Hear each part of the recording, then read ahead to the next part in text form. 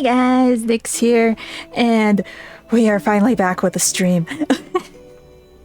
So, in case anyone missed all my posting everywhere else that I was making from my phone, I lost my internet Saturday after stream. A few hours after stream, my internet just completely died. It came back on Tuesday. It's been a little wishy-washy since then, but it feels relatively stable today. That being said, things are still broken. My internet still will not fully connect OBS to Twitch properly. My chat box is still a garbled mess of text and broken PNG images. At least the text box I use to like read chat. So that's why there's that pinned message in chat. It's explaining the situation. So yeah, I will do my best to read things, but understand if it takes me a bit, it's because I have to decipher this garbage. Anyway, Reverse. Look, Reverse still exists. So I wasn't able to play the last event, because the last event, I got sick the day of. And this game, if you miss a day, it's really hard to get back your progress, unfortunately. I learned after I, got better or whatever, got back to the game, it's like, okay, I will play the event now, and I couldn't get anything. I just lost too much progress because I was, down for a week. Well, right now, if you're like me and had to, abandon the game, they actually have a comeback prize system going. It's like, oh, you've been gone? Here, have some goodies. So maybe it's a good thing I missed the last event. So yeah, the plan for today is we're gonna do the new event. We might do some polls. I've seen the designs for the new characters. They look interesting. So yeah. We just get into things. Oh, just in time. This is yours. No, don't dissolve. Put it away, kid. I haven't actually seen the teaser for the event yet. Only few tutors are willing to... My mouse is just in the way, sorry. They have something to do with that comic myth I read about. Some mythologies are the original translation of the realm. That's how we located the star. It reaches level 5 on Torino scale. Meteor shower! So many of them, as the news mentioned. This deeper festival will become a disaster. It's all because of my sister, who I've only seen once in my life. Is also my tutor. Okay. Shaja, why? How you find this place? My dear children, enjoy your Diva festival. The meteor shower! It's coming! I'll smash that door open, even if it takes the other arm of mine. Not yet, best spot! When did you last look up at the sky? That's not how you look at a star. And you shouldn't lower your head. Okay. Interesting.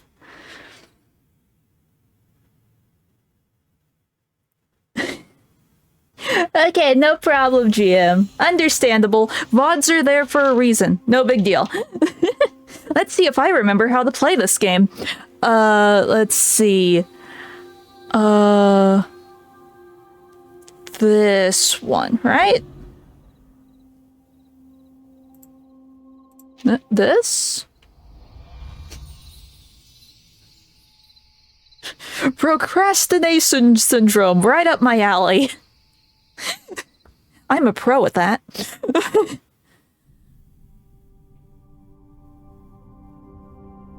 Yes, this is also true. Let's see, an icy wind blasts you in the face, and mist fogs up your eyes. You don't know where you are, but with leaden steps you press on.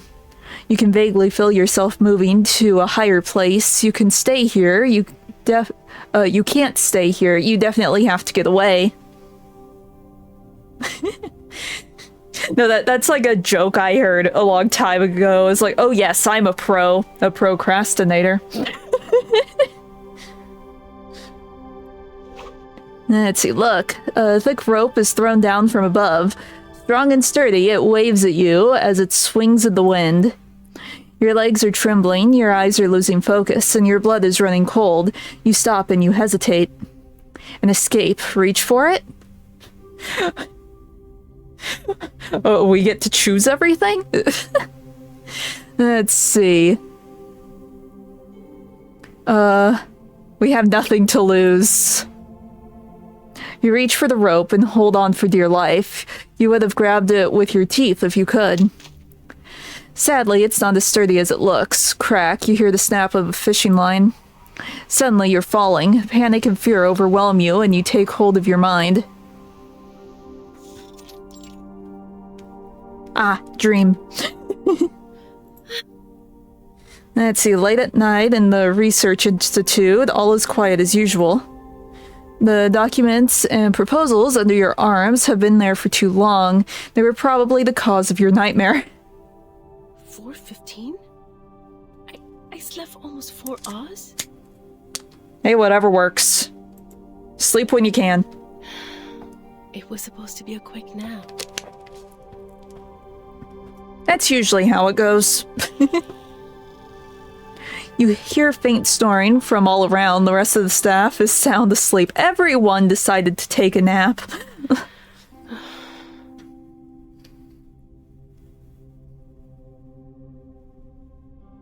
I guess this line isn't read. Wake up, Kala? I'm assuming that's Kala. The deadline is coming sooner than I thought.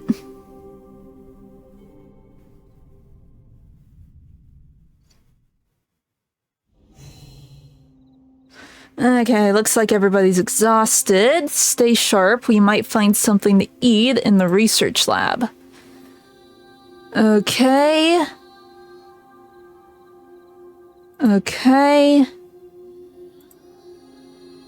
There's still plenty of time. I've got to finish my work before I let the intrusive thoughts get to me. Oh no, not the intrusive thoughts.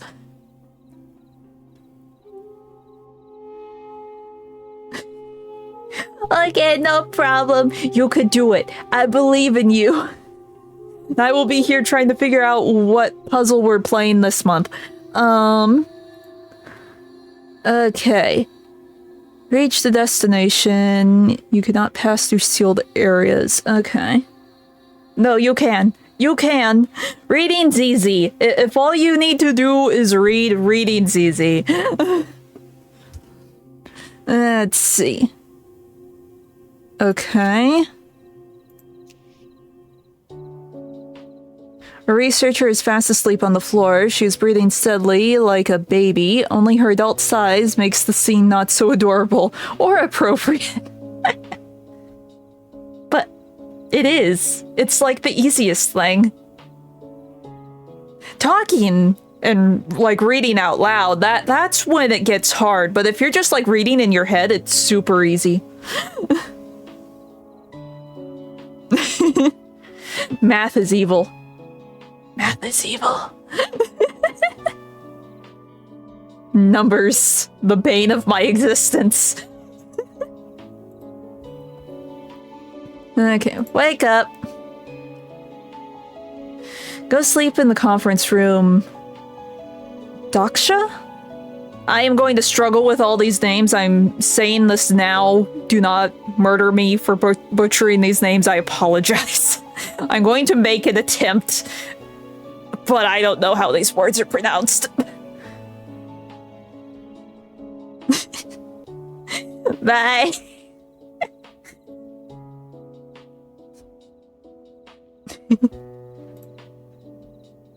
Rubbing her eyes, Daksha doesn't seem to realize where she is. After finally figuring it out, she jumps to her feet in great surprise. Gosh. Did I fall asleep on the floor? I mean, who hasn't fallen asleep on the floor? It's fine. Why don't you go home? I thought you already finished the report. No... Kumar?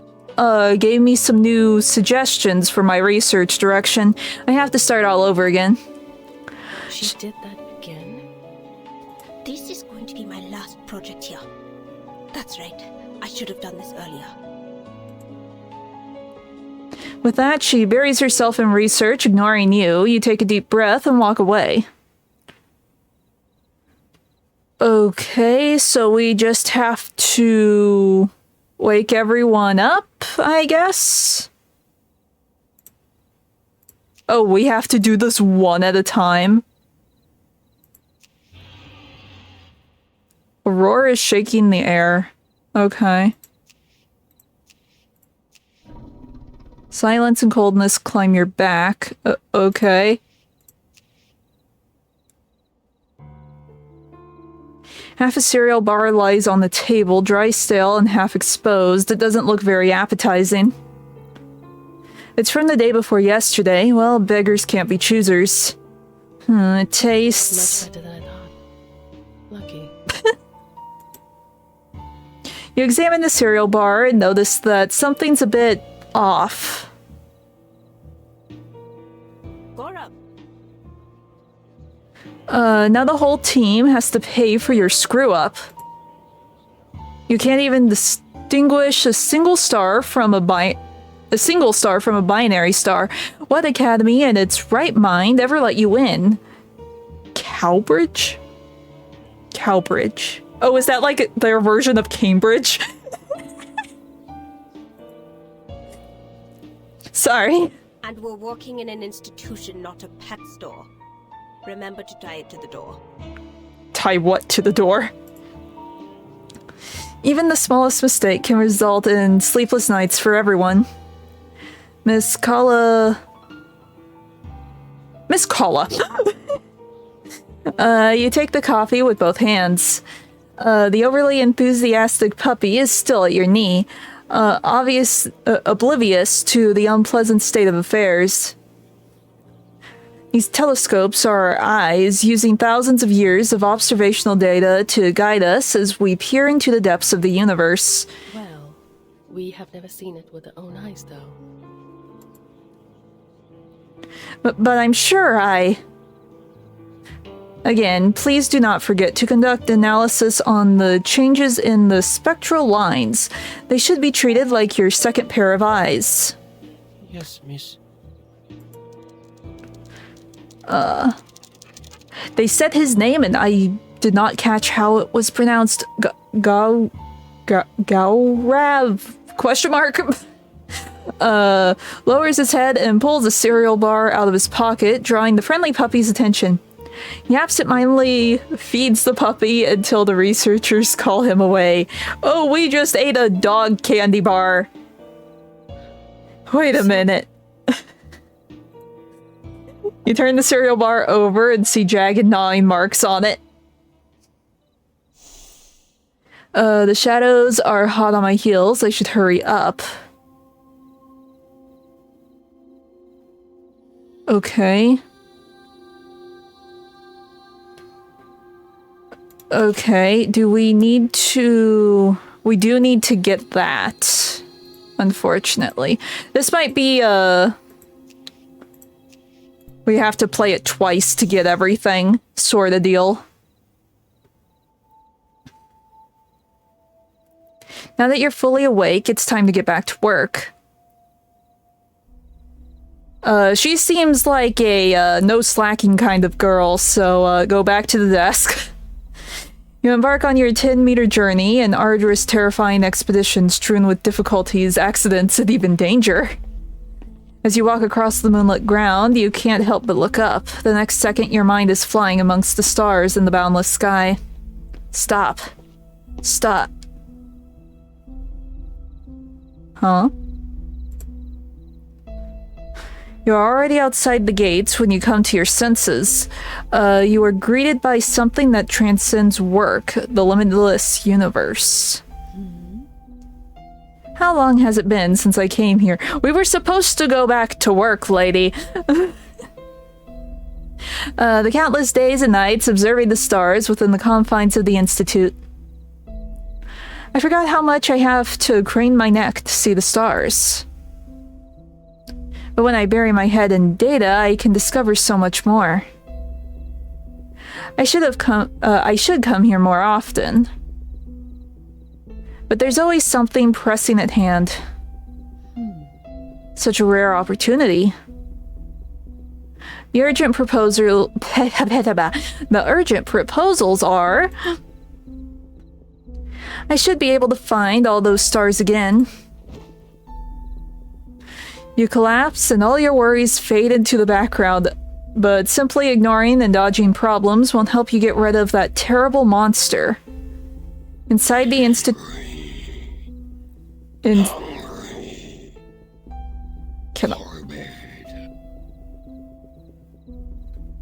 that rabies? That sounded like rabies. Inside the institution, the proposals you ignored are starting to groan. They can no longer stand this deliberate neglect. Driven by hunger, they grow larger and larger as they search for the one to blame. Until finally, they break the restraints of their vessel and come after you with ravenous intent. What sort of research are we doing? I thought she was like... what is it, astronomer? That's like the science of the stars, right? Okay, we need to go back for the drafts. We can replay this, I believe. We can just skip all of the dialogue. And just get the thing we missed.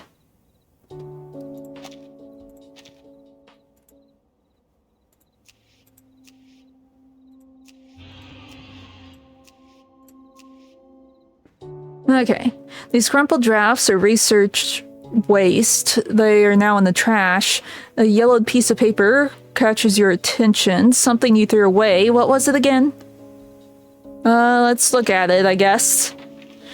Kala, fresh off the promotion, the senior researcher, Dane, formally challenges you. The loser of the... Ribhata? Award will be at the winner's beck and call. I can read. Beck and call for hot coffee, Dane. You snort disdainfully, crumpled it into a ball, and throw it back into the trash. Okay. Oh, so that one, it's just the researcher that triggers the shadow. Okay. So one of them won't trigger the shadow and the other one will. Good to know. We know this for future reference. I don't know what the battle is, though. Or how to trigger that.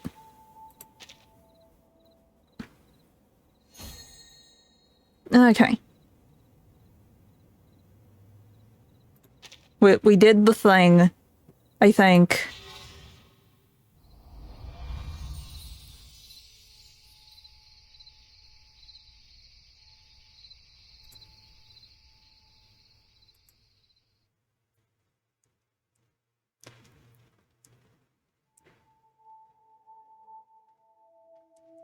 Sirius, Betelgeuse.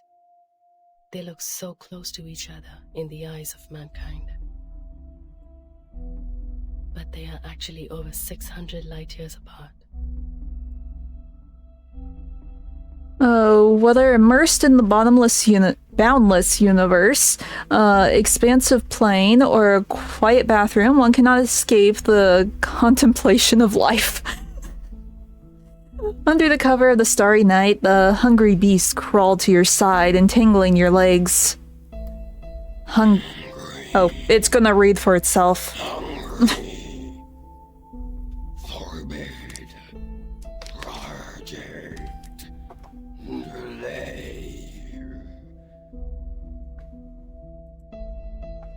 What?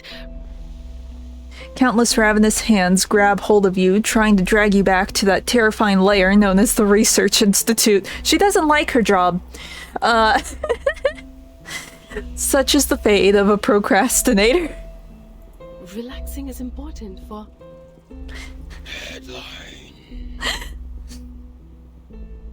At least, work and stuff isn't like this in the real world, that would be terrifying. You struggle to run away, but they just won't let you go. Darkness envelops your eyes and you feel yourself being dragged back to work. You can neither stop nor turn around. The only thing you can do now is to prevent yourself from being crushed further in this mental car crash.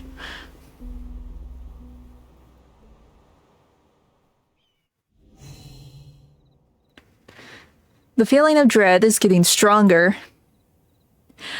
That looks ominous. Okay, so we got a little dude walking around. These thoughts are starting to creep up on me. Gotta focus.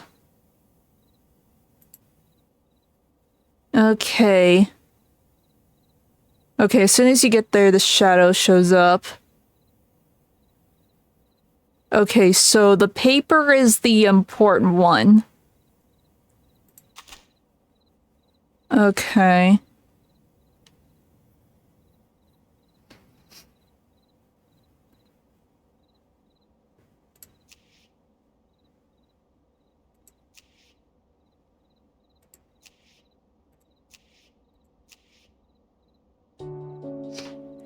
Looking at the piles of data, you are feeling a loss.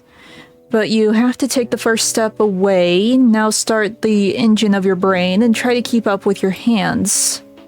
Organize.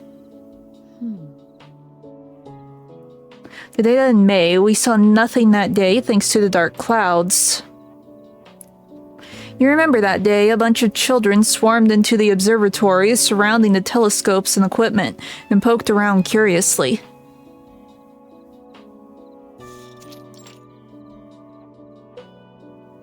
They were children of wealthy families, some were children of professors, others were invited because of their parents' generous donations to Banner University.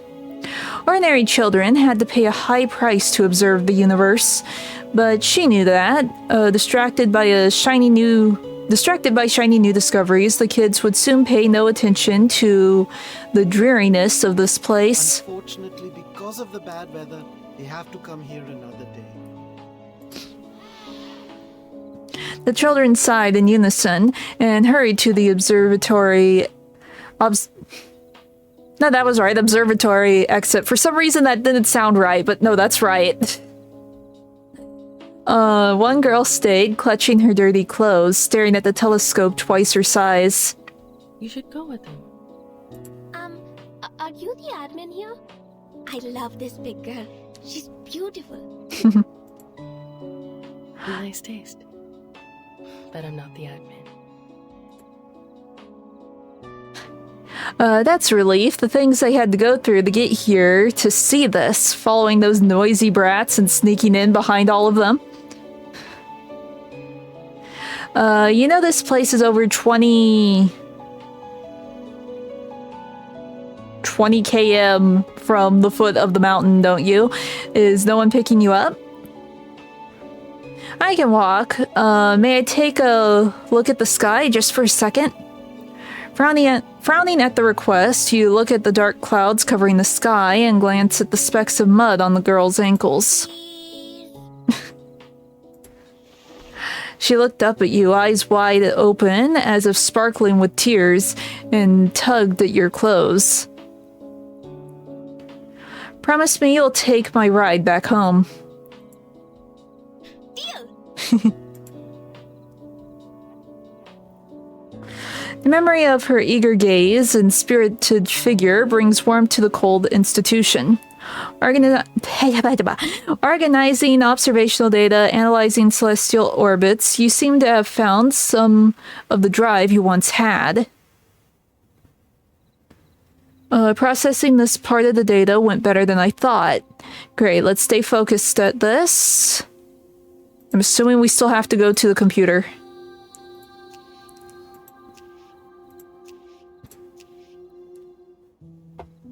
Oh, we're blocking off the shadow. I see. Let's see. An unfinished orbit model is shown on the screen. You have to fill in the data one by one and complete the calculation. A tedious task indeed. At least it's not asking me to actually fill in the data. Like, I know some star stuff, but not enough to do that. Let's see, 1 row, 2 row, your arms are getting sore, but you're only just getting started. It's Kumar's requirement that you must enter the observation data yourself, even though the job is supposed to be done by the interns. Her stubbornness has led many colleagues to resign.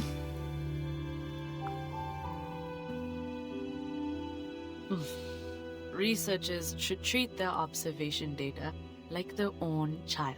Will you leave your child to the homeless on the street?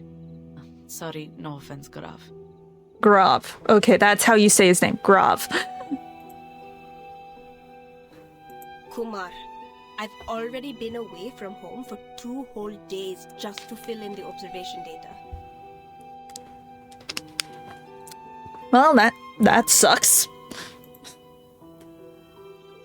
Now all I know is I have a real child at home. I need to take care of him instead of your darn metaphor. I should be with him now, before the nanny puts more funny ideas into his head. So the solution to your problem is simply find yourself a nanny or a husband with an education degree, right? Wow, Heartless. Himani's cheeks flushed red. You know what? I quit. Jump on me, Kumar. She stormed out the door. Kumar ordered Grav to pack up her things and throw them out like garbage. Himani is crouched on the ground, sobbing. You walk up to her. I won't come back. With a hand on her forehead, she seemed to be suffering a severe headache. Let's see, Kumar should know not everyone is like her, and you, willing to dedicate your whole life to the mysteries of the universe. Have my own life. Yet she trampled on my dignity. I will never forgive her. You never saw her again after that. Your mind has returned to reality. You look back at the screen, your fingers typing mechanically. Good, all the data has been filled into the rhythm of your keystrokes. Now you just need to wait for the big guy to generate the complete model. And where's the exit? There's the exit. Mission accomplished. Now I can finally give my fingers a break.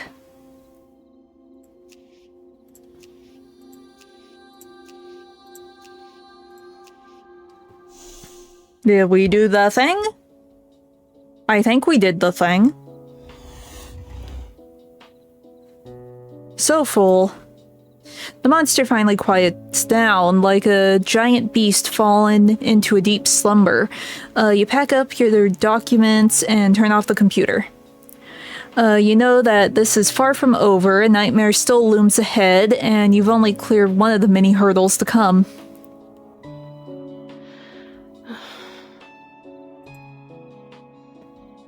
Your colleagues are about to wake up, yet what you need is a dream and quietude.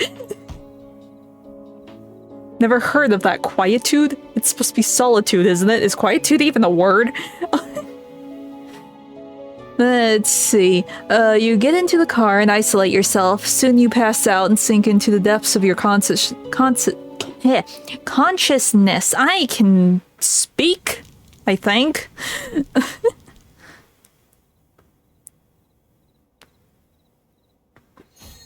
Woo! Did that.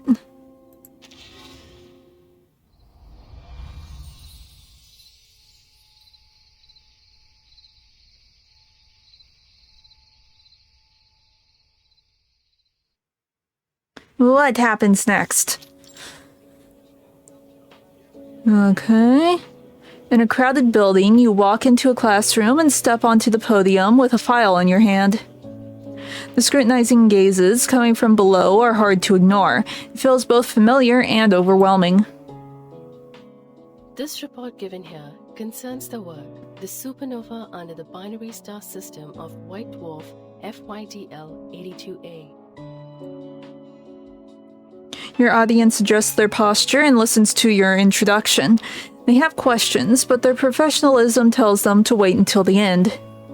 Occasionally, they frown at some of your arcane terms, as if this were not a serious academic report. The rest of the time, they keep a stern face as they see themselves as academic royalty. Thank you for listening. This concludes the report. The audience looks at each other, and the silence in the classroom is deafening. Delicious. Let's see. Aside from you, no one notices the monster lurking in the door, like the sword of Damocles? I believe that's Damocles. I could be wrong. Let's see. This is going to be a tough battle. Oh, do we actually fight now? Or is it once again a maze? Oh, there's quite a few of them, isn't there? Let's see. No thought comes from nowhere. The anxiety is as traceable as that data. I should find the pattern behind it. Okay, momentary shadow. Okay.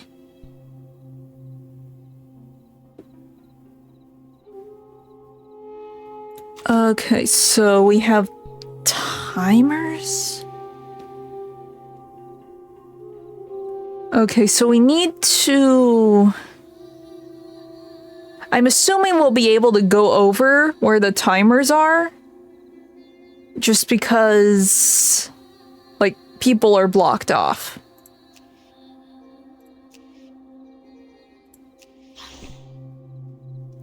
The doubts that haunt me, the questions that confront me, all of those things I must face in the course of my studies.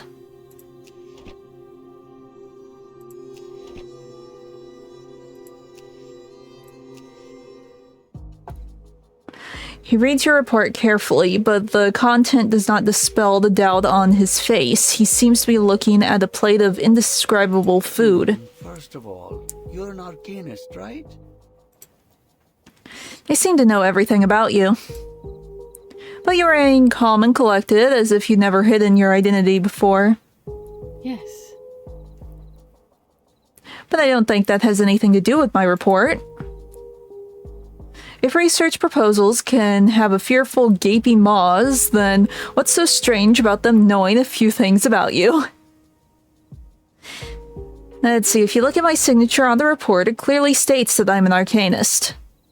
I don't think it's anything to be ashamed of. You breathe a sigh of relief. You might even say you've waited a long time for this discussion. Of course, everyone is welcome to study astronomy. We astronomers have an open mind. But in your report, I found a lot of trajectory data that are impossible to obtain through observation. According to the scientific assessments, the technology to build any instruments for these observations doesn't yet exist, and the tools we have cannot provide such precise data.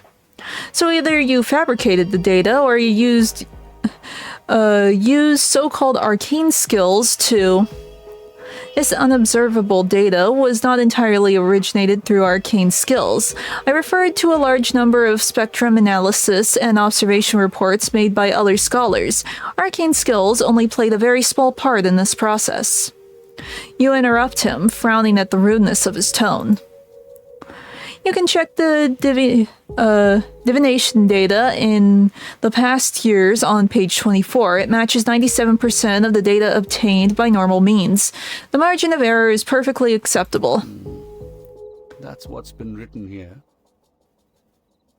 Your comparison is exhaustive. He frowns as he flips through the appendix and falls into a long silence. As if to ease the discomfort, he gestures for the next professor to ask questions. Take a deep breath, no doubts, don't hesitate, just do it in order and make progress. Find the pattern so I can keep these shadows at bay. Yeah, we can go over these. Okay, good to know. Oh, it will block him. Oh, I see. He doesn't try to hide his contempt. It's there for all to see. I will never approve a report written by an arcanist. I'll say the ideas in your head are hardly worth listening to. Astrolabe, spice, and hourglass. It's not a game with my stupid little daughter. Well, he's a nice dad, isn't he? He stands up in anger and puts his hands on the table for support. If you do the research in a human way, I'll say nothing but welcome.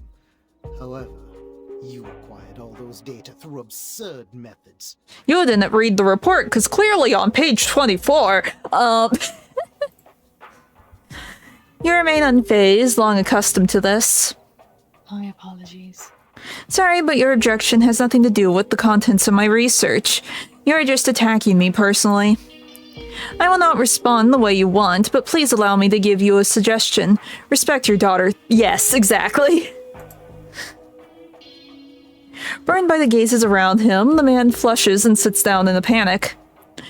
He is a hard nut to crack, but fortunately you still have other choices.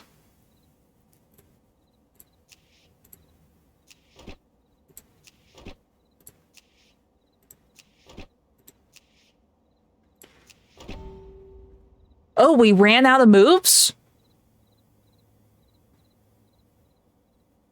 I thought we still had points. What? Or did the shadow catch me? Okay, we have 40 points we can go to. I'm just not sure which way would be the quickest.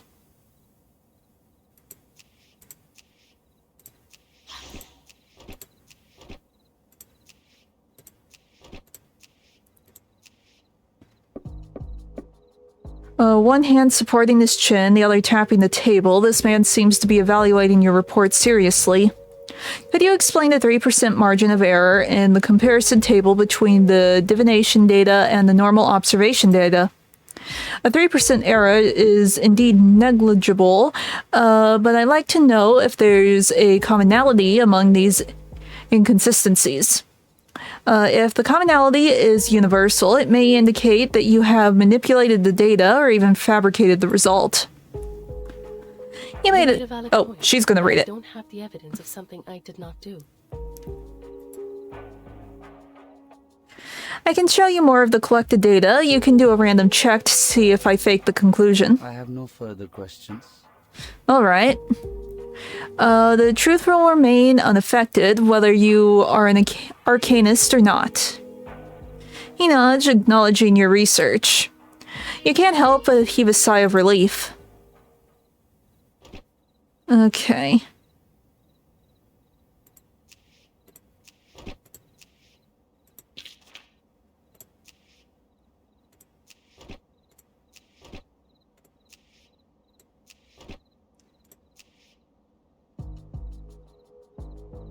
Let's see, we've already talked to him, so we could skip that.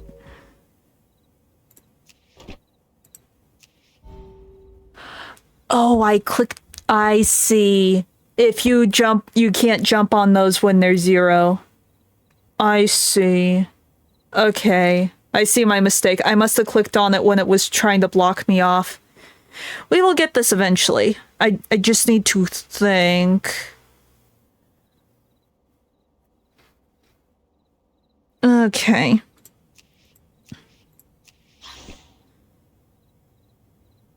So going this way didn't necessarily work.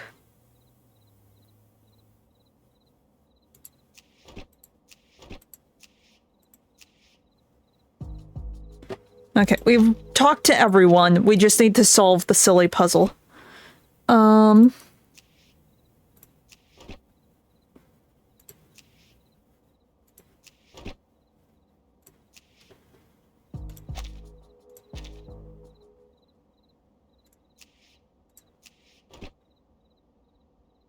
Let's see, when I went this way, it didn't work right, because I got, like, stuck here. So maybe we go down this way.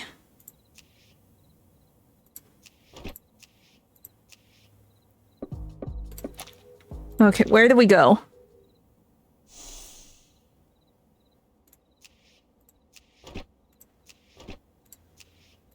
That did it. We just needed to squiggle a bit.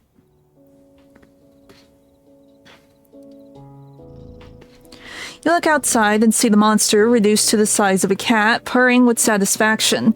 Your speech was remarkably effective. The crowd disperses, but the next interrogation approaches. You don't have much time to compose yourself.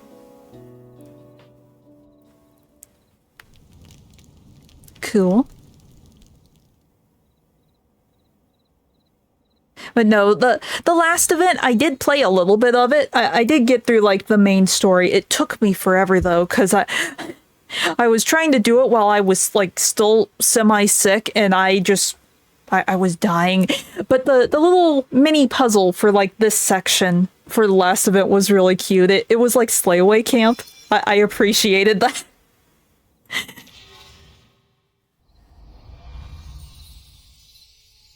Let's see. Art of Defense.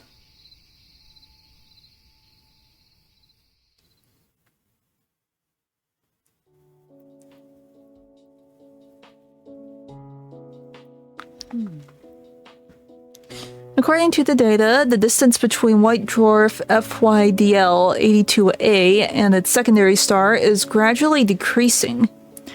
They're like two circling marbles falling into the same hole, except they will not collide or separate. The white dwarf will absorb matter from the secondary star, after which the two will merge, producing a nuclear fusion. In conclusion, a supernova that is closer to Earth than any other ones in history will take place. The professors in the conference room are left speechless and need a few moments to digest the shocking reveal. Our current data is not enough for simulating the supernova's influence on the Earth's orbit, but its radiation can be destructive to the living things on Earth. You put down the research report, unsettled by the silence in the conference room. Do they see the significance of your report, or are they speechless because they think it's ridiculous? Or are they just too shocked to say a single word? All of the above. I would assume it's all of the above. Okay. Well, we know we go here first, obviously. Or wait. We only need to go over here because of these. Let's just see. We'll go in here without, like, going to the end, but I have a feeling we might need to go to the end. Oh, that's where he comes from, too. Okay.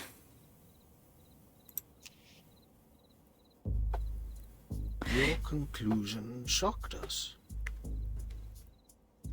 But I suppose you anticipated this. Yes. Have you considered the possible panic it may cause among the public? If your conjecture is wrong, the institution will become the target of public opinion.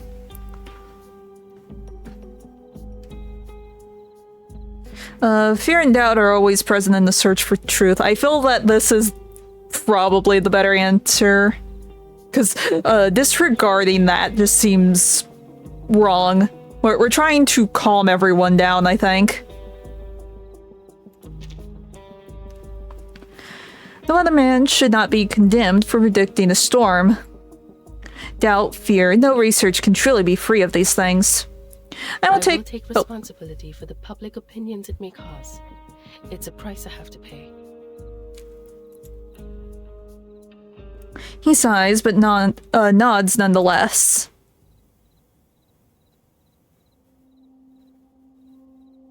Has an area been unlocked? Oh, I guess it has.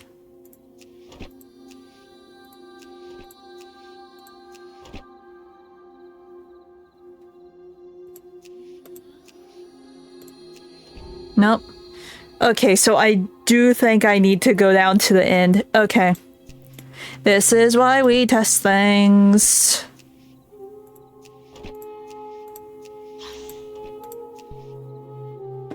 Okay, we skip. this should reset it to a point where I can get in here, I think. Or not. It did absolutely nothing. Oh, because I went 2. If I had just went 1, it probably would have worked. Because we need to do him next. That's just what I need to do. Okay, well, we'll figure this out eventually.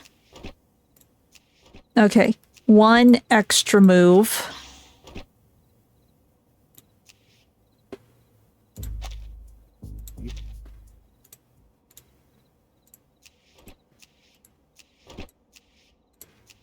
There we go. Let's see, I have no objection to your conclusion. Your data is certainly rigorous. But I'm curious, if your prediction is correct, is there any way to protect us from the radiation? Or will you leave this problem to others?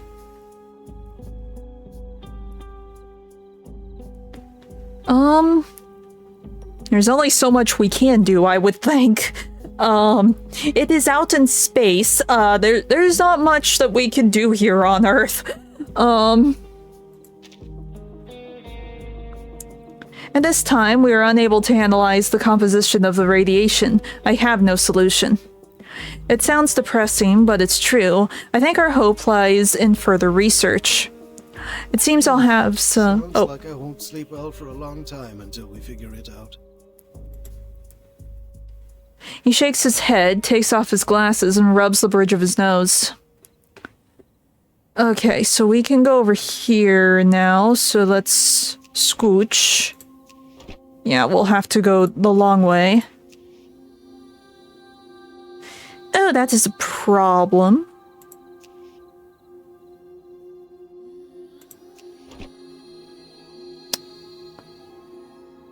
Oh, how... Because if I go here, I'm dead.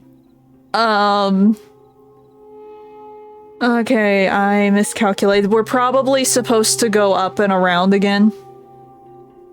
That would be my guess. Okay. We're figuring this out slowly. But we're starting to see the pattern. I'm not good with numbers, so I just have to brute force this. We'll get there eventually. We'll get to the main story eventually. But it's not out of range. I'm clicking the little box. Okay. This time we're gonna go, like, all the way around.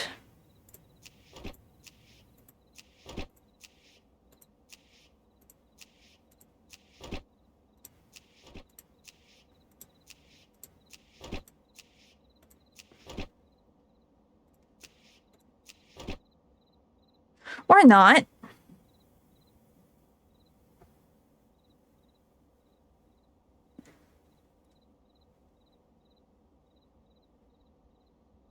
I am confused.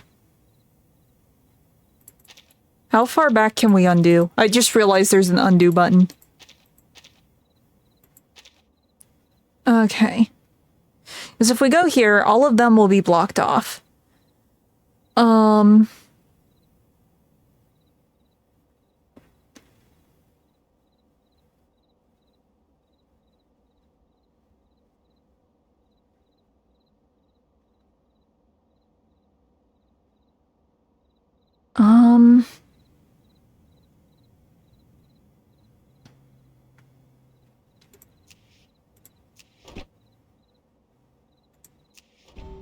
Nope.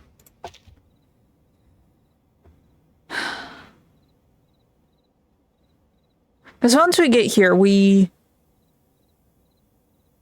Or wait. Maybe we don't go right to him. Maybe that's a bait. Maybe we actually go around first and then back. Because we haven't tried that yet. In which case, I might not need to do the little back and forth there. Your conclusion. Ah! I misclicked. There was like some lag, so I clicked twice. Oops. Okay, here. We're just gonna do this. We won't do the little back and forth. We're gonna try a thing. Your conclusion.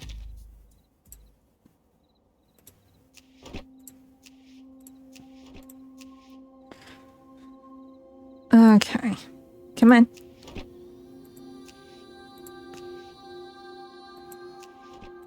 We can get over here. I'm clicking in the square game.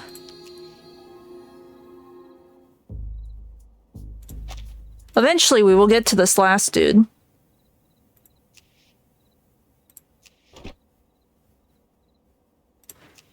Nope. But maybe...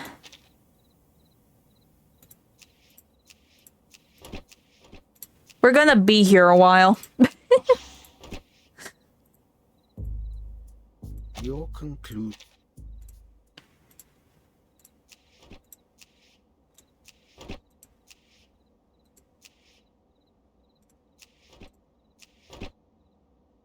Nope, that doesn't work either.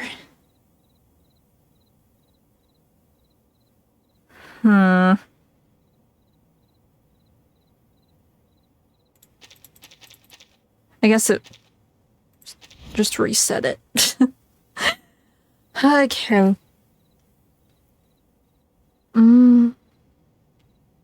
I've never played a puzzle game like this, so I really don't know the trick on how it works. Outside of just throwing a bunch of random moves and hoping something works. I have a feeling it's very obvious what I'm supposed to be doing, but I do not see it. Okay, so maybe we do go after him first. Your conclusion. Blah, blah, blah.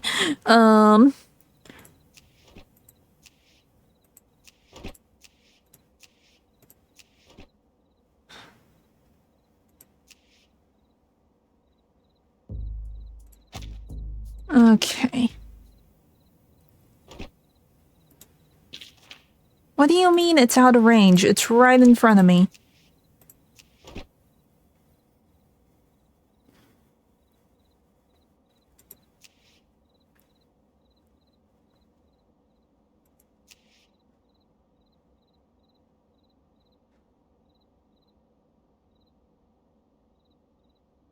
I'm thinking.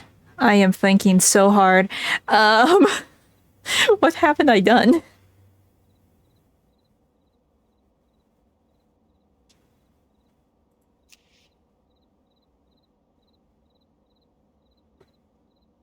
No.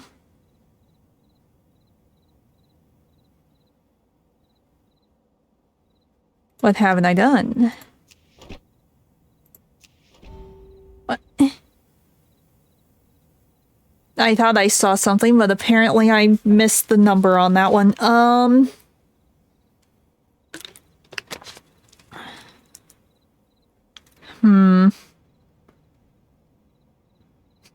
I do want to do these, but we're gonna be stuck here all stream with just this one puzzle if I don't do anything else. So let's do the main story. We can come back to this thing afterwards and rip my hair out then. Let's see, let's see, this is the main one, I believe. Yeah, we'll do the main story, and we can come back to the puzzle afterwards. Woo, story. Auto, go. I will move my mouse out of the way.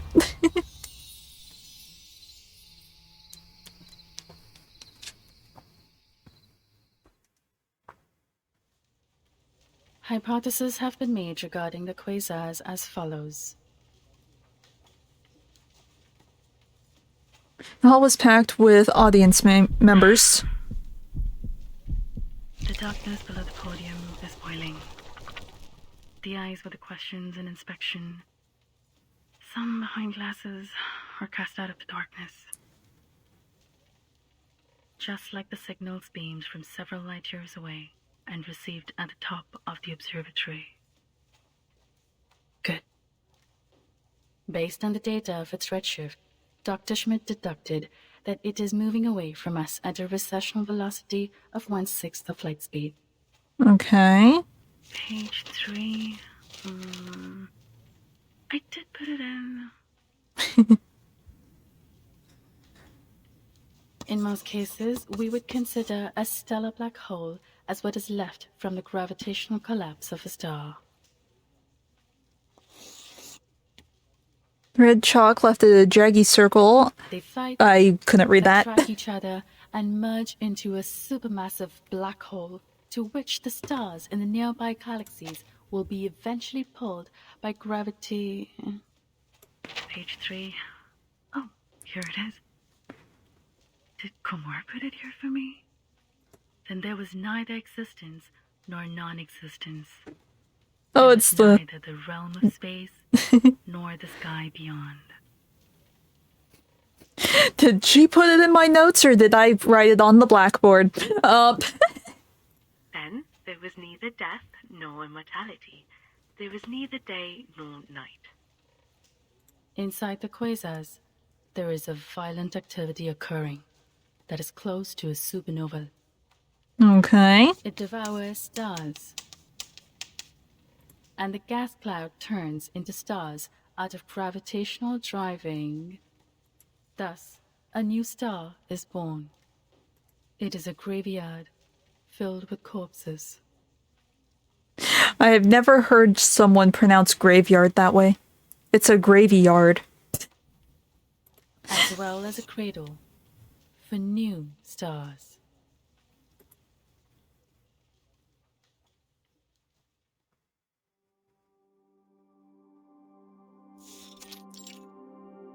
Doesn't look like a meadow to me.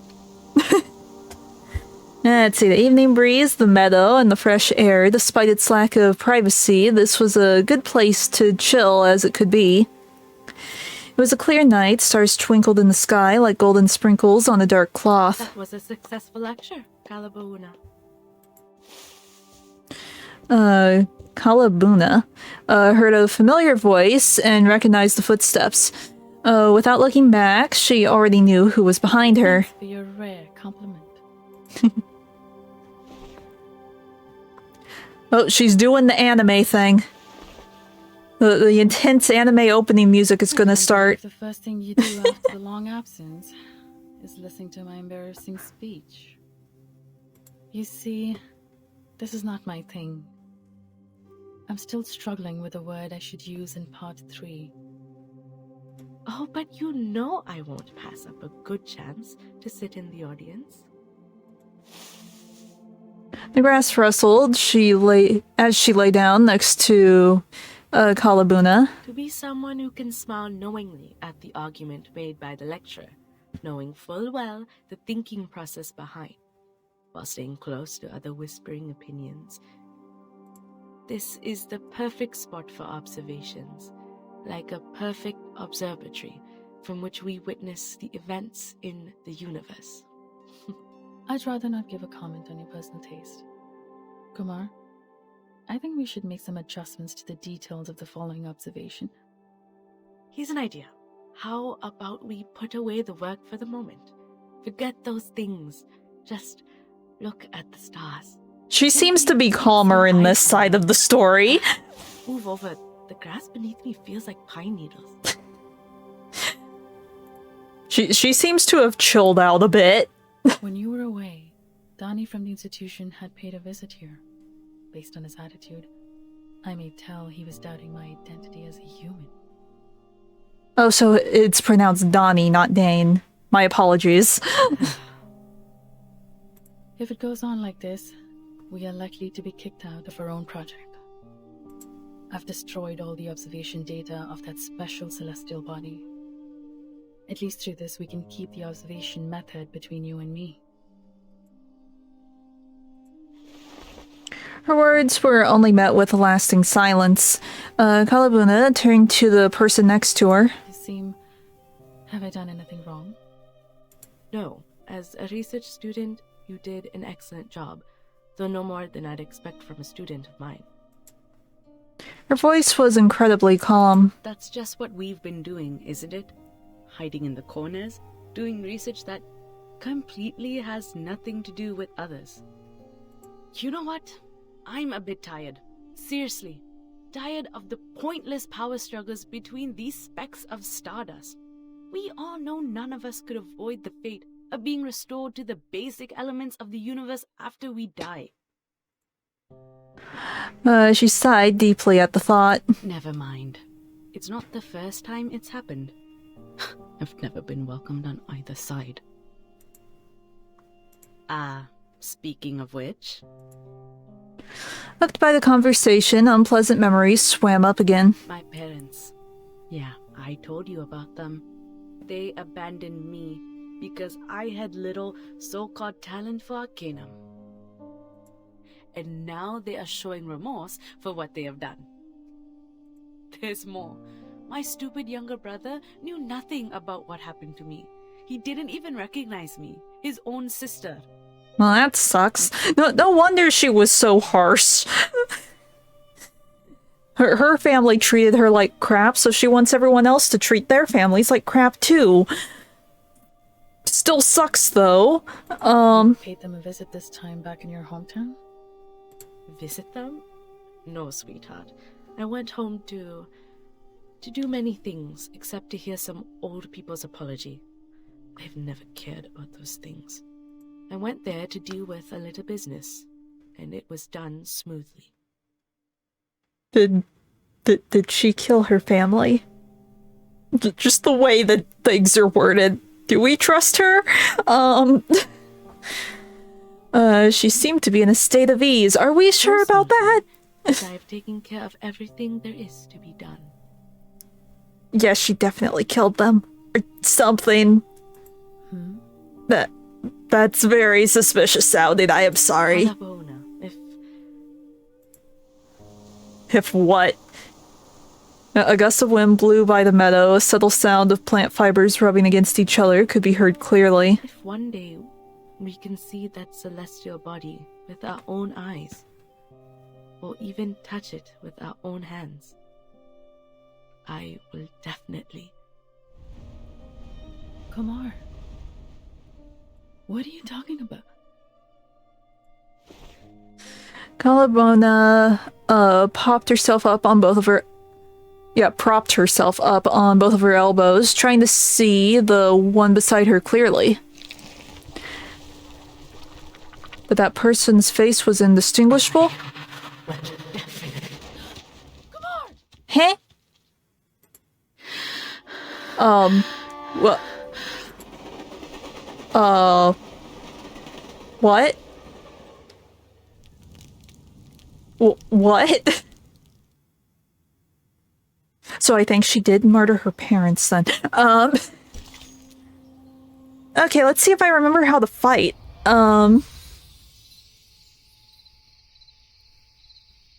I guess we have to get through some story first, but still. Excuse me. Oh, you're in this one? Let me get through. Okay. Will you move, please? For the sake of Marianne Lenormand. Who? Let's see, the crowds on the platform are like schools of colorful sardines pushing each other towards their destinations at incredible speed. Oh, enfin. Aïe, ce trajet en train m'a vraiment fait mal au cou. At least there are subtitles for her French. Let's see. She finally gets to relax in one of the few empty seats in the station. Comment ce serait bien si je pouvais dormir dans mon lit par un temps aussi frais et agréable. Ou alors autant rester à Delhi avec maman pour vendre ses topazes.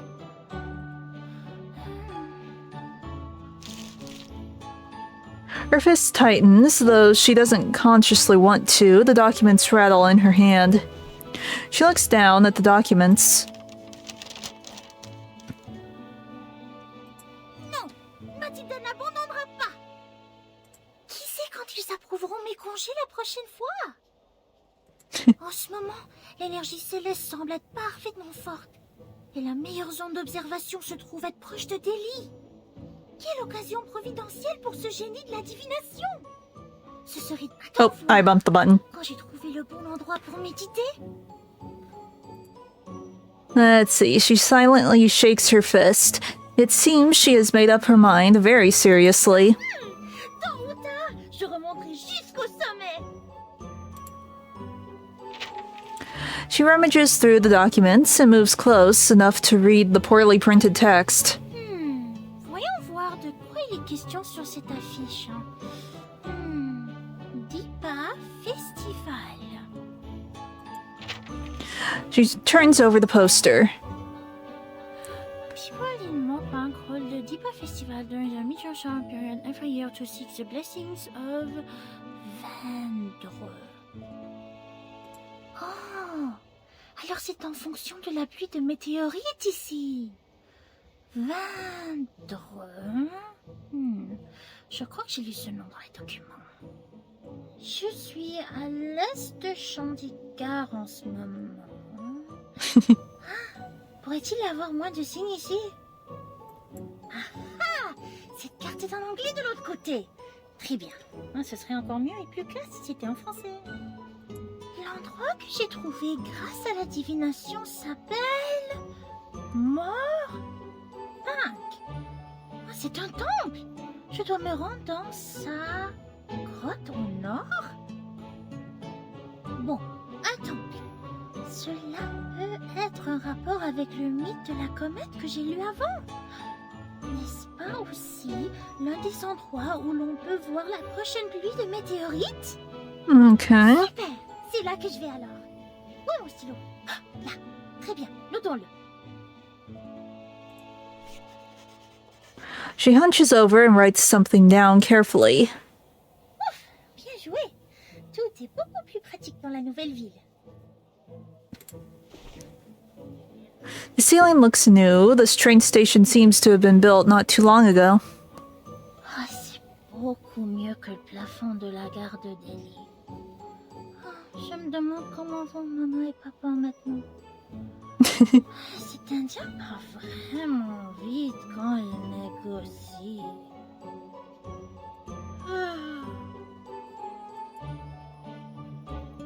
As she slackens off, tiredness catches up with her. Juste une petite sieste rapide. Falling asleep in the middle of a train station by yourself in the foreign country does not sound like a smart idea. Granted, this is Matilda.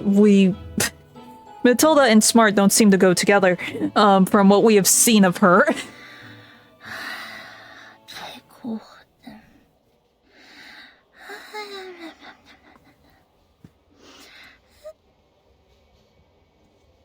She's gonna get kidnapped, isn't she? वाह, कमाल है क्या निडर लड़की है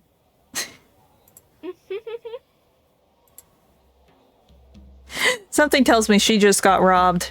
दोस्तों वो देखा वो लड़की बहुत ही बिंदास होगी This girl gets it.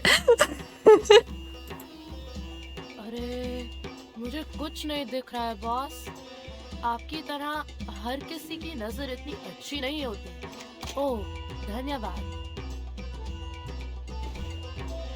ओह चमत्कार गहने और बटुआ She really just has all of her expensive stuff out laying around her. गहरी नींद में भी वो कौन सी चीज है जो इतने कसकर पकड़ी है ये तो वो नक्शा है जो रेलवे स्टेशन पर मुफ्त में देते हैं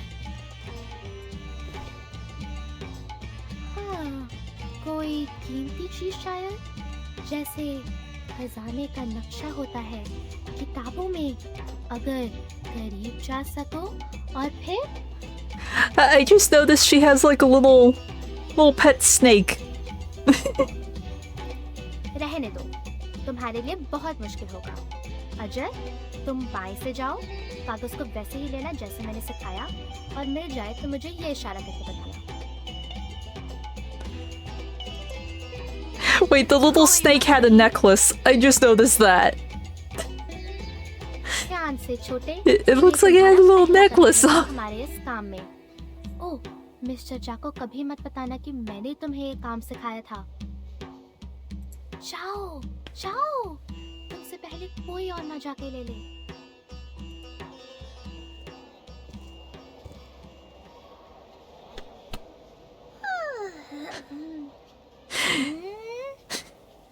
Well, she's about to have a rude awakening. Qu'est-ce que c'est? Quelque chose qui se balance. Sleepily, Matilda struggles to open her eyes and sees a little figure prowling away. Is this yours, miss? Hey, that's the pendulum Mom gave me. Who are you? It fell on the floor. I was just picking it up for you. There. Don't lose it again. Thank you. Matilda reaches for the pendulum. Nuh-uh. It's yet too early to say thanks, girl. Huh? They find themselves in the shadow of a tall man.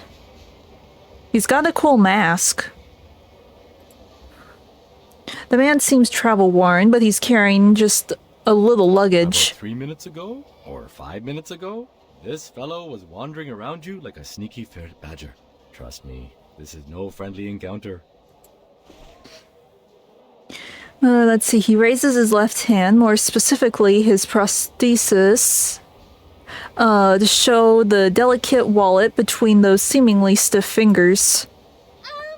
That's mine. You stole my wallet. No, the kid did. What? I've put it in my pocket. Someone needs to work on his techniques. Right, boy? The man catches a jar? A jar's clothes, this time with his real hand, and easily picks him up. The jar is lifted into the air, but he isn't strangled with his collar, for the man has skillfully avoided the area of his neck. जाने दो, मुझे जाने दो. धिक्कार है. जाओ, अपना खुद का काम करो. You're one to talk, little pickpocket. Unfortunate for you. My business these days is to mind others' business. Seems like there are more things in that pocket of yours. Come on, you know where we are going.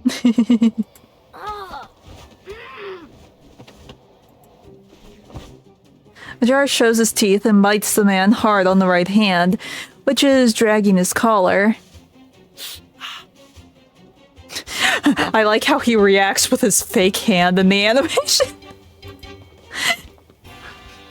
He lets go because of the pain. The little thief breaks free and quickly slips into the crowd. He's gotten away. My pendulum. He had my pendulum. Stop, you!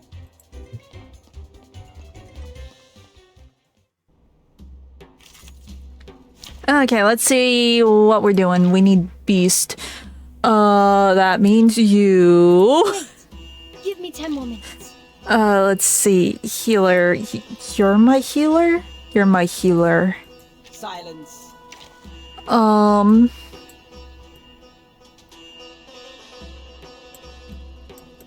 You, I guess. What do you do? One target. Mass attack. Yeah, you can be next. Am I not late? And then I guess you can be my backup? Wait.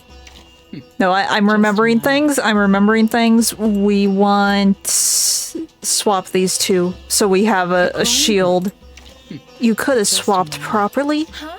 Am I not late? I believe this is good.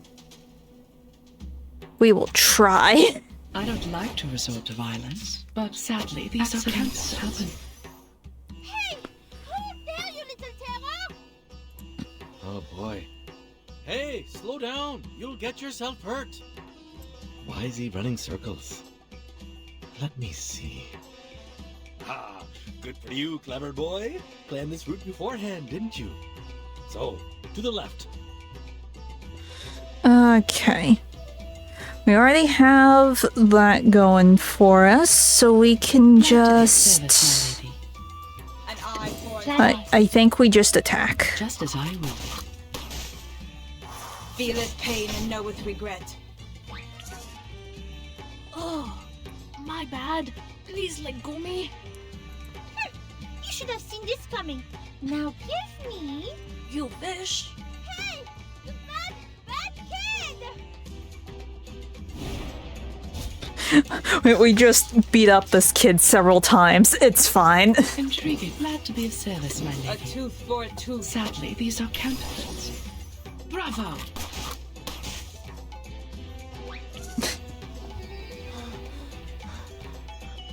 I'm exhausted.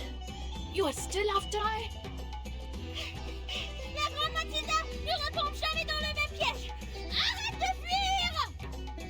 Damn it! Run back! Take the alley behind! Okay. Candy. We're just bliss. I don't think we needed to worry about the shields as much as I thought. 3, 2, 1, down. Wow, you sure know how to run, boy. But that's enough. Give it back to the girl, okay? Besides, the police station is not as bad as you think. No! I will never ever go there! Too late. You're sort of asking it being a thief, though. तेरी वो लोग नजदीक पहुंच रहे हैं. Stop right there, you little thief! The annoyed boy throws the pendulum into the distance with full strength. You, boy!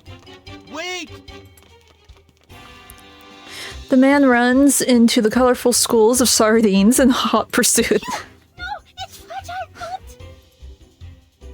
In a beautiful arc, the transparent topaz falls towards the ground like a meteor. Suddenly, a palm appears and catches it safely. Just in time.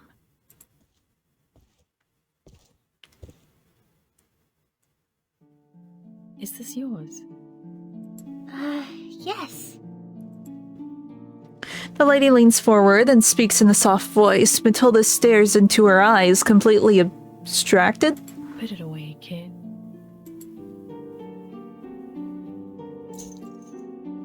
As she tilts her palm, the topaz falls swiftly into Matilda's hand. Thank you. It's okay. The lady slightly nods and leaves like a gust of wind. Elle est partie si vite. Ah, les documents!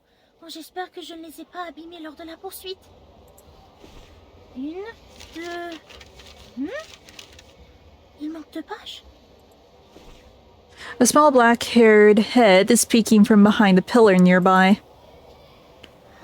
शुक्र है कि मैंने अपने भागने की योजना पहले से ही बना ली है और आज ध्यान Oops. से भाग जाओ बेचारा अजर. She puts her palms together and wobbles her head to show her pity. मैं उस लड़की से लाभ कमाऊंगी और उसमें भी जिसमें तुम कामयाब नहीं हुए. तो वो सुनहरे बालों वाली एक आसान लक्ष्य है. तुम देखोगे कि कैसे कंजीरा. अरे ये मैंने किस चीज पर पैर रख दिया? Oh, she found the papers. क्या वो इस चीज को ढूंढ रही थी? हाँ, मेरी आंखें मुझे धोखा नहीं देंगी. Her face puckers up as she examines the paper in front of her. ये तो सचमुच किसी खजाने का नक्शा है. देखो, उसने एक तारा भी बनाया है, बिल्कुल किताबों की तस्वीरों जैसी. ओह, भाग्यशाली हो तुम कंजीरा. ये तो कमाल हो गया. मुझे देखने दो. और मुझे नोट्स के साथ पढ़ना होगा. ये क्या है? उसने सारे शब्द गलत लिखे हैं. यहाँ तक कि बिंदु और मात्रा शब्दों के ऊपर. Don't even bother trying. It's in French. ओए, मेरे खजाने के बारे में सोचना भी मत. Oh. Matilda squints to scan the suspect, who is trying to avoid eye contact. What were you muttering about with my map?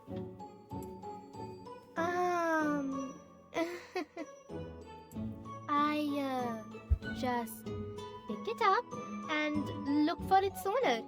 Hope I can help. Help? Matilda needs no one's help. Not to mention from a girl who just showed up out of nowhere. Hey! Don't touch me! Kanjira ignores Matilda's contempt. She holds Matilda's arms intimately, with a big smile on her face. Wow, you are so cool. And Matilda is immediately won over. Is this your first time in the village? On your own. What's the plan? Sightseeing, family visit, or looking for some... Hey! Let go first! Why is that any of your business?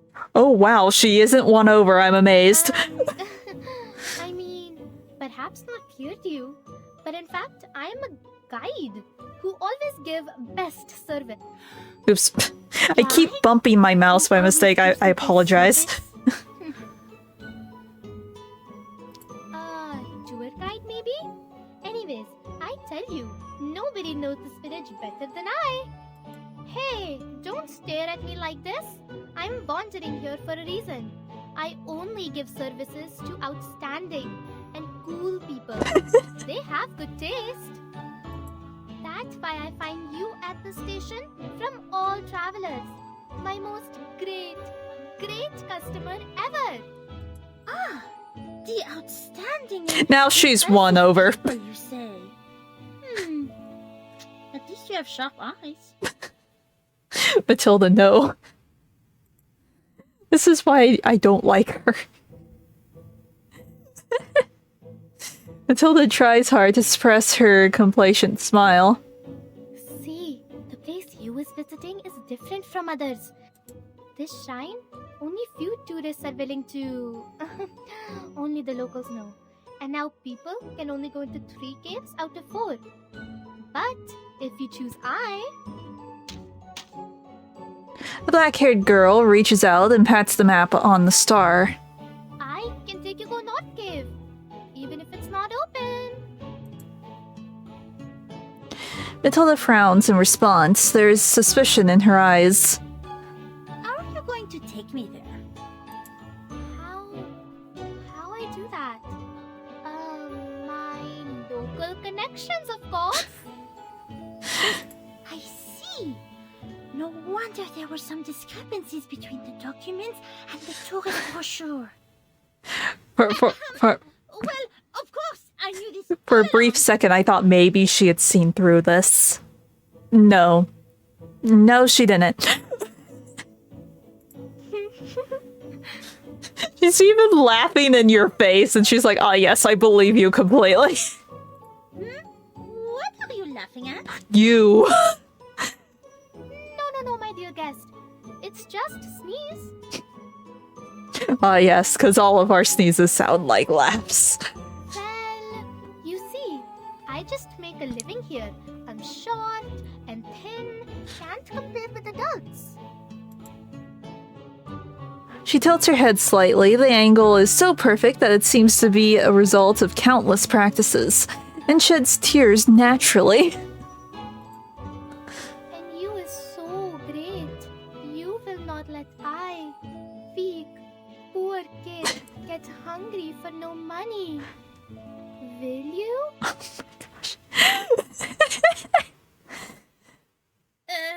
Even if you look at me with those puppy eyes. You've already bought it, Matilda. You're a lady with great taste. Just like a sand cat. Brave and smart. Kanjira's downcast green eyes suddenly steal a covert glance up at Matilda, secretly reading the signs on her face. Sand smart animal. Watch it be something she completely made up. Anyways, you is lucky to meet me, my lady.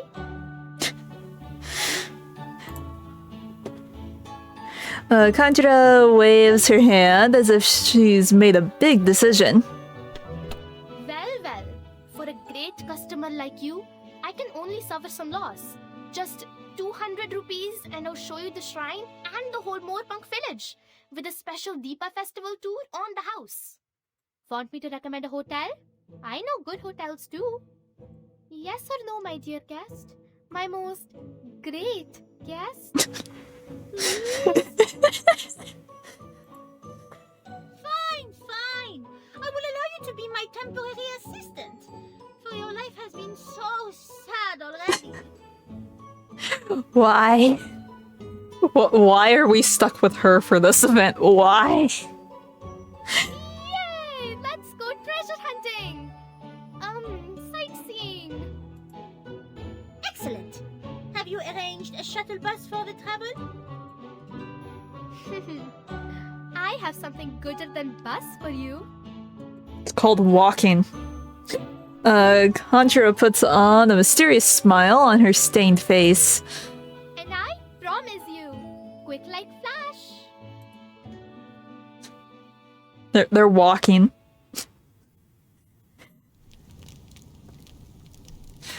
It's gonna be something stupid. If it's not walking, it's gonna be something stupid.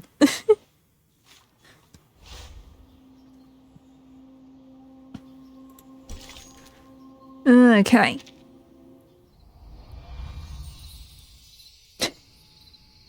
Surprised they got away with using that.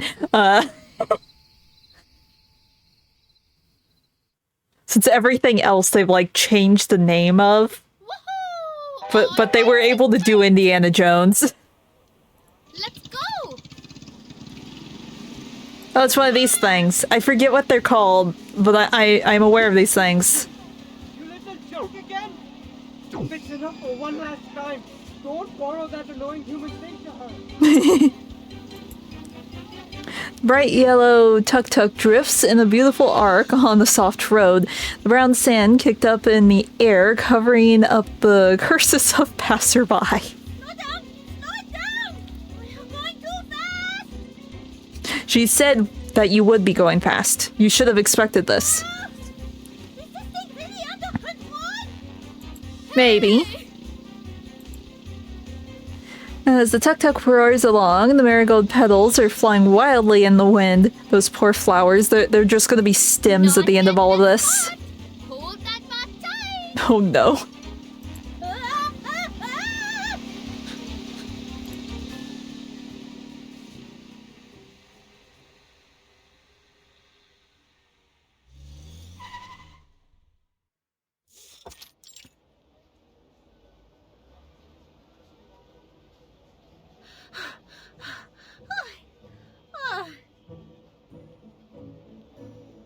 Woohoo! How you feel, my guest? I think your guest is about to slap you. Or that. Oh, I'm sorry. You must not be used to this. Here, use it. As Kanjira passes over the hem of her skirt, Matilda takes out a handkerchief from her pocket in silence. If you want yourself dirty, fine. You look very decent after all. And here it is. The shrine is apparently an old one. Judging by the worn bricks, the smell of sticky spices in the air is almost suffocating. What's the smell? Is it... It's called all the spices of the world, basically. Smell of full white musk and sandals, calming palo santo and cinnamon. You feel your chakra open?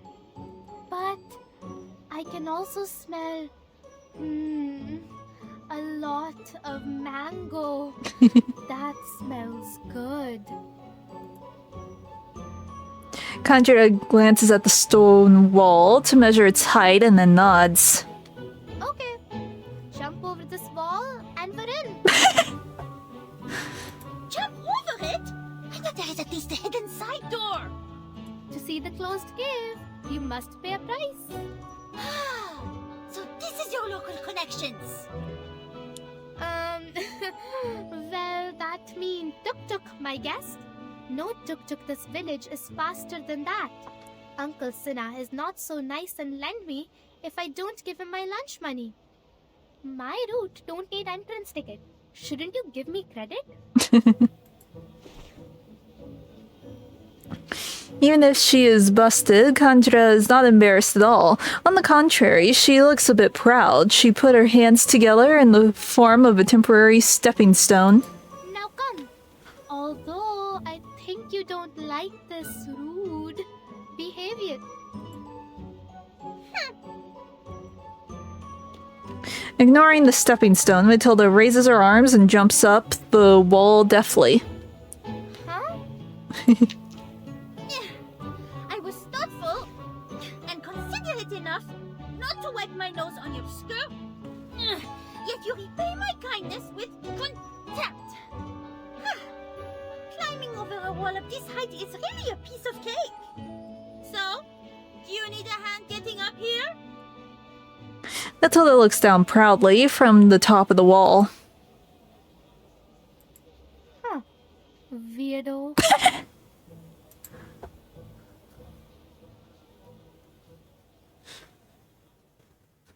She says boldly in the face of said weirdo, without hesitation. Let's see, the shrine is shrouded in a thick smoke and packed with pious believers resembling a leg cloud with the smell of spices.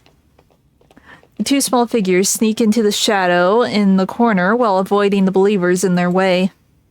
I don't know what this skulking was for. You better not be lying. She's just eating. She must have found some of those mangoes. Hey, what's that in your hand?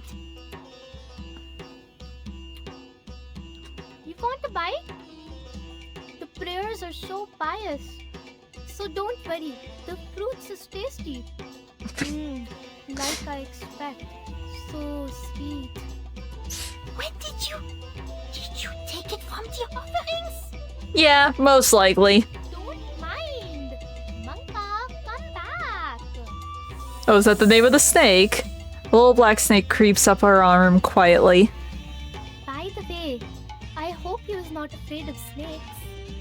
I'm a special kind. I mean, you've been waving it around this entire time. It's a little late to be asking that question. And I'm curious about what exactly you are referring to. Especially rude or especially annoying? Why so angry? I mean, I'm a dentist. Hope I don't scare you. Relax. I'm not like others. Are you serious? Can't you tell I'm also an excellent, one of the best arcanists? Matilda jumps up with a jerk out of excitement, but then she notices the crowds and has to crouch down again very quickly. So you were lying to me. Spoke about all those good virtues you can see in me. Hey, it's not my fault. You doesn't look like one. Conjura drops the mango core and scans Matilda in slight surprise. I thought all arcanists except me are like... Like what? Like the villagers. Those old mans yell when they see humans like annoying monkeys or crowing chickens. They even drive humans away. Don't care they're here to help. Why you think only the train station is tidy and clean? Humans in other places is all drive away. Not like them because... Anyways, I never thought there is more arcanists like me. Conjura speaks in a quiet voice. A confused look appears on her face. If you ask me, I'd say you read too little. suggest you follow my example and adopt the style of a real arcanist. Fine. Oh, Nanka say there is just a few people outside. So up your head, stay confident, and walk out like we paid. Have you been listening or not? She has. She just doesn't care.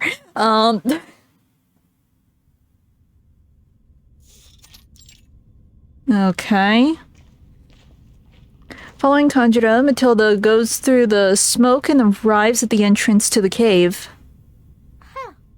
Nice. Nobody around as usual. But I still suggest you be careful since... I understand the damage when digging. Just don't involve me if you must break something. Matilda looks up, not hearing a word of her mutter. So this is the head of Vindre? The top of the cave looks like a black hole. No one knows where it will lead or what it will devour.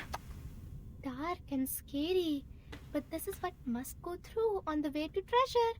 Just like you must say, open sesame, right?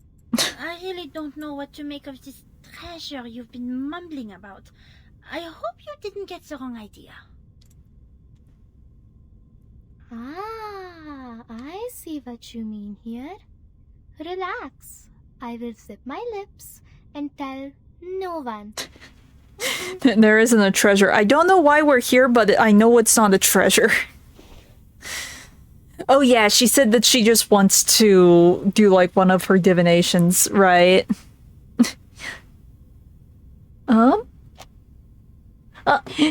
Hey Lim. Sorry, my chat box in OBS is still a little buggy. How you doing? There's no treasure. There's no treasure. It's Matilda. She wants to do one of her readings. So she's going to like a special spot where like the stars are aligned or something. But this little thief girl caught wind of her map and is like, oh, it must be treasure. Oh no. That's no fun. Let's see. She zips her mouth shut and nods sincerely. I'll just stay here then. Everything good luck. Huh? Anyway, despite all the strange things you've been talking about along the way, you have successfully taken me here as promised. I guess here is where we part. Thank you.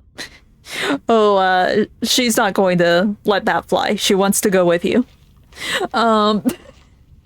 Let's see. After bidding her goodbye, Matilda turns around to walk towards the cave while browsing the documents in her hand.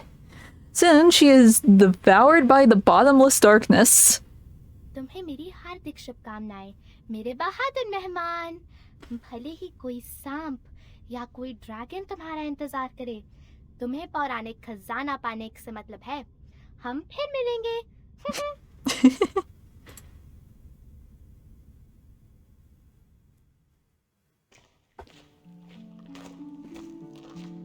Let's see. Footsteps echo inside the cave like a piece of poorly composed precision music. Cette peinture murale semble être en rapport avec ce mythe. Là, sur ce document. Voyons voir. There's a huge mural carved onto the wall, spreading to the end of her sight. She turns the pages of the notebook quietly. J'ai trouvé!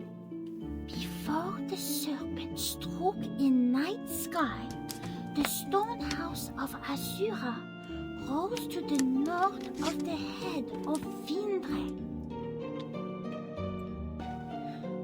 The master of the stone has acted with countless feet, with countless eyes, to trip, to pry, in bringing the blessed house of men to rest. Wow! Impressionnant! Si peut-être l'origine d'une créature mystérieuse. No, I'm pretty sure this is their, like, end of the world myth, if I remembered this mythology correctly. Le coup du serpent, c'est-à-dire le meilleur moment pour s'entraîner sur l'énergie céleste. Et lorsque la comète traverse le ciel, long darkness reaches the man as the serpent's tail reveals itself. Some are sent down the great slopes and never return. For desire is the infallible devourer. Le désir. Je devrais méditer avant de m'entraîner. The circle of everything ends at the tip of the great tail. All...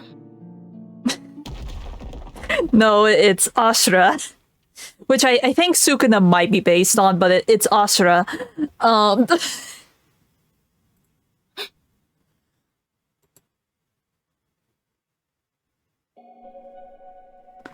The echo has disappeared. Behind her, there is nothing but boundless darkness. Est-ce que j'ai mal entendu? I think there was a cave-in. Yes! Who is there? It's either going to be, what's her name, Kanjira? Or there was a cave-in. Her voice ripples out, it echoes, and the echoes of the echoes reverberate between the walls of the cave. There is no response. Ce n'est pas normal. Est-ce que cette statue était dans cette position avant? While Matilda is still wondering, the statues in her sight start to move. I think it might be time for a fight. The benevolent-looking statues, which were sitting in lotus position, are now struggling in a twisted way to break free from the wall. C'est pas bon.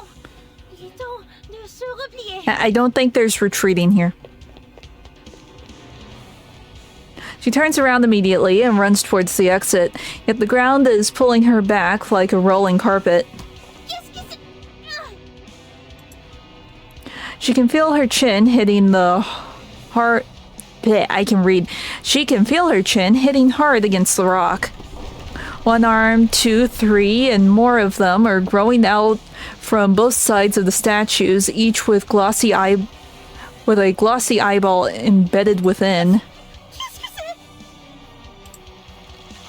Following the slight noise, every eye turns to the girl lying on the ground. Yeah, maybe stay quiet. Dépêche-toi, ressaisis-toi, pense à ce que tu as appris et pratiqué autrefois. Time to fight some statues.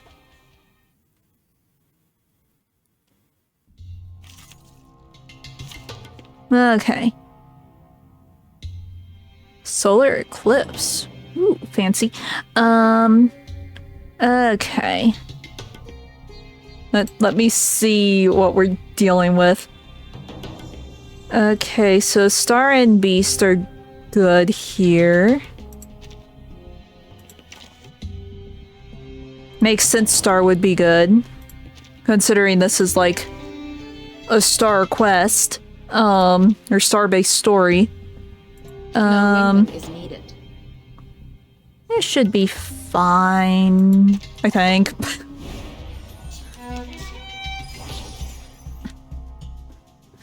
Let's see, I think I just hearkened to the Azure Commandment. They seem to be whispering that the stars are all at my command.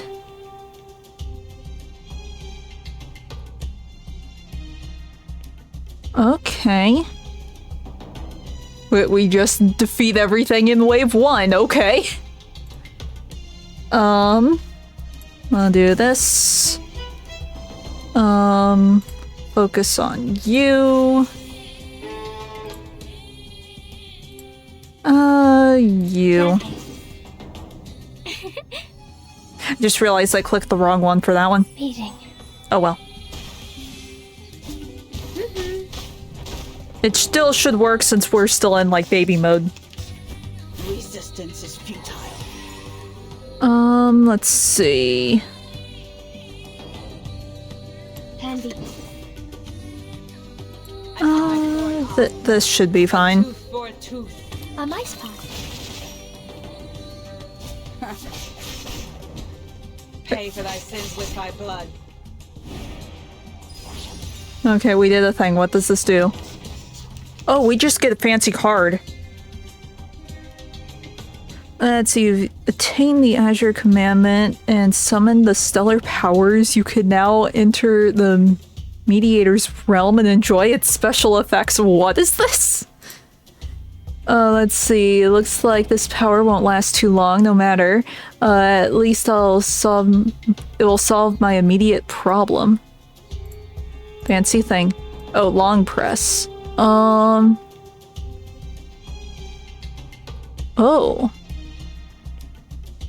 Ooh, fancy. Fancy.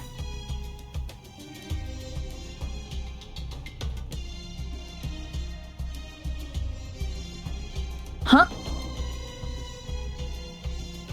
Tuning thing?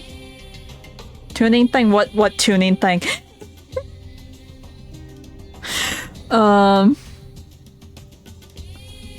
Let's see, we'll do you. Oh, I just realized we have a lot here. Okay, Plan haste. Handy. Oh, that thing. I don't have another one. I know there's probably a way to unlock another one, but I haven't like looked into it. Resistance is futile. Please don't. Let's see. We want this. I do remember how we use this one. Let's see. You. Plan haste. So that will Shows boost on, that. hounds. And then we can do this. An unconventional choice. Time waits for no one, even for a great thief.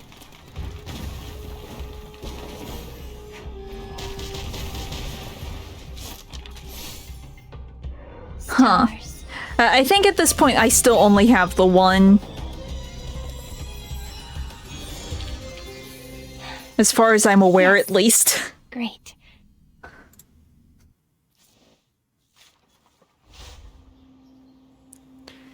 Okay. Whispers of the Sky. Oh, fancy.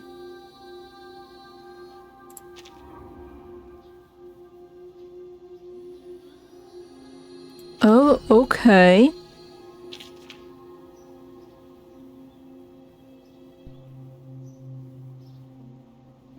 Okay.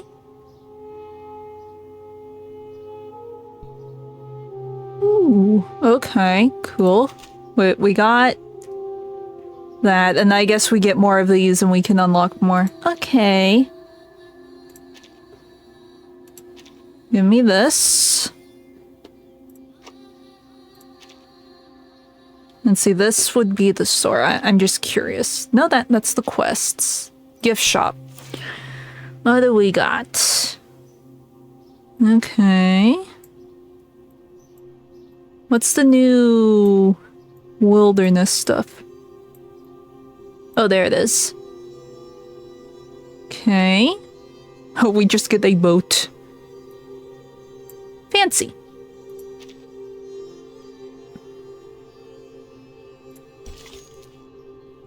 But when I get to the actual fighting, I can check, but I don't think I ever unlocked another one. I could be wrong. I might have just missed the pop-up saying, hey, look, you got a new one.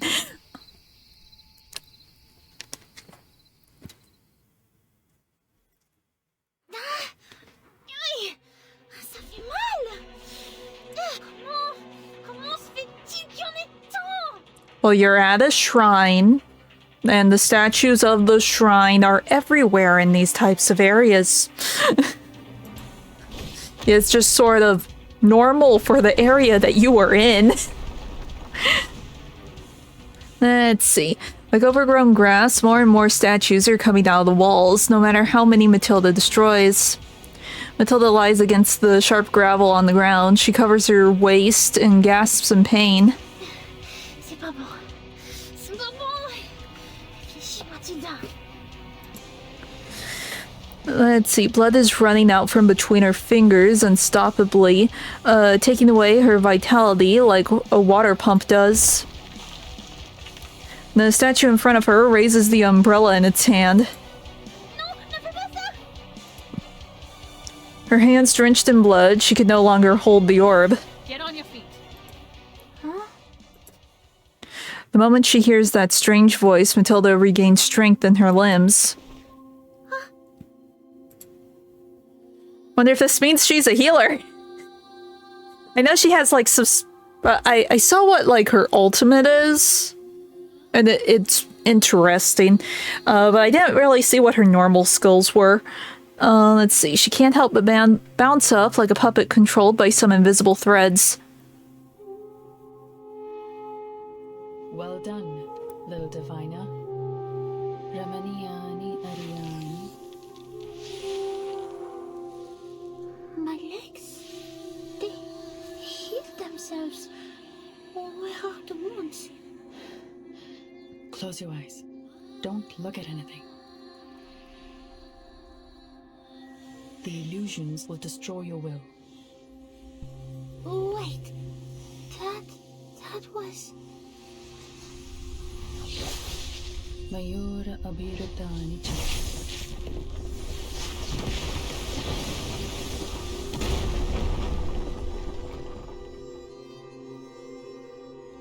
So it was illusions the whole time. Very effective illusions. Silence and cold fall again, as if nothing has happened. Matilda looks down at her legs, slapping them to check if she's dreaming. However, they are smooth, nimble, and healthy. There are no signs of injury on her skin other than the light red marks from the slaps. Est-ce une sorte de compétence arcanique hallucinante? You are the lady from the train station. She looks at the lady in confusion. Looks like part of our destinies are now tied together, kid. Kalabuna responds to her with a reassuring smile. What are you doing here? I don't think this place is open to tourists. I had a guide. The guide said I could be here. Granted, that guide was also trying to scam me. It's fine. Something that is churning imperceptibly in the dark. They are coming again! Is it another illusion? Hands, and more hands. The familiar dark yellow statues are like newly hatched creatures, slimy and ugly. They're trying hard to break the shell of darkness. No, they're not. Oh. Please, stay behind me. Okay, this time they're real. Okay. Kalabuna sounds a bit confused. ये तो बिल्कुल असली लगते हैं. Careful! Watch out! Oh, they are coming again! Move! Do we get her in our party for one round? No, we don't. Let's see. Fragile. Okay.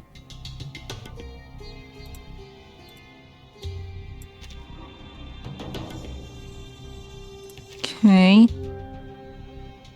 Wait. I just realized why doesn't this have anything? Oh no, this is fine. Oh, huh?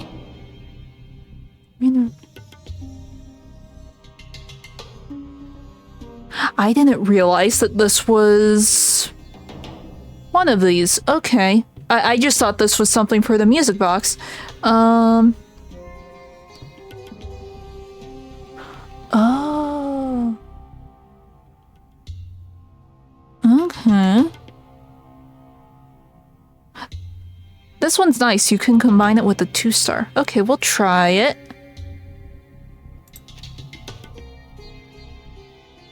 Okay. Oh, I realized I took one away from that.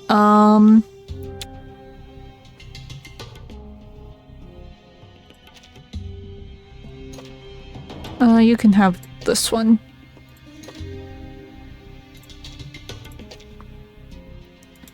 Huh. Nothing unexpected. For now. Okay, fragile. When do these things get fragile?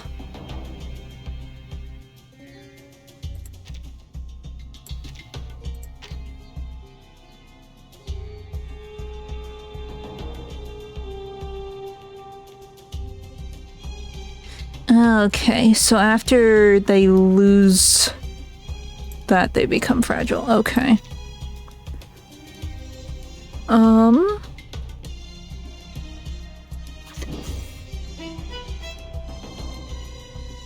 Handy.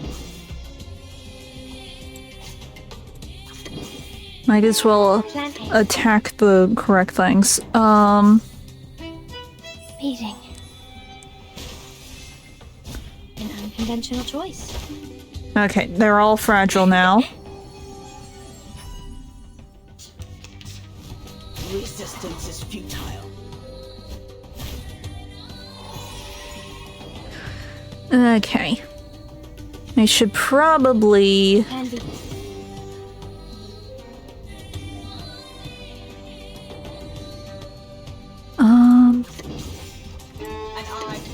Hopefully this works. 3, 2, 1, down. And there's one.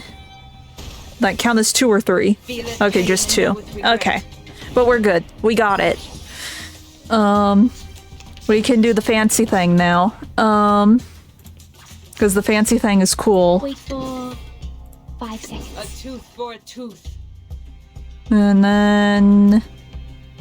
we can counter. Sure.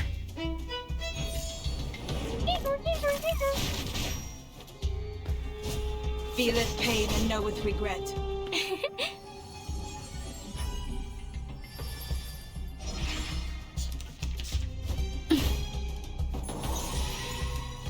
Oh, we'll just do this. Show's on, hounds. Stars. I don't have to be too picky about the attacks, considering we'll probably one-shot most of these things anyway. Using troops.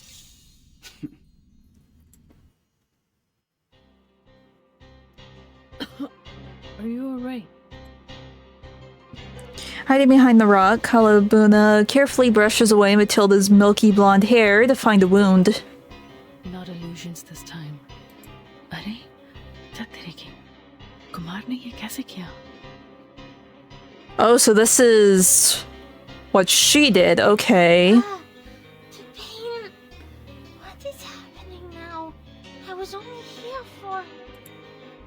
Sorry, but it's not the time for explaining. We're at the exit soon. Remember, leave this village as soon as possible after you're out. Do not... Before she finishes the words, Kalabuna seems to something. Huge rocks fall to the ground. The rock they hid behind is now a pile of powder.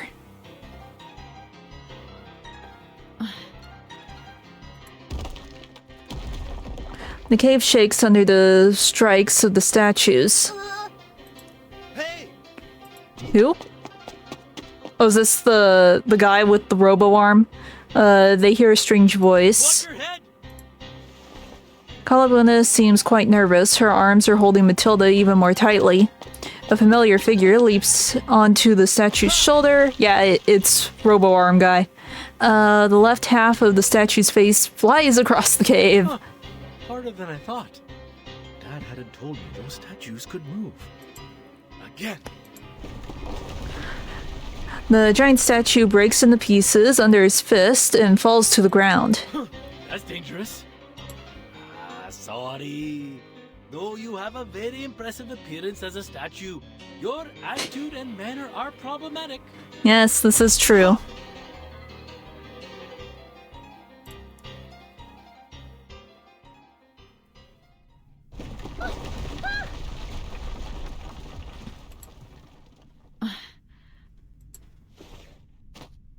Calabuna grips Matilda's sleeve gently, pulling her once up to her side. The next moment, the falling rocks graze their hair and smash into the ground. The cave goes quiet again.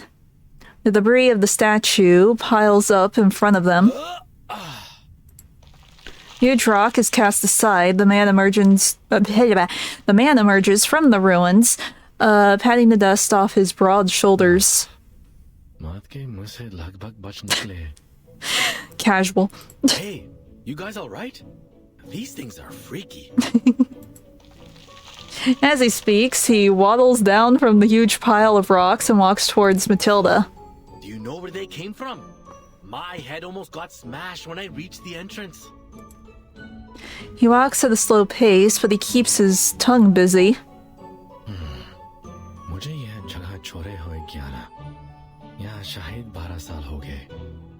I'm welcomed by these things as soon as I'm back. What a surprise, huh? Huh? Is he talking to us? The man walks over to Matilda. His eyebrows are drawn together in bewilderment. Wait. But quickly, his face brightens up. Aren't you the little one from the train station? I helped get your stuff back. Remember me? The man quickly wipes his face, hoping that Matilda can see him more clearly. Huh? Oh. As if the fake arm wasn't enough to make him very recognizable. Let's see, the tall figure takes her back... Bleh. The tall figure takes her back to the train station. It's you! The man bitten by the thief! Yeah, that's me. That was one merciless bite. He cracks a smile. Huh. What a happy coincidence. Well, maybe this is not the best place for a reunion, but the occasion is not for us to decide. Oh, I should introduce myself this time. The name is Shemaine. Sorry, I wasn't much of a helping hand earlier and let that kid get away. But this time I have made it up to you. Huh? Oh, Matilda casts a hesitant glance at the ruins. you have made it up, I guess. Sorry to interrupt you. Calabuna raises a hand and interrupts them. But I think this place is safe only for now. It'd be a wise choice to leave as soon as possible. Yeah. She speaks a bit faster. And I mean more than this cave. Actually, are you tourists? I'm hoping you can leave this village in a couple of days. I know this sounds weird, but you need to trust me. She reaches inside the pocket of her coat and tries to take out a stack of files. That... Emily Pechan. Her finger slips and the files litter the floor. Whoa, whoa, whoa. Easy, lady. Take your time. We're listening. Shemaine hunkers next to her, helping her pick up the files. Here's your ID. Miss Kala Bona. Hold it. Oh, Mona? I thought they said Buna before. Kala whatever. Thank you. Kala reaches for the card, but he doesn't loosen his hand. Shemaine points at her wrist with a shocked look on his face.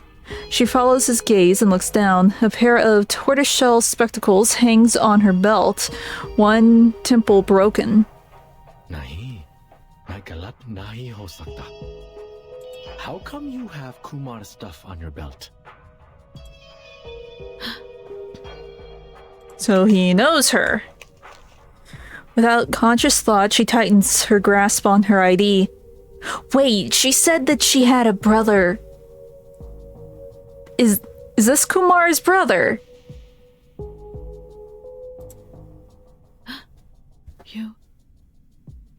You know Kumar? Kumar? Who's that? Matilda returns to their side with the files she found nearby. And what's with the shock? I thought we'd need to leave now. She mumbles in confusion and picks up the last piece of paper on the ground. Bon, c'est le dernier. Laisse-moi voir. Page 1, page 2...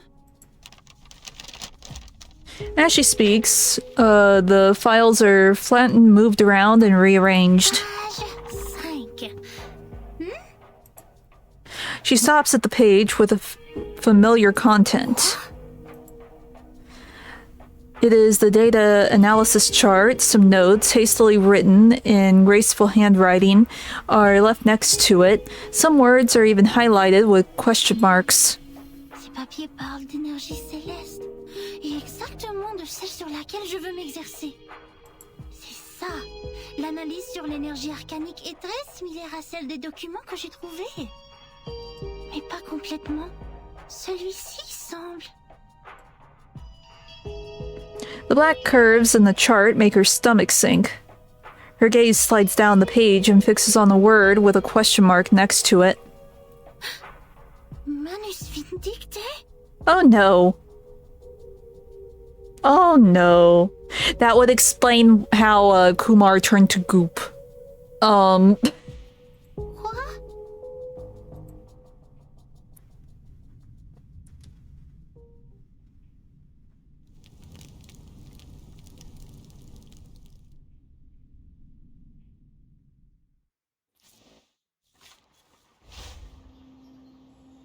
Okay. Oh, fancy thing. Fancy thing. Let's see, there's no end to the trouble here. Leave while you can, before trouble comes knocking with material or martial batons in hand. Okay.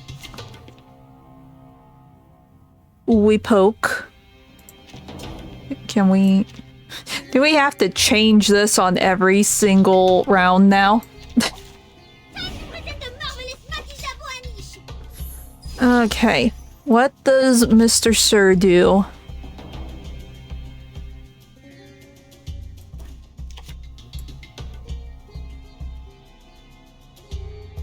Okay.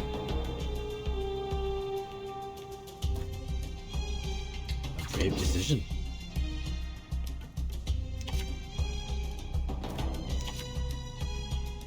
I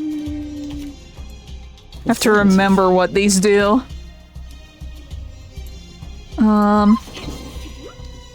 Hold on to that. Well, that didn't do much. I guess we've been leveled down to, like, the actual level you're supposed to be. Did that thing just heal? I should probably try to focus one. Oh, I can't agree more. Fine.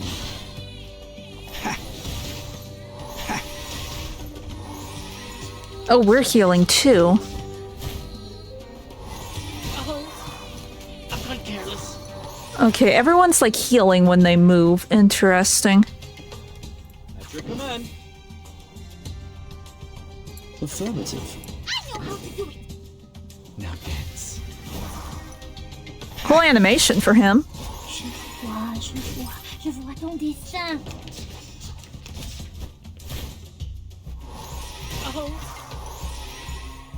Don't worry. Weightlessness only lasts a second. The star falls towards the sun as the apple drops to the ground. Everyone has their own destination. Okay.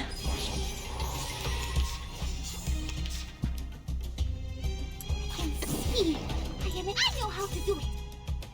At your command. Your fate is doomed.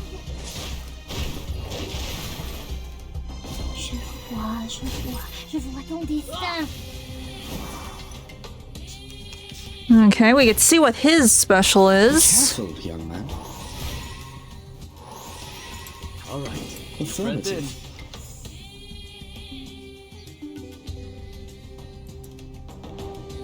A brave decision. Give me a hand, friends. I can't do this alone. Cool. White? Or say, Hold on to that. His animations are cool. be careful, Pierre. Hey, Jason. How you doing? Let's see.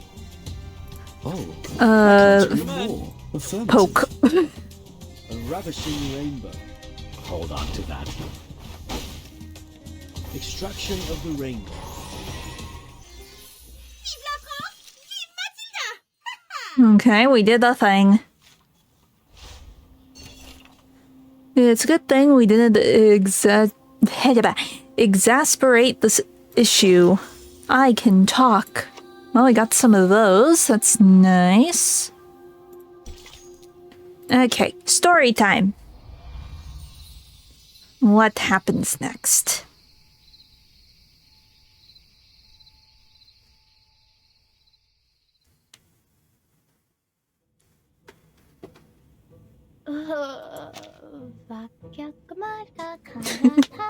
She didn't waste any time spending those rupees.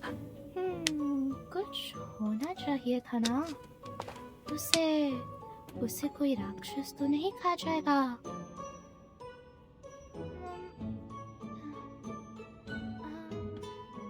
जाने दो हे भगवान रक्षा करना उस घमंडी मूर्ख की जो भाग निकला ओ और मेरे लिए सारा खजाना छोड़ गया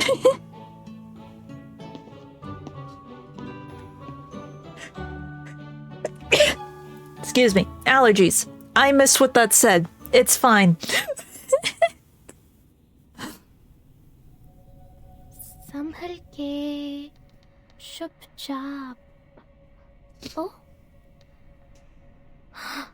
वो ठीक है वो गहराई में क्या कर रही है वो दोनों कौन है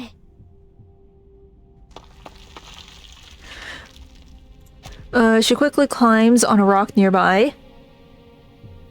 1 second, it will take me a bit. Like I said in my pinned comment, my chat box that I'm reading is very broken. Give me a second to try and decipher your novel.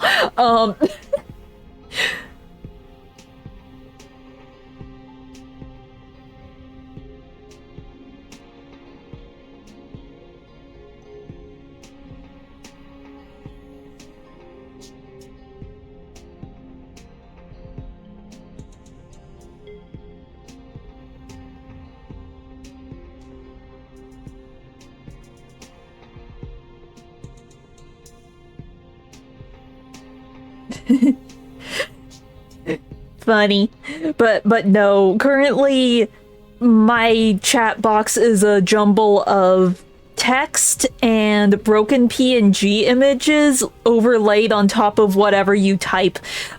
So my chat box is very broken. It's been like this since Saturday when I lost my internet. That's why my Splatoon stream was so short. I just couldn't take deciphering everything so constantly. And then my internet died.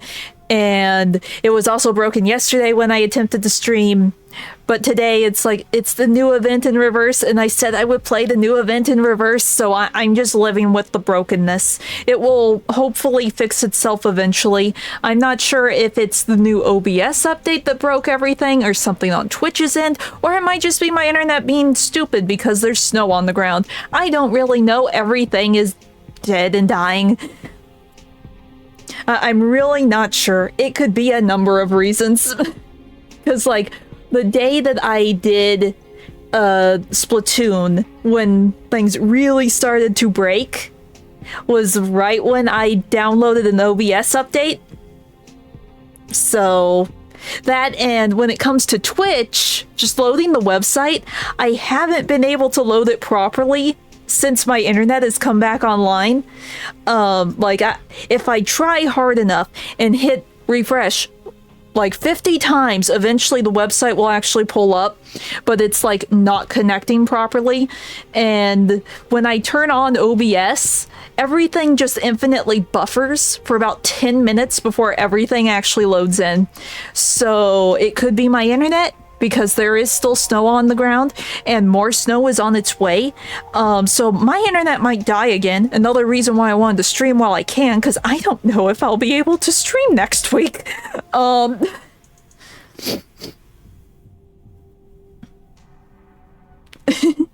I've had technical issues since the beginning of my streams, Jason. My old computer was garbage. I didn't think it was as bad as it was, but then I got this one and it's like, oh, how was I live on that old thing?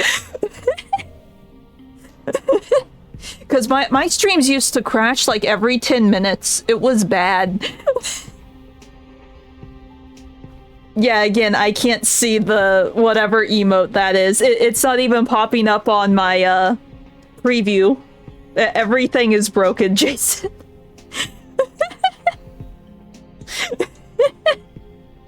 Yeah, eventually I'll be able to laugh about this situation too, but it needs to fix itself first. Then I can laugh about it. Let's see. She quietly climbs on a rock nearby. मुझे नहीं पता था कि यहाँ इतनी सारी चट्टानें हैं। ठीक है, चढ़ते रहो। लगभग पहुंच गए। She kicks her dusty feet in the air, struggling to climb onto a raised edge of the rock. Huh? Well, the illusions are about to get her. Something grabs her ankle. ये क्या है? She frowns and looks down. It's a severed hand. Impulsively, Kanjira kicks her leg. The hand, already covered with many cracks, is thrown into the air and smashes into pieces on the ground.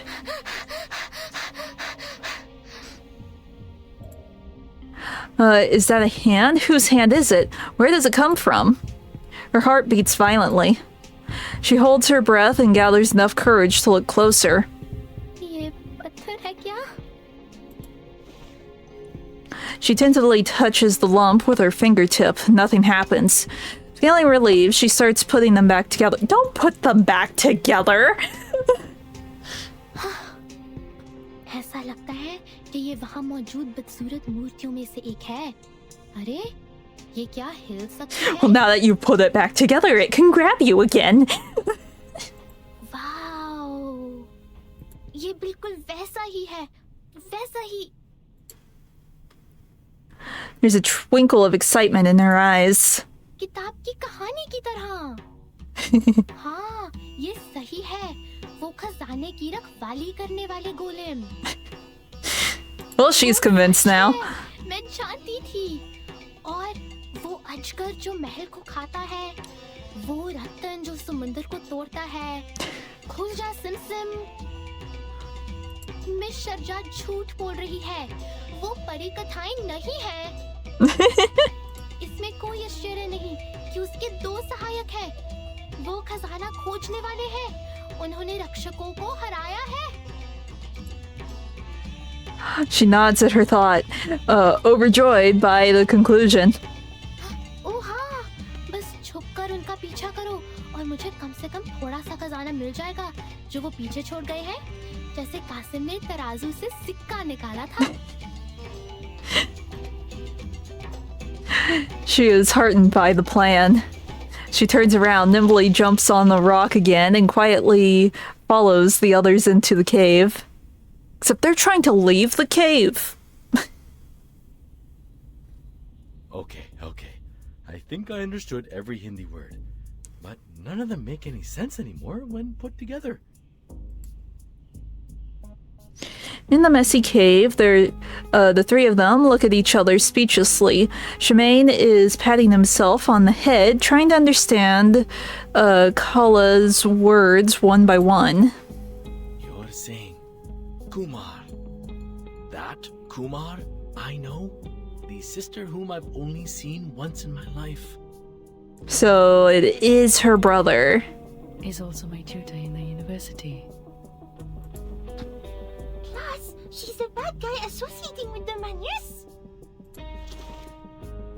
Matilda slowly puts down the files.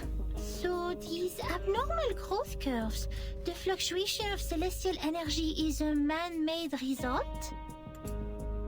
Actually, I'm not 100% sure about their association. But yes, your conclusion about the growth curves is right.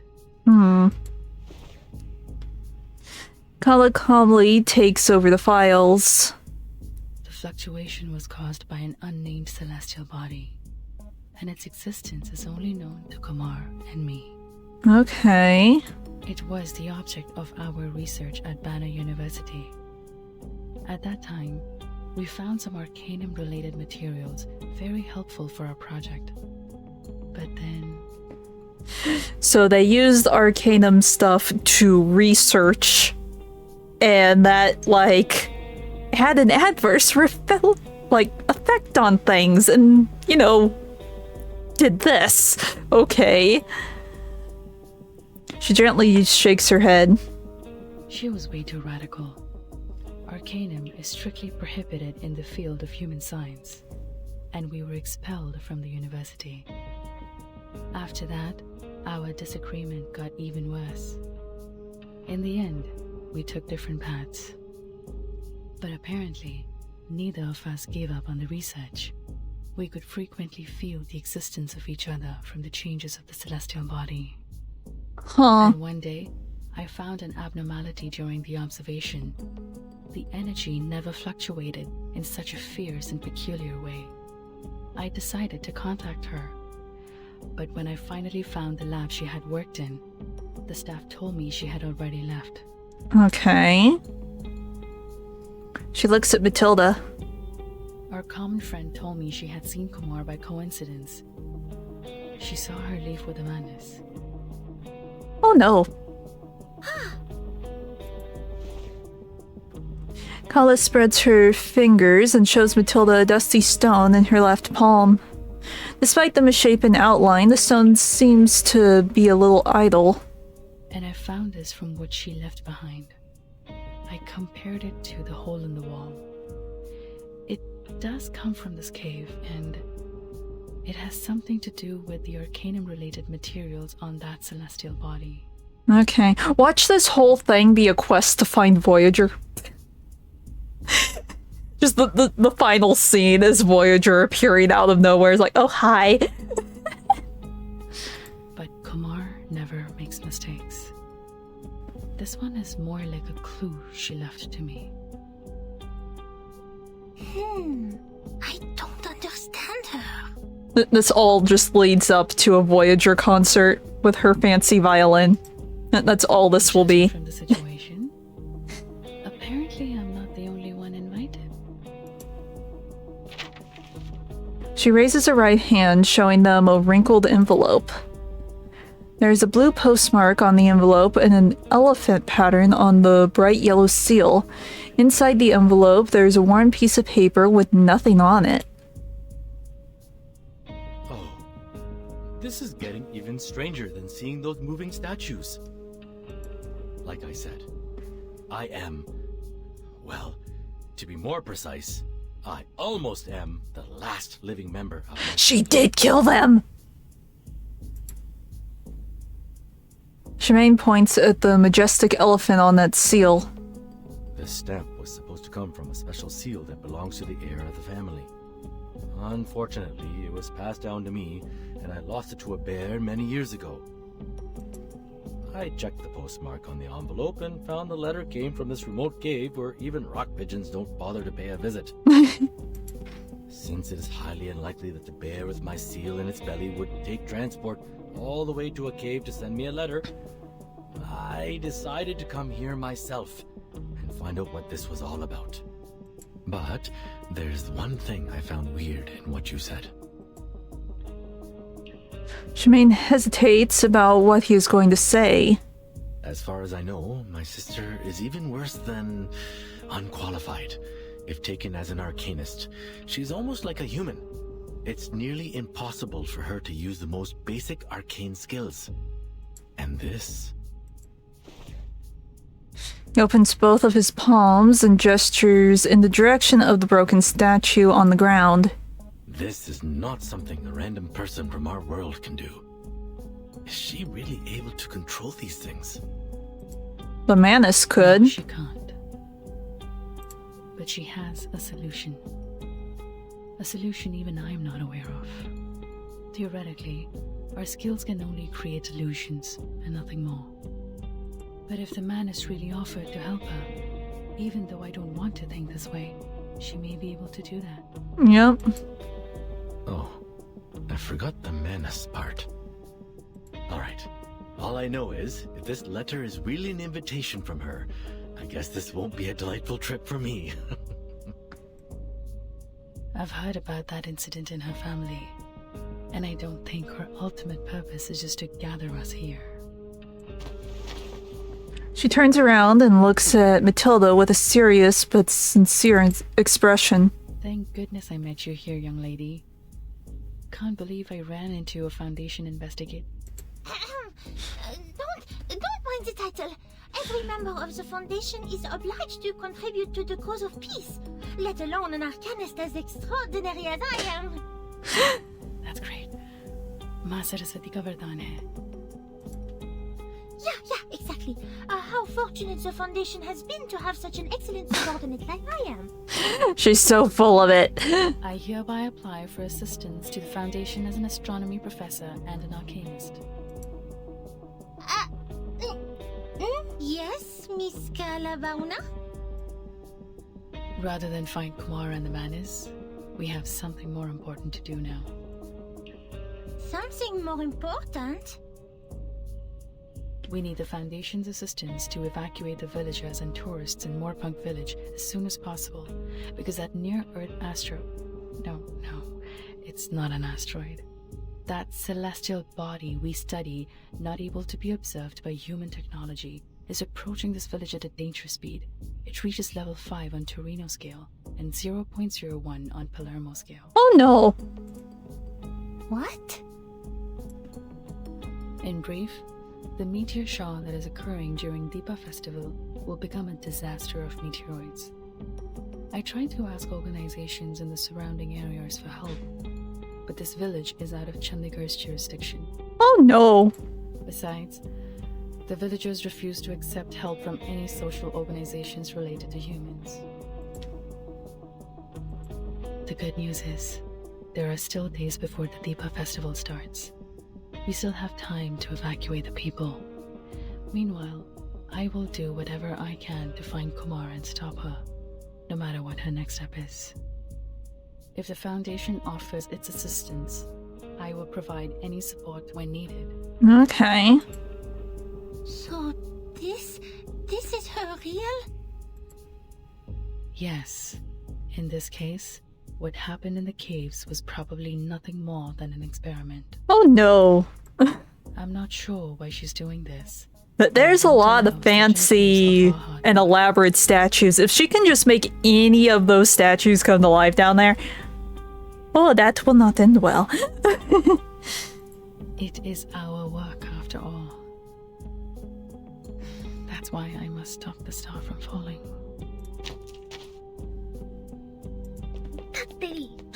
Well, at least she figured out there's no treasure down there. Did you guys hear anything?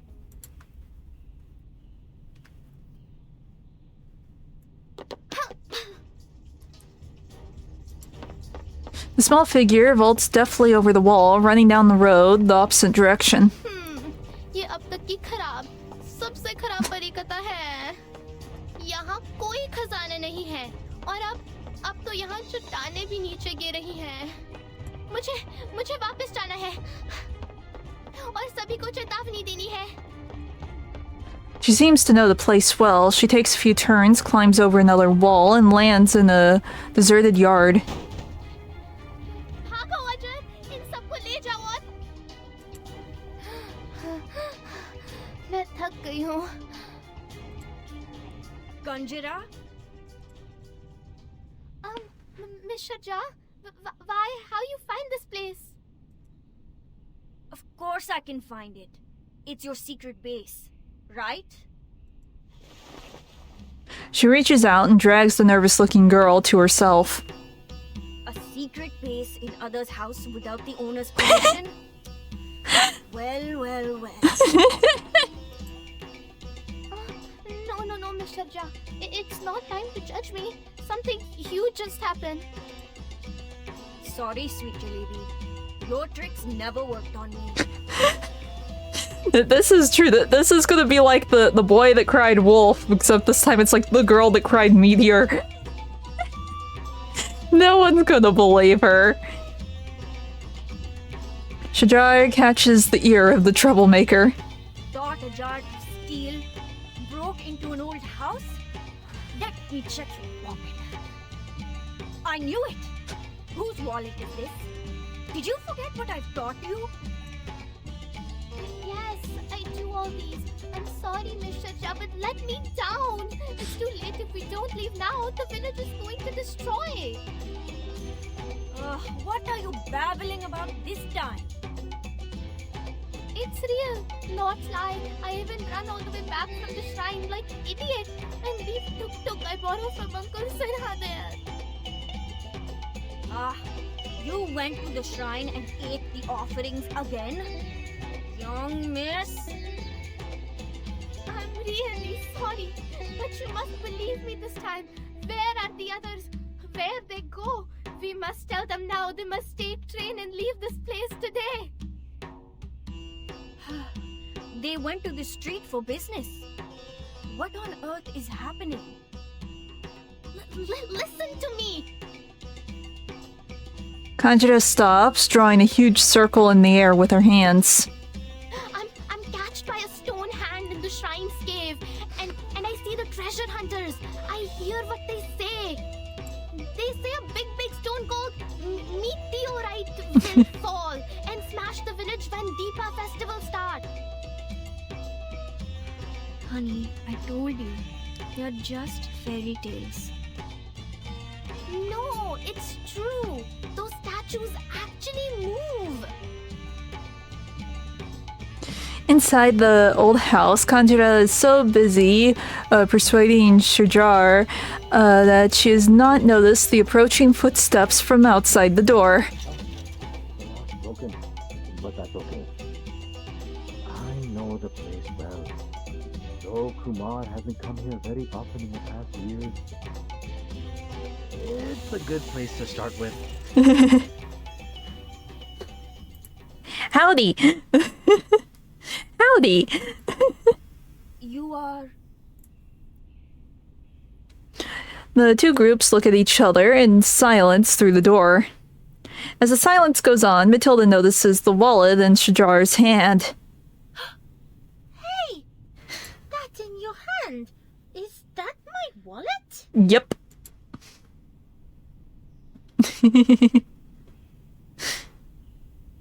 That's how Kanjira got her payment. Okay. Give me a few minutes. I will be right back. Okay. And we're back. Check what exactly? I'm assuming you're talking about the tuning thing? Yeah, I checked that like right after you mentioned it. And I did have it. I just thought it was something else when I got it. Because I remember seeing that image when I got it. I just assumed it was something else. I didn't realize it was a tuning thing. Because I believe there's an area in the game that lets you choose like your own background audio. And since that one looked like a record and called itself like the orchestra or something, I assumed it was just background sounds if I wanted to change them. I didn't realize it was tuning.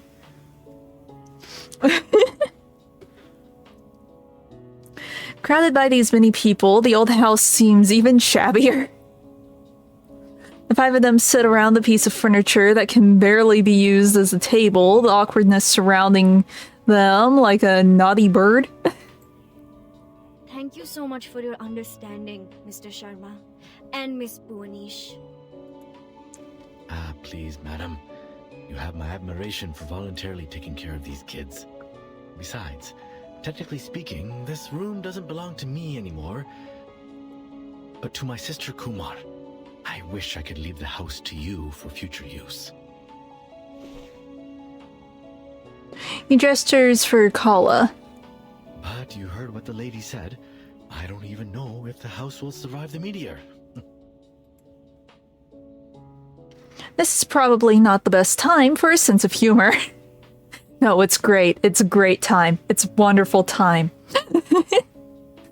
Let's see, everyone in the room falls into silence. The coming crisis makes them heavy in mind. Yeah, I like that it lets you do 2 stars, not just 1 stars. That's very helpful. Because I've had cards where it's like, I'm trying to get to a 3-star, but I just can't get another group into a 2, and it's like, oh, this solves all my issues! Let's see. They sit on the dusted ground. Shemaine magically takes out several ceramic cups from his luggage. This is the latest batch of Darjeeling tea. Some locals gave it to me when I went across their village. Ah, careful. It's hot. He just pulls out piping hot tea out of his bags. Okay. He touches a cup to feel its temperature and passes out the cups one by one. Matilda snatches Conjura's cup angrily.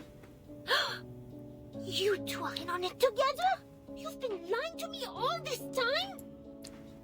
Hey, quiet before Mr. Jha. You don't lose anything, my lady. Please forgive me, will you? Now pass me cookies. I need to fill my belly and get to work. My apologies, Miss Sharjah. I know this is totally out of the blue. Kala takes out her files again. She has carefully prepared herself to persuade the others. And the details are yet to be verified. But her valuable time is running out. The last thing we should do is keep on waiting. Her gaze sweeps the different and obscure data and words. Her face suddenly brightens up. My, I think I know this name. I've read the paper co-authored by you and Professor Himani. Huh? You've read my paper? Yeah. I'm studying in a public university in Chandigarh. I get to learn a lot of new stuff there. I had a whim to study astronomy before, and I remember reading it in a periodical. She gesticulates at the papers. Okay. Yes, I'm sure. It's the same name. This part, and this part. I've read them in your paper, but this one on the side? I don't know anything like it. It's okay. That one involves the knowledge of Arcana. Kala relaxes a bit. Anyway, this is good news. No, great news. So what are you doing in Moorpark? Oh, I take care of the kids here in my spare time. Most of them are humans, but there are Arcanists too.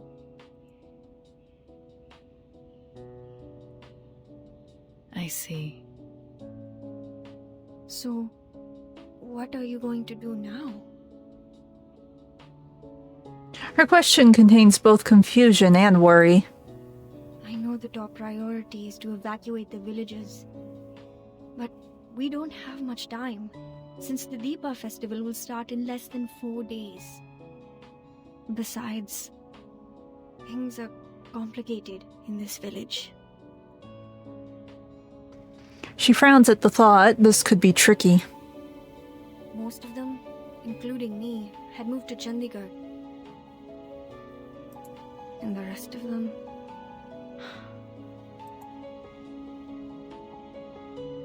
I've heard about that on the way here. Most villagers are reluctant to leave no matter what I say. I tried by starting with those young arcanists, but shame it didn't work at all. The silver lining is, we have the helping hand of Ms. Boanish. She will try to make contact with the Foundation as soon as possible. But we still need to evacuate every villager we can.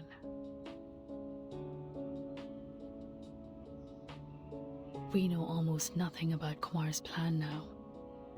Not to mention her whereabouts or purpose.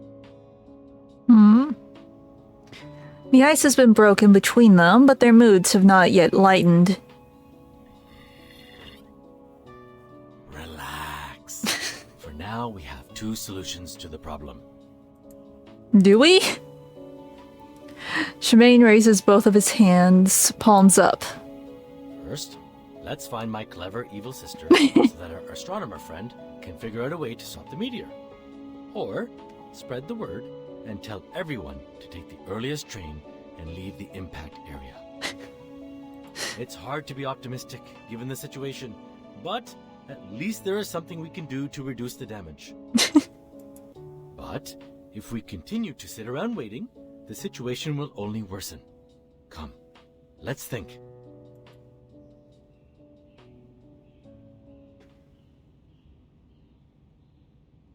Brainstorming. Oh, now where are we? Bushes and weeds grow throughout the yard. Matilda finds a relatively open area, taking out a silver device from her pocket with great caution.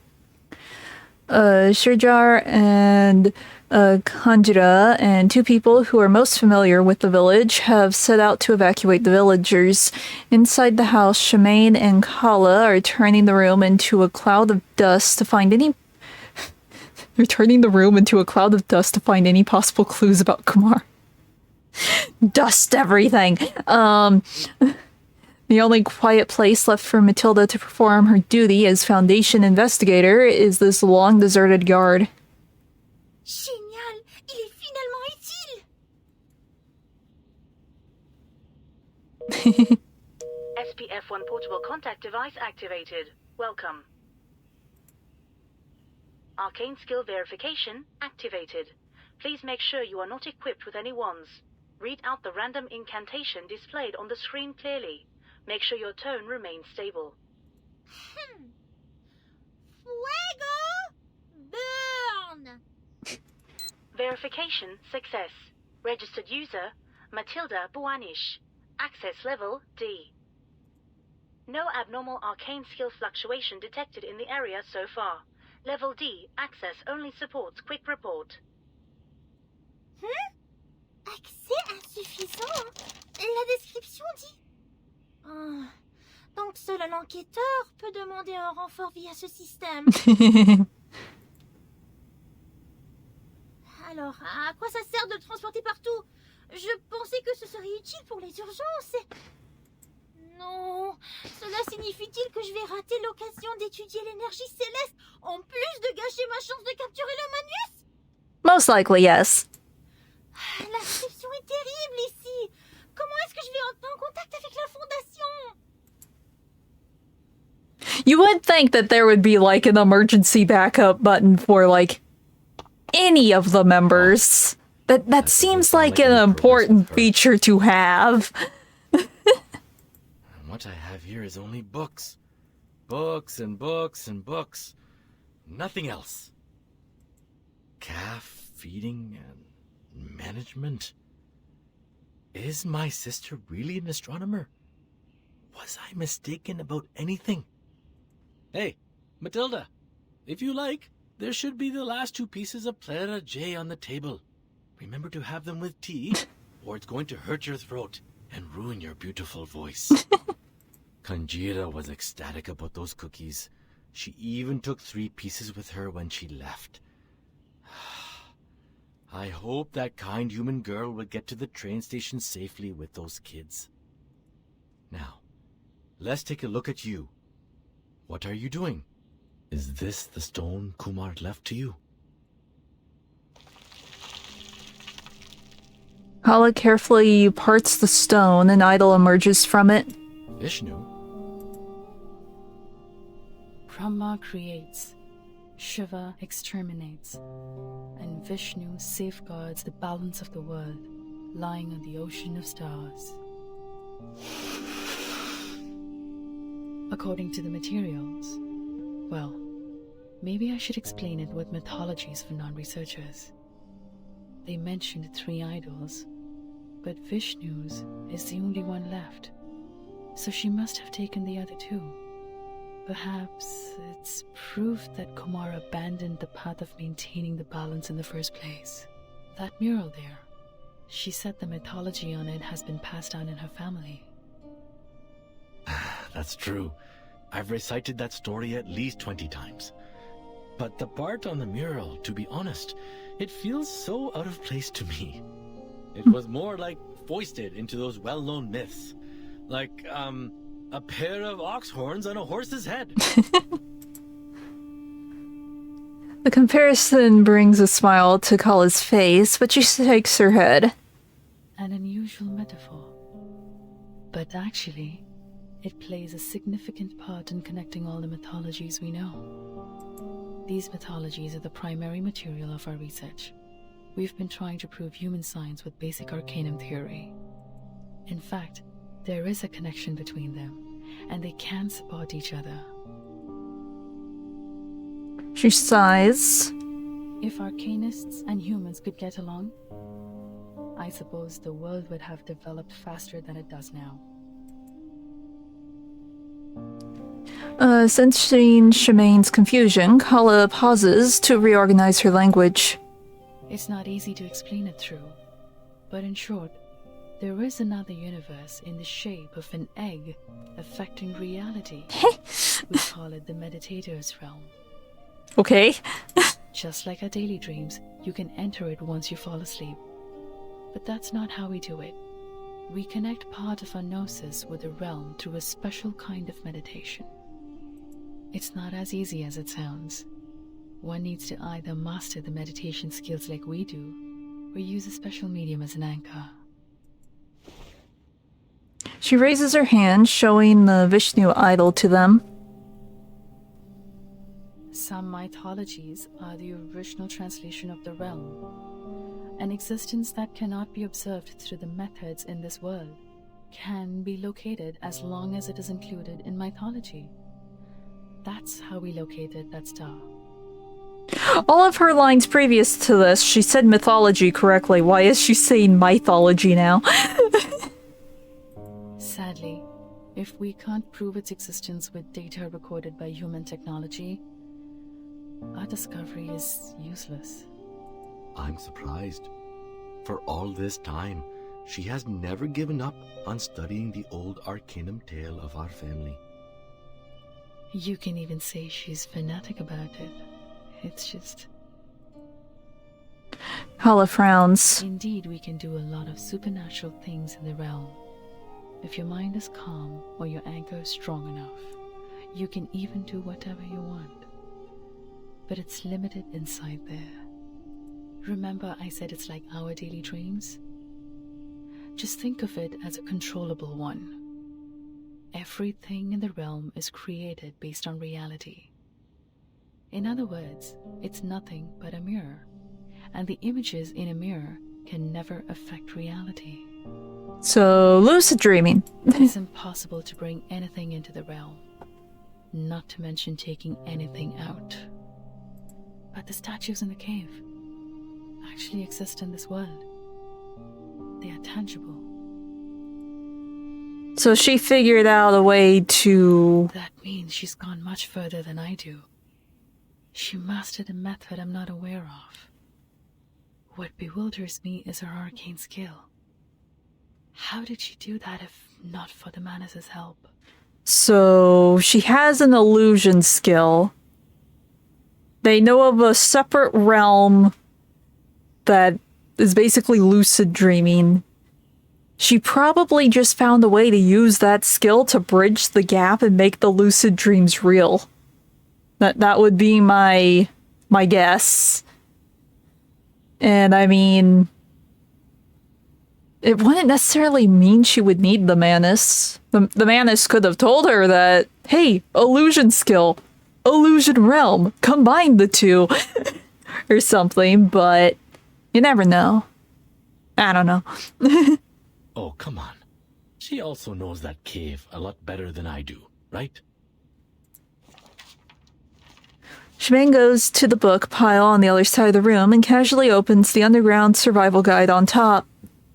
We never hung out much. How long did she stay in the village on her last visit? A month maybe? Or 2 weeks? I'm not sure. I even crushed her glasses by accidentally sitting on them. Those are the same glasses you have on your belt. At that time, I thought she was a distant relative I don't know of.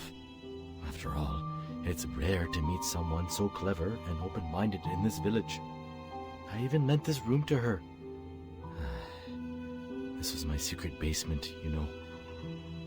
But only after we parted did my father tell me that she's my sister, the daughter they sent away for lack of Arcanum talent. I do remember those days roughly. Back then, I couldn't find her in the institution. I was all alone for a long time. What happened to her has inevitably affected me. I grew more and more rebellious against the family rules. It's like a story full of cliches. Giving up the training, refusing to listen to my father, skipping all the practice I could possibly avoid. I didn't want to be the blockhead hedged by the so-called family heritage. Of course, at the end of the story, I paid my price for breaking away. He raises the rough prosthesis and stops turning the pages. But I think for her, it is even harder to break free. He gently takes out a photo from the book. I guess her plan is to invite me over to this dump full of bad memories. And swoosh, boom, smash all the annoyances with a star. That's a solemn ending. Pity the ones she hates are all gone now. Kala takes the photo from him. But how come you're invited too? Did you upset her as well? That's a good point. Hatred could be the most likely reason. Let's see. Because she was talking, like, in that first scene, they were talking about, oh, what if we could actually touch the star? That's probably what she wants, is for her to touch the star. Actually, we didn't get along well after we left the university. Kala touches the girl in the photo with her fingertip. Ever since our identities as arcanists were exposed, we couldn't stay in the institution anymore. That's also the beginning of our disagreement. I always thought that, on the way to proving myself, ourselves, we were each other's only friend and best partner. How could I finish my study in campus full of humans without her? The small idol in the palm of her hand is a bit cool to the touch. But then, my mind was changed. Her voice lowers. I wouldn't have connected Kumar with the Manus Vindictae if Hermione's words were all I heard. But I know that was not the first time they made contact. You mean... Yes. I don't know the reason, but the Manus has contacted her long ago. She gave them the cold shoulder at the time. But I knew something inside her had changed. Oh no. Okay. The plot thickens. Soon after that, she left me, taking all the materials with her. I know the only thing I can do to meet her again is keep walking on the way to study that celestial body. That will lead me to her one day. As I said, we could frequently feel the existence of each other from the changes of the celestial body. But she could always find more information than I do, because the traces left by Arcanum are more obvious than those left by science. Okay, so she already had a stronger connection to the thing. Huh. This connection between us conveyed my belief to her that one day we would meet again as colleagues. I just didn't expect that this would be the final outcome of my observation, or that we would end up on the opposite sides. Wait, if she can still, like, sense her through the star or whatever, couldn't she tell where she is right now? Just a thought. Can there be any lamer stories to tell than these two? For now, we can't find more clues in our house. Maybe we should go to the shrine again? How much do you remember the myth of your family? As I just said, that was the primary material of our study. Then shouldn't you know it as well? Genius you are, Matilda! Oh no, she's at it again. Running and jumping around with hot tea. I sure know the fun within. But at my age, with the benefit of hindsight, I have to tell you to be careful. You might get burned by the tea. No, it's the spice! The spice in the tea! More spice to it? I do have a dozen kinds of different spices with me. Looks like you are very used to them in tea. Exactly! These spices! What about them? Matilda pats herself on the chest proudly. Now it's time for Matilda to show you her best shot! What's she gonna do with the spices? How are the spices going to save the day? Oh, you also have clove blossom here. Fantastic. Oh, she's gonna use it for like a reading. Let's see. Kala picks up a transparent blue crystal to look at it. The crystal divination. I've spent too much time in the human world to remember the convenience of Arcanum. If I can foresee any sign about Kumar, our problem will be ended. With the help of the great Matilda, of course. Okay, take a deep breath. Give me your hands. Rest them on top of mine. Yes, like that. Now, think of Kumar in your head.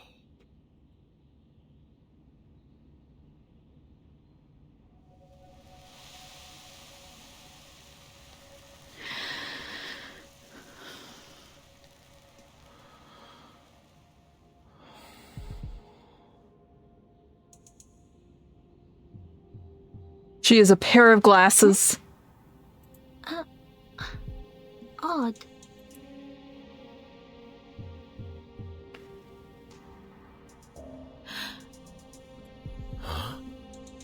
What is this?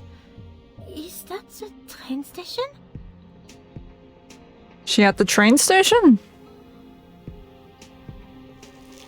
Instead of showing the sign as usual, the fog in the orb grows unexpectedly. It surges and gathers into a massive black slime.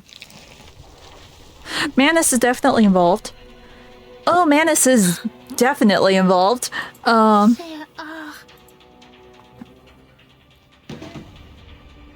Oh, I think they are here. Matilda snaps open her eyes. The Manus already reached Moorpark? Bum bum bum. I mean, isn't that to be expected with what we have learned so far? That they would be, like, nearby at least? Okay.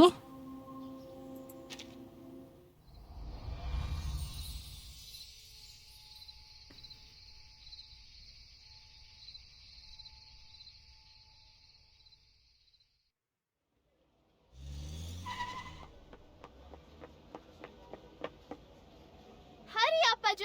Bring those guys too! Take the tuk-tuk to the train station. Here are a few spots in my caravan. Yes, boss. No, wait. Where's Sharja? What took her so long? Wasn't she with you?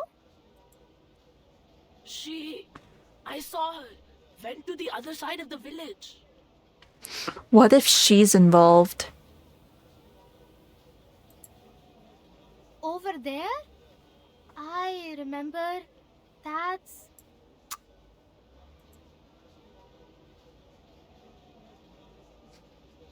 Sir, please trust me.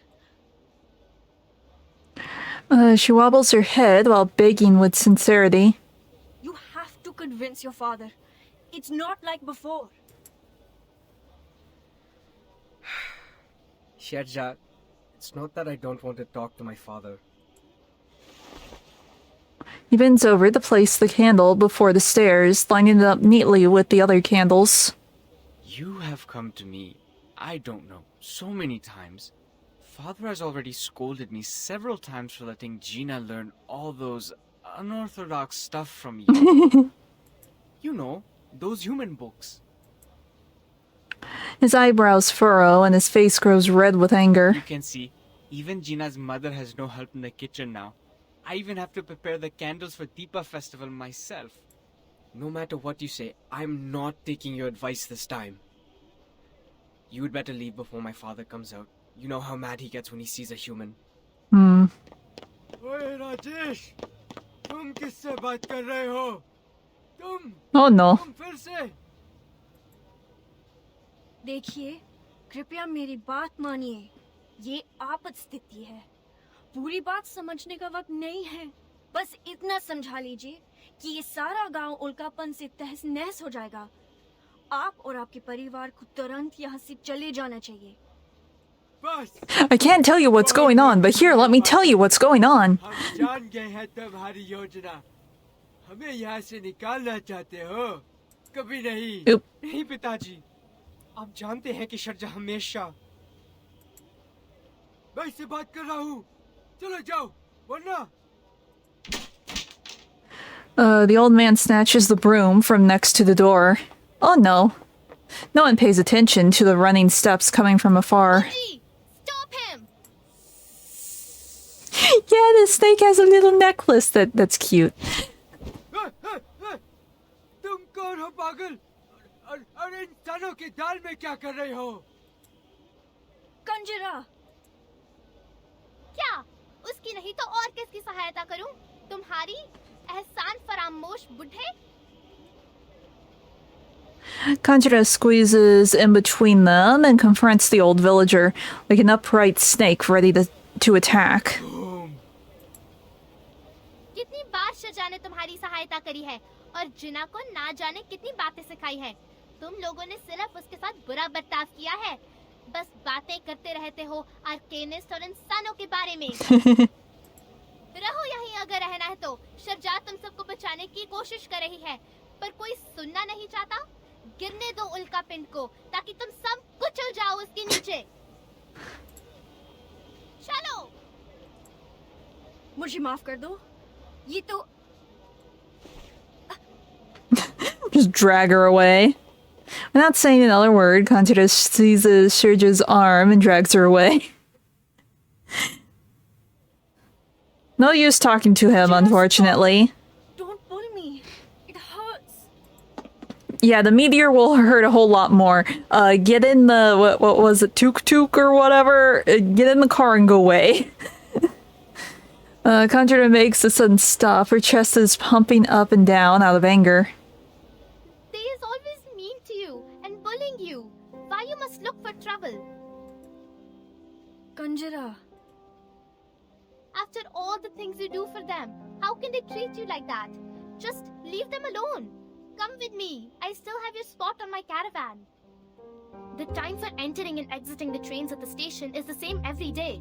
I remember it well. There will be a train leaving here soon. There's still time. कंजरा, take a deep breath and listen to me. She's staying. Shirja becomes conscious of her student's emotions. She bends down to the level of Conjura's eyes, shaking her arms to reassure her. I know you said all those things to them for me, and I appreciate that. But think about it. If I treat them just the same way they treated me, just stand by and watch them head to death. Deirdre chooses her words carefully, as patient as she used to be in every English class. Even if I'm doing this out of understandable fury, how would it make me any different to them? True. Volunteering to help you, and, in your opinion, risking my life to save them, they're all out of my own will. Hatred doesn't end itself, Kanjira. It has to be ended by someone. Kanjira stares at her teacher's face in confusion. Slowly, she lowers her eyes and looks down at her feet. I don't understand. Do we mean nothing to you? How come? What gave you such an idea? You are my most precious children. All of you are my treasures. This is not the first time you prefer they over we. You always put they first when there's a problem. She knows well that Deirdre should not be blamed for this, but this doesn't relieve her from the bitterness. Kanjira. I am not able to read, but I'm not a kid now. If I can, I don't want to be an arcanist too. So me, you, and Ajay is the same. They have no time for this. Kanjira struggles to choke back the tears, but she's overwhelmed by the fear of losing Deirdre. Kanjira, don't cry, Kanjira. So you've been thinking, oh, little one, you're just like us. We are your family. No, you don't understand, Bisharja. Enough talk. Maybe I don't understand any of your lectures, but you can't stay here. I'm sorry, Kanjira. Pain. Deirdre has never found it so difficult to refuse someone.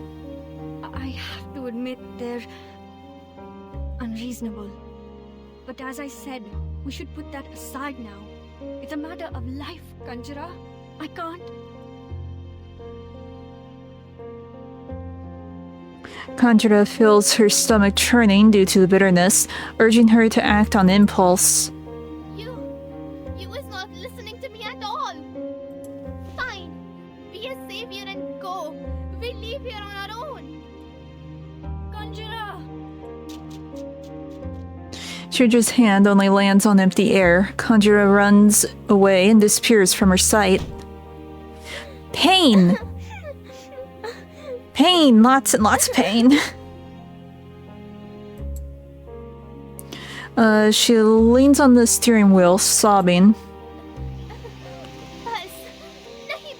Oh no.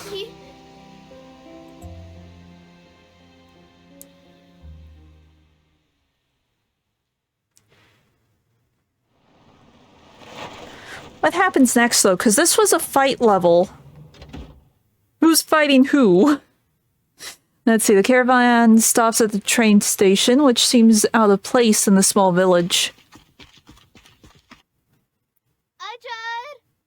Sinha ji! कहाँ है सब? इतना सन्नाटा क्यों है यहाँ?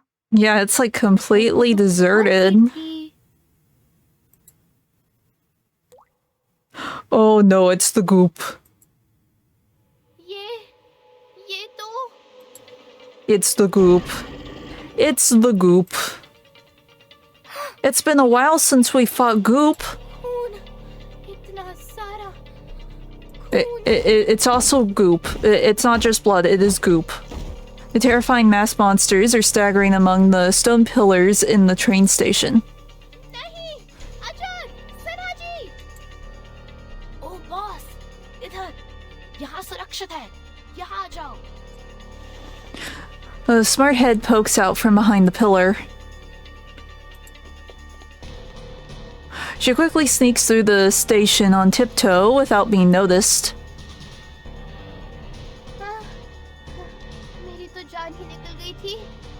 है तुम ठीक हो? क्या हुआ यहाँ? Goop happened. पता नहीं, कुछ भयानक से लोग अचानक आ गए। उन्होंने चेहरों पे मखौटे लगा रखे थे। वहाँ उस प्लेटफॉर्म पर कुछ और पता नहीं कहाँ से आ टपके और यात्रियों पर बिना मतलब के हमला करने लगे। Beware the goop. Let's see, Jar seems to be thinking of something. He can't help but shiver. शुक्र है कि सारे यात्री यहाँ से जा चुके थे। वे जाग की वजह से बच गए।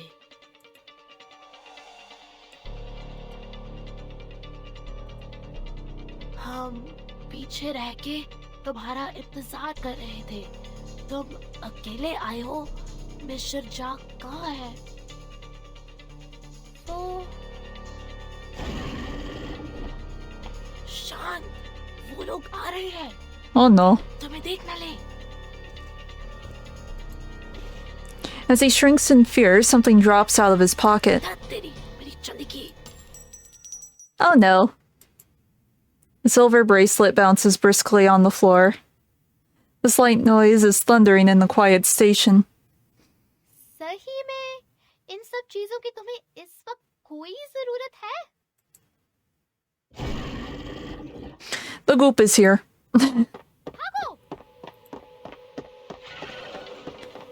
All the goop.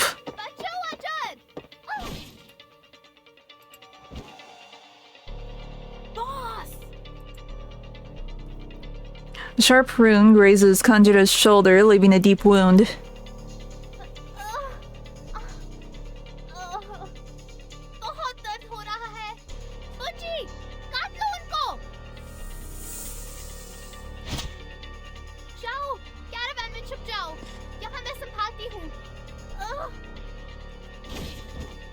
Another rune flashes across her ankle. Kanjira loses her balance and falls to the ground.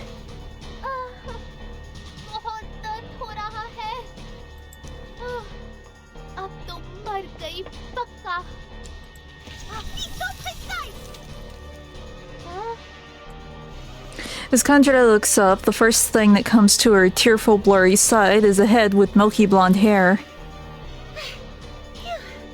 So glad I was up in time.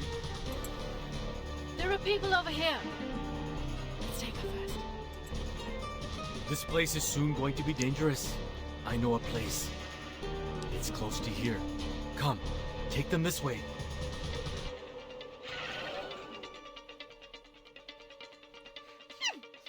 Dirty, filthy, less than elegant mugs! Matilda won't even sweat bringing you down! May the peace be with us! Okay. We do the thing. We do the pokes.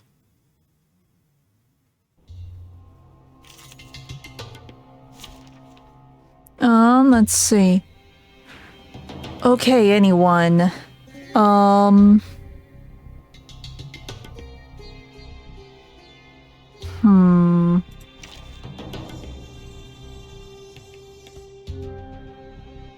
Thinking.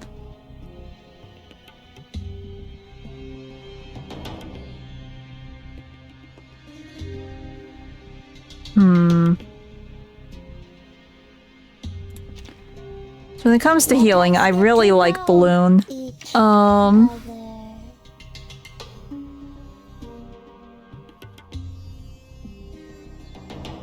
Maybe you.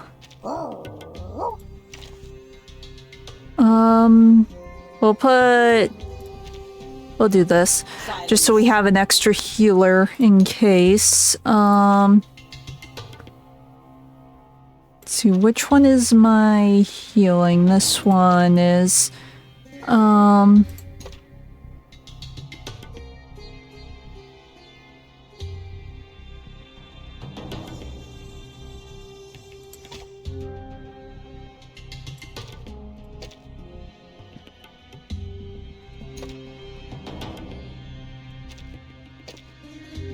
that should be fine, I think.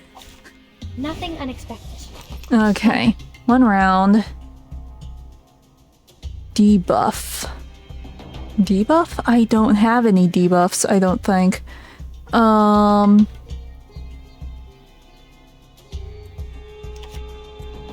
Here. Do I have any skills that turn into debuffs?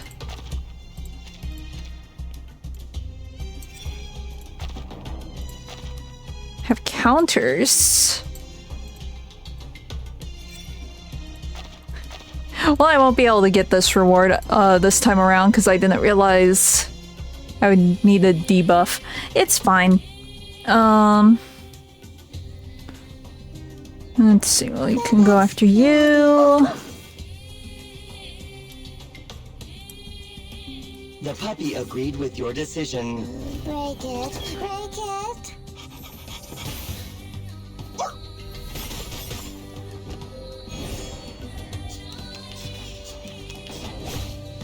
Oh wait, maybe I should be focusing on the boss.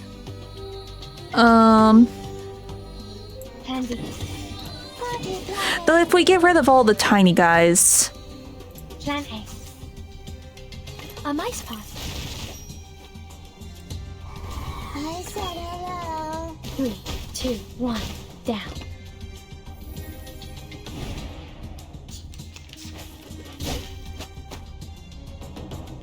Handy. So that's your idea.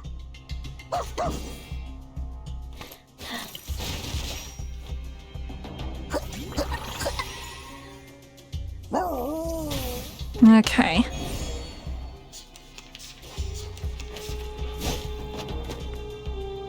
Do this. Where is it? Plan A. Plan B. The story begins with a bad adult who did this first. And died at last. Okay. I think we're good.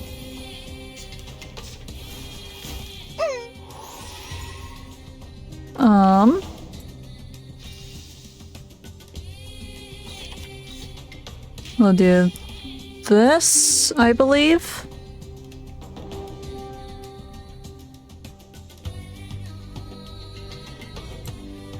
Or wait.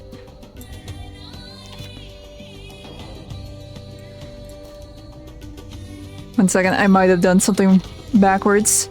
Or wait, no. Which one gives me Thief Master?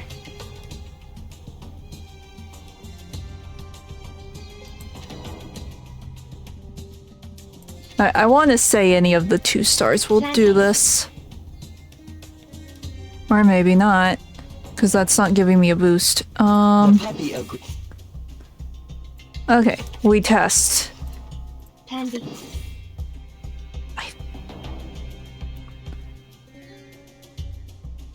The show's on, hounds.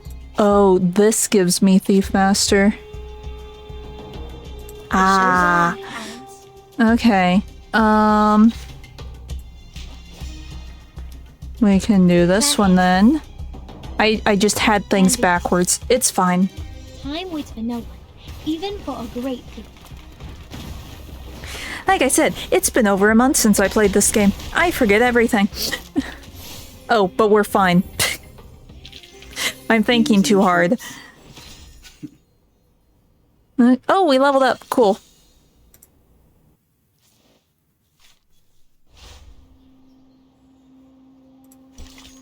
Oh, wait.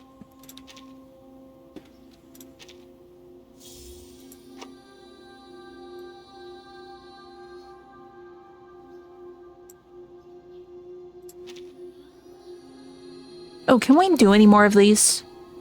Just curious. We have a total of 48.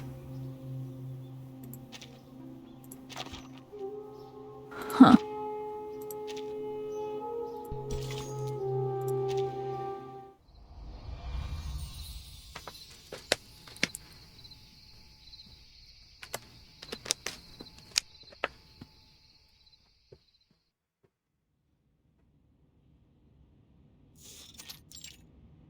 Okay. Ouch! Is your medic skill really okay? Huh? Are you questioning my skill? I was always, for most of the time, the best student in first aid class. There, the pain is gone. Yeah? Well, Not bad. Hey! I'm not done with your stealing! Matilda pats her on the wound to show her discontent. Hey! I already apologize. Slick! Matilda turns her eyes towards the two people standing under the tree. I didn't expect to see this. What a spacious yard for a house located right next to the train station. A massive sacred fig stands in the... I can read. A massive sacred fig stands in the middle of the yard. It looks a lot older than it was in the photo. It has become leafless like a skeleton. Old buddy, I'm surprised that you're still here. His rough hands land on an equally rough bark. The tree responds with nearly imperceptible cracks. We have settled everyone so far. I didn't expect so many Manus members here. I've never encountered them before. They can't be communicated with. How horrible. She's still haunted by the battle. And since we meet them here, it means... Kumar did cooperate with the Manus. Dun dun dun. Shoot. It's completely out of control. The incantation in the cave.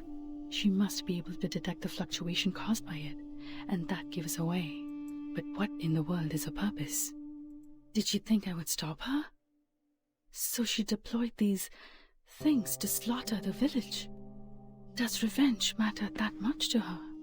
Why would she try to slaughter the village if she's already trying to, like, drop a star on it? Wouldn't that, like, do the slaughtering a little more effectively? Get her point across a little more effectively. Kala feels everything is so absurd. I trusted her. I never believed she would do such a thing, even if we're no longer on the same path.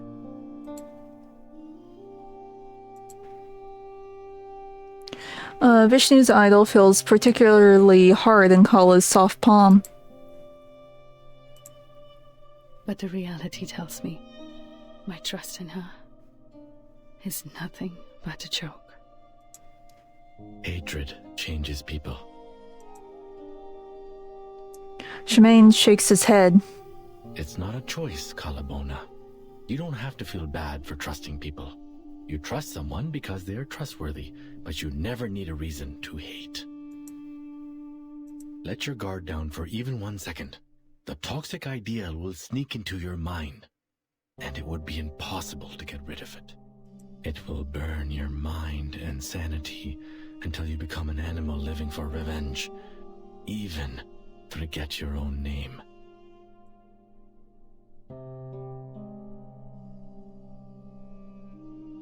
Oh, don't look at me like that. It's nothing personal. In my mind, she is still my cool and scholarly sister. I was young and easily fooled back then. What I said was based on my real-life experience. I was way more outrageous than her. I mean, we were all young once, right? Kala shakes her head and sighs. No matter what, she's already on the move. But we don't even know where she is.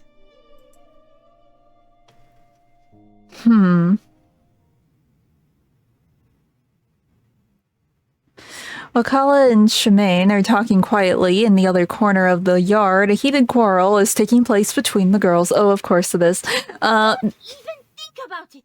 The painkiller won't last long! There's no way you can drive with a wounded foot! As soon as Conjura stands up, Matilda pushes her back to the seat. But Shaja's still out there. She can't use any arcane skills. If she's fined by the mask monster...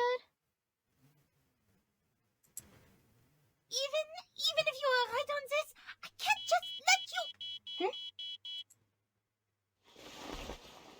Oh, is the emergency thing actually working? Activated. Abnormal arcane skill fluctuation detected. Conducting analysis. it just activates itself? Well, that's helpful. Source of abnormal arcane skill fluctuation confirmed. Similar faction, Manus Vindicte. Margin of error 0.12. Okay, so it can send emergency support messages, but it has to detect it itself. Adjusted support application priority to high. Does it mean we can ask the Foundation for backup now? Yes.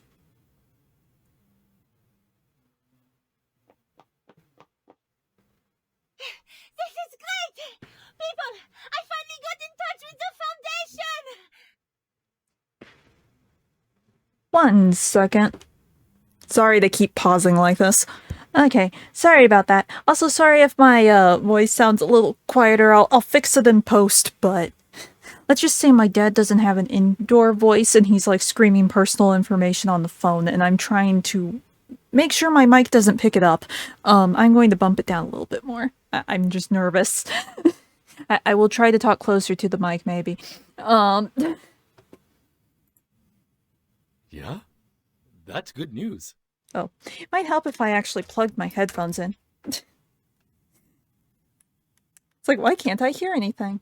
But the Manus are still wandering out there. Before the Foundation evacuates them, the village will be destroyed. We can't just sit around and watch. Kala looks down at the glasses, her finger gently swipe across the broken temple. There is another way. She speaks up, though hesitantly, after the long silence. Way? What way? If she can do it, I can do it too. Maybe I can find traces of her if I enter the realm, because I also mastered meditation skills. Kala's eyes fix on the stone. She's lost in her thoughts. Yes, that's right. I know the path inside. What do I need? Yes, water. Enough water to soak me in. Her eyes can't help but move to a large ceramic vat in the corner.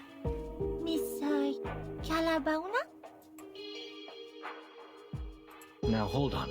Please wait. Shemaine waves his hand in front of the researcher, who is already carried away by some emotion. If it was so easy, why didn't you look for her in the realm in the first place? It is a risky move, am I right? How did you know? Oh, just my instincts or experiences, perhaps? He gives her a gentle wave of his hand. No offense, but when I look at you, I see a desperate tiger cub cornered by the hunters. The situation is not as simple as you think. Since she can invite us to more punk, she can play the same trick and invite you to her realm. This could be a trap to keep you stuck inside the realm. You are right. It is a risky move. With the other two idols as her anchors, she's the true dominator of the realm now. I can't foresee what's ahead of us in there, so I've been avoiding it. But Kala looks up at him. We don't have other choices, do we? Now we are talking. You seem ready. But... He shakes his head with slight disapproval. Whatever you decide to do next, don't. This is the advice from an experienced hunter. Why? Because whatever is in your mind now is going to send you into the hunter's trap. This happens to all kinds of animals. When the animal realizes it is cornered, its mind will be in a muddle. It can't think of anything else, but at the same time, it strangely grows overconfident. It will take the gamble of escaping from its last way out, which is also going to be the entrance of the trap. Trust me. He seems unusually serious. I know how you feel. You thought there's no way out, but a footlog bridge.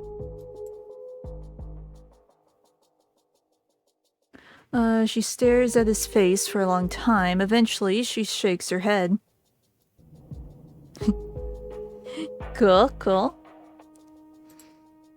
The manor's followers are still wandering about, and some villagers haven't been moved to safer locations. But sometimes, we must take the risky path to get out of the dreadful situation, even though it is full of traps.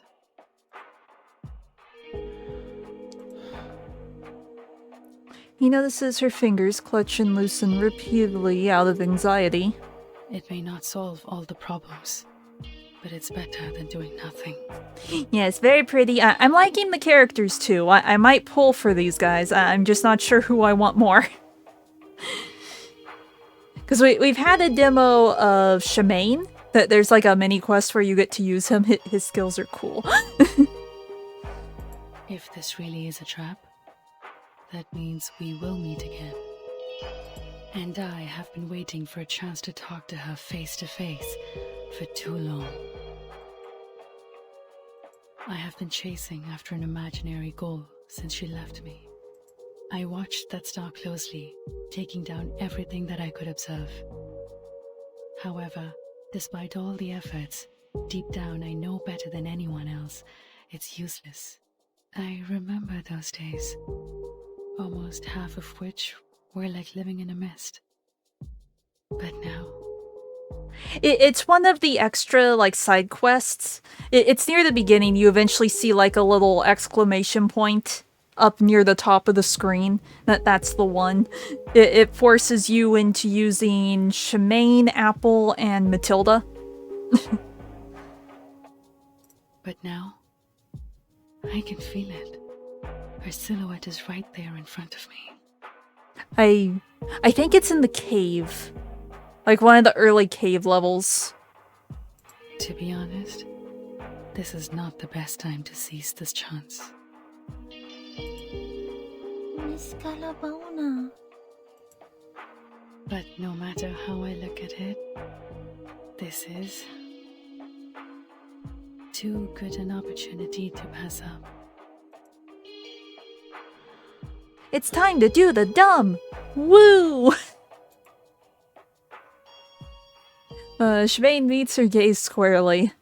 Then he blinks. He scratches his head, feeling a bit powerless.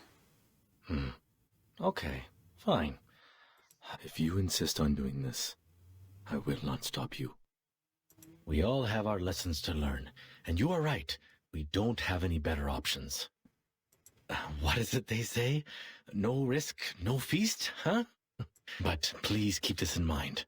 No matter what happens, your safety will always be the top priority. We cannot bear to lose someone who is capable of putting this to an end. I will. Okay. It's time to do the dumb. Woo!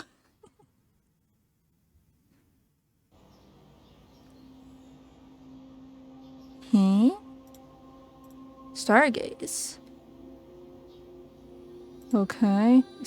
Stargaze?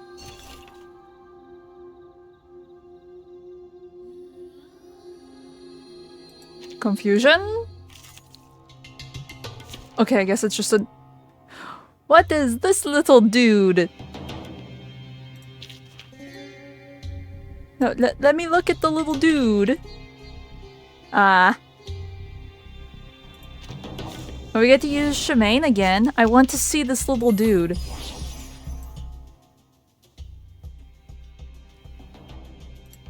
We just get a little carbuncle?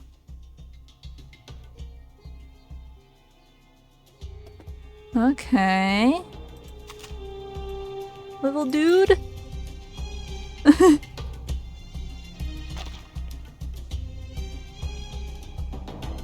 Okay.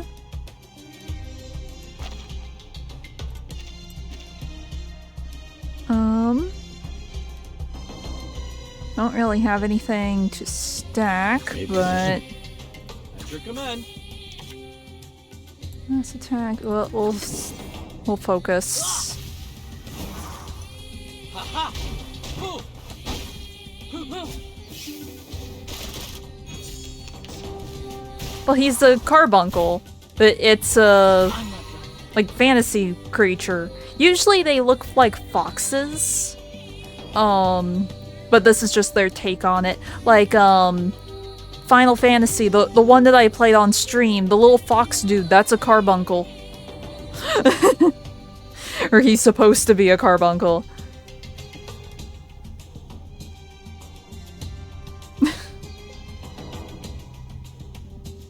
I forget where their like legends and myths originate, but it's just a fantasy thing.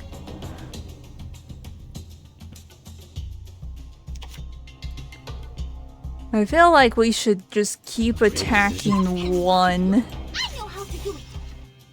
Everyone has their own destination.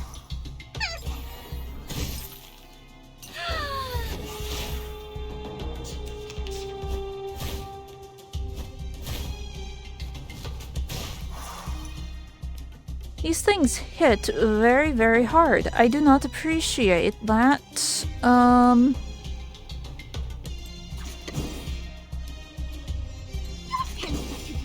Your command.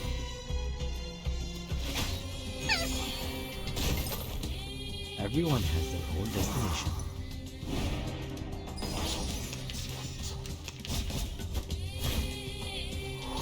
Okay. Oh, you are a problem. All right, deep breath in. Give me a hand, friends. I do like his special. His special's cool. Fanciness.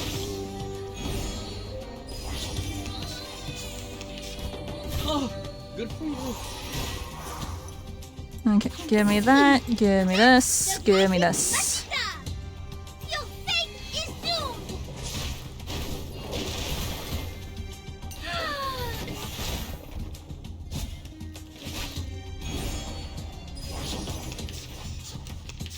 Okay, I think we might be okay. Potentially. Let's see. We'll do this, we'll do that, we'll do that. Brave decision. Oh yeah, we get an extra move. You. Give me a hand, friends. I can't do this alone.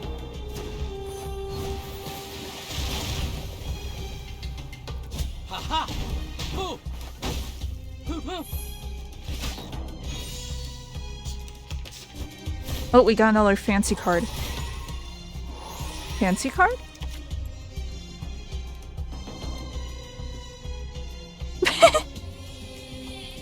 We can turn him into Carbuncle. We will poke him with our own foozle.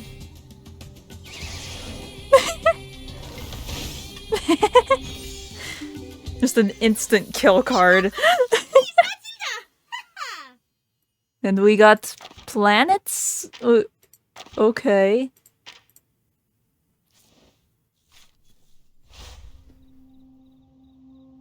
And what do we do over here?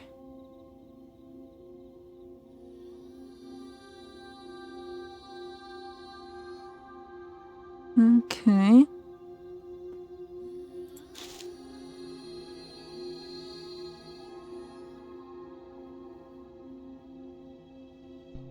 Okay.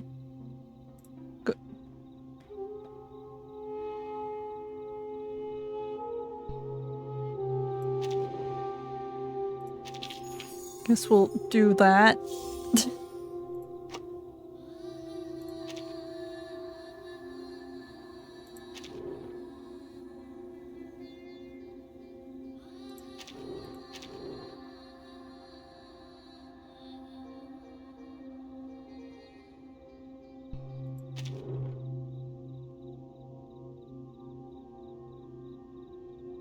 I don't know. It said left, so I'll do left. Everything can go left.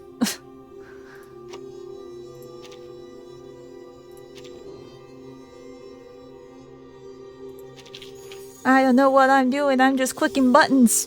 Woo! I'm guessing I don't have any others. Okay. Let's see, they've pieced them together with fragments from many places in the forest and the mountains with long practice and the essence of yesterday. Okay. Yes, apparently. Oh, who are you? Who is this lady? She comes out of a box. Who are you? Centurion. Oh, is she like a magician?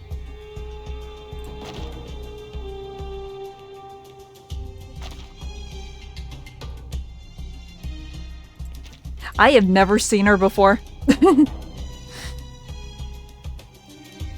Okay. Well, everything is strong.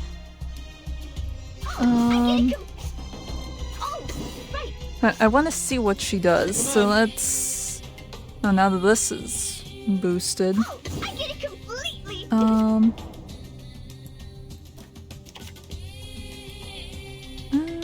We'll do this one. I know. Now dance. Hey! Don't be shy, Mira. Well, I'll try and use her more, so we can see what it is. Intentarlo de nuevo? Tú decides. Yeah, tú decides. What? You still don't recognize me? Did you just drop a billboard? Oh, need me to get you guys an ambulance?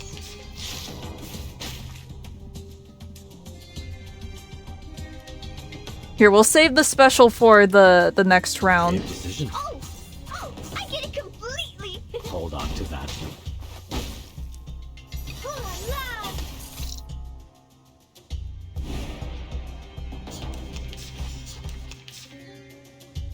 Okay. Now, let me choose two lucky guesses. At your command. Ladies and gentlemen, this is no magic, no any special kind of hand. Wish us luck.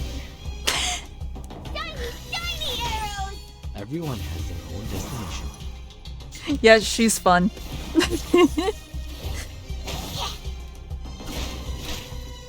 So she's like an escape artist, magician. Cool. Give me a hand, friends. Yes. The dolphin flip. Yay!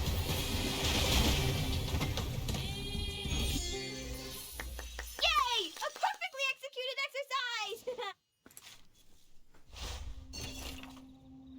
Let's see, his family is a distant memory of the past. Okay.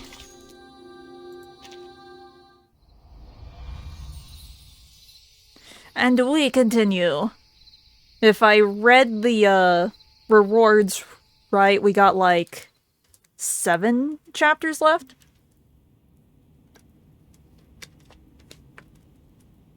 Let's see, they gather before the ceramic vat in the yard. Are you sure?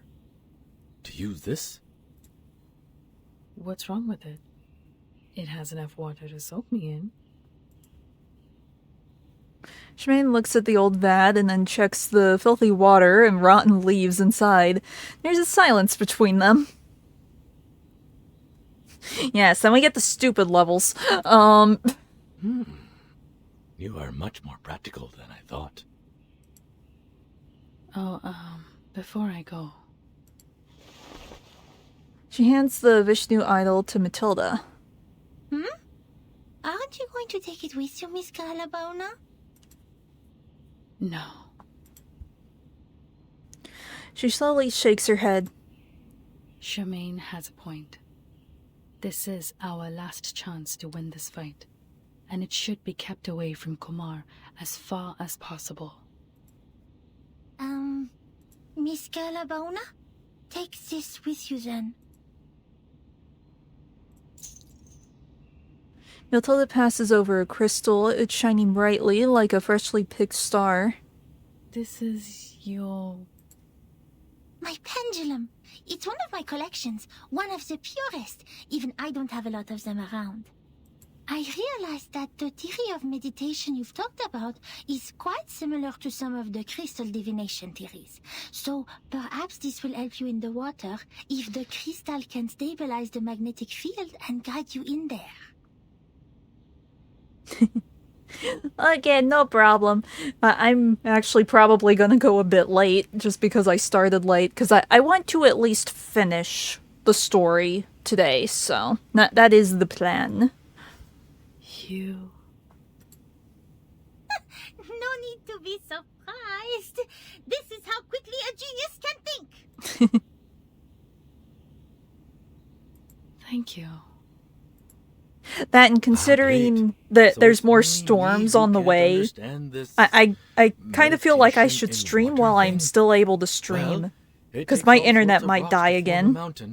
Because more snow is coming, like, tomorrow, I think.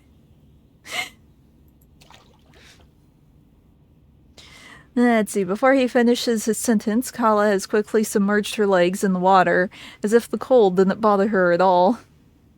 Okay. The pendulum and enough liquid. And all I have to do now is think of Kumar. She bends her knees and lets herself slide into the water. Her world is immediately free of sound. It's a deprivation tank! As soon as her head is completely submerged in water, the cold attacks from all directions.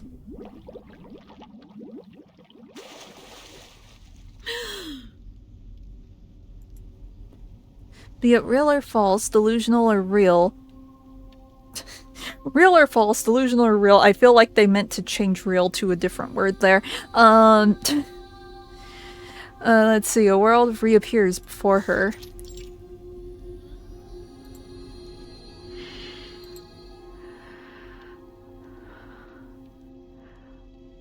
Where else could it be more suitable than the place we first met? The familiar stone stairs extend much longer than she remembers. The rough red bricks, the well-calculated and carefully designed arc, everything in Montar? Question mark? Has a unique kind of beauty. How thoughtful you were, Kumar, to recreate the observatory in the realm. The figure standing still on its top looks like a black singularity. She knows who it is. Just an illusion in my mind. Now her left foot is on the first step. Resistance is expected. She remembered almost every detail of me as a child. The figure standing in front of her greatly resembles her younger self, always fist clenching,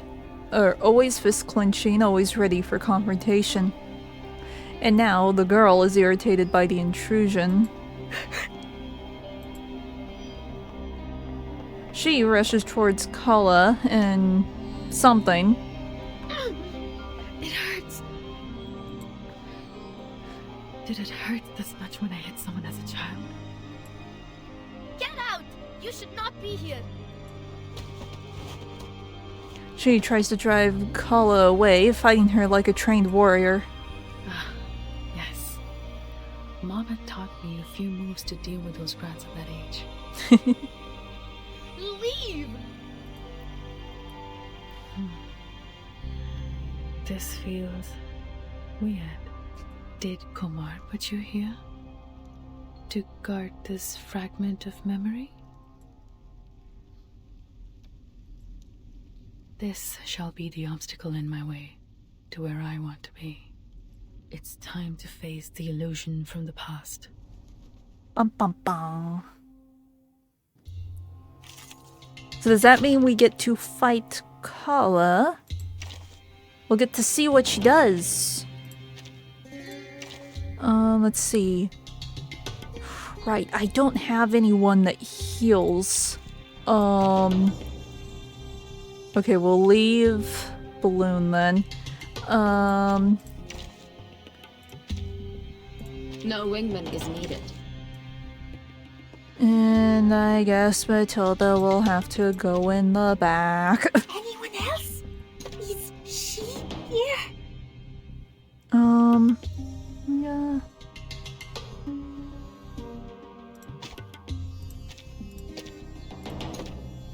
You go there.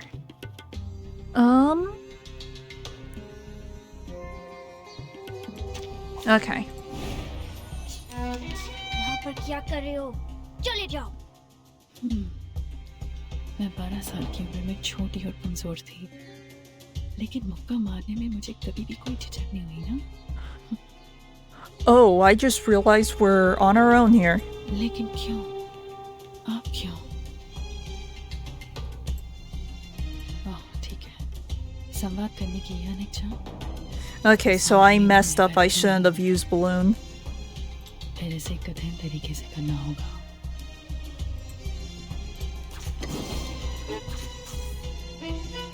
Meeting. Oh, well, no. I was about to say, hey, we could have done a thing, but no, it's doing it for me.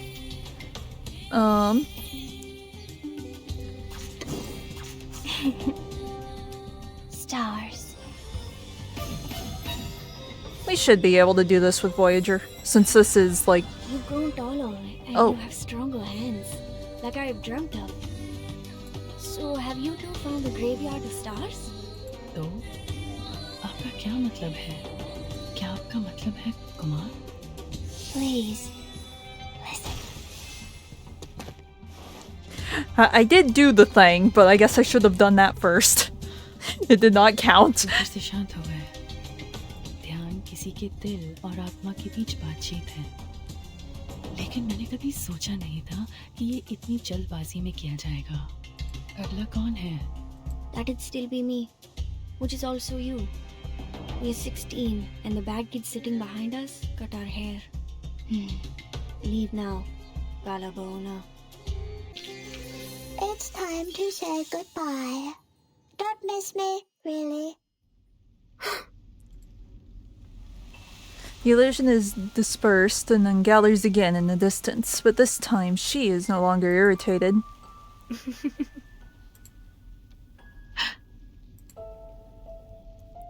She gradually fades away in the light and shadow of the observatory, and her voice goes further and further.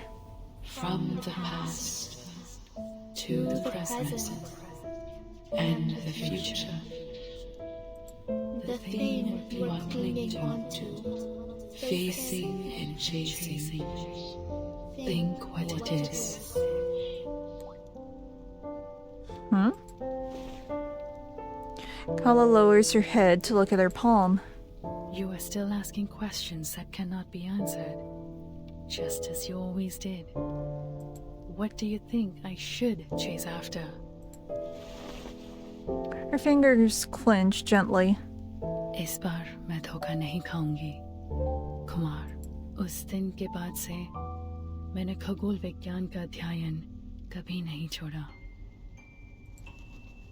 Okay. There's only an echo in the empty space. The illusion has gone. She looks up at the almost endless stairs. Keep moving. Okay.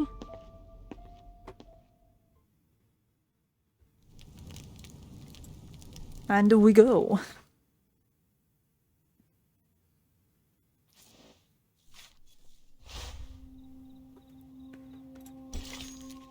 Wait.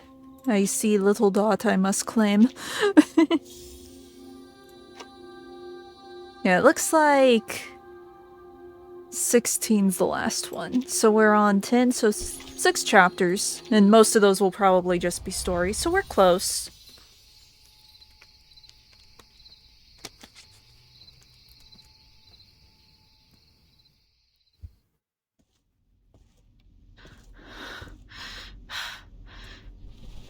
First the child self, then the teenager self, and then the young adult self. Only in the mediator's realm can one face so many past selves and defeat them one after another. Okay, so we only fought the kid. The 20-year-old me was fierce. Kala rubs her bruised cheeks. That pain feels real. You came here sooner than I expected. We found her.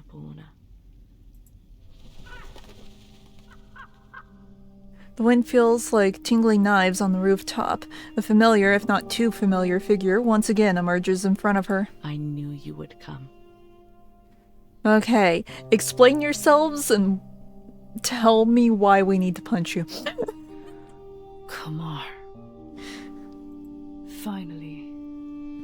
See you. Like, there's still a part of me that's like, maybe everything is chill, but another part of me is like, no, that they made it very obvious that she's probably the bad guy. I blame watching, like, a detective series while I was, without internet, and it's like I'm second-guessing everything. And I probably shouldn't be. It's like, where's the mystery? I must unravel it. It's like, there's no mystery here. They explained everything. I miss you dearly too, my child. I hope you've been doing well while I was away. Hope you're happy with the surroundings I set. I always find it enjoyable here. A place full of memories. And perfect for small talks. I'd rather you suffered, miss. Ah, someone is having a worse attitude these days. Kala looks around to observe the surroundings. There's no need to look around, kid. I already had a few years of experience in the field before you started your research. And one of the most basic skills one has to master in the meditator's realm is to cover up the traces of reality. The sky is dark, like the surface of a dusted glassware. Even so, you didn't even think about creating a starry sky for yourself here. Kumar is silent for a moment and then shakes her head. That would be unnecessary. You can see it any time outside this realm if you like. Why did you invite me here? I know you've put in a lot of efforts. I understand the difficulty within and sympathize with you, Kalapuna. I always do, just like what I did with my younger brother. By the way, that letter has been delivered to him safely, I assume? You're smart enough not to bring the Vishnu statue with you. Did somebody kindly remind you not to do that? Never mind, that's not helpful. I don't understand. Why involve him? Behind Kumar, an old finder scope is aiming at the sky.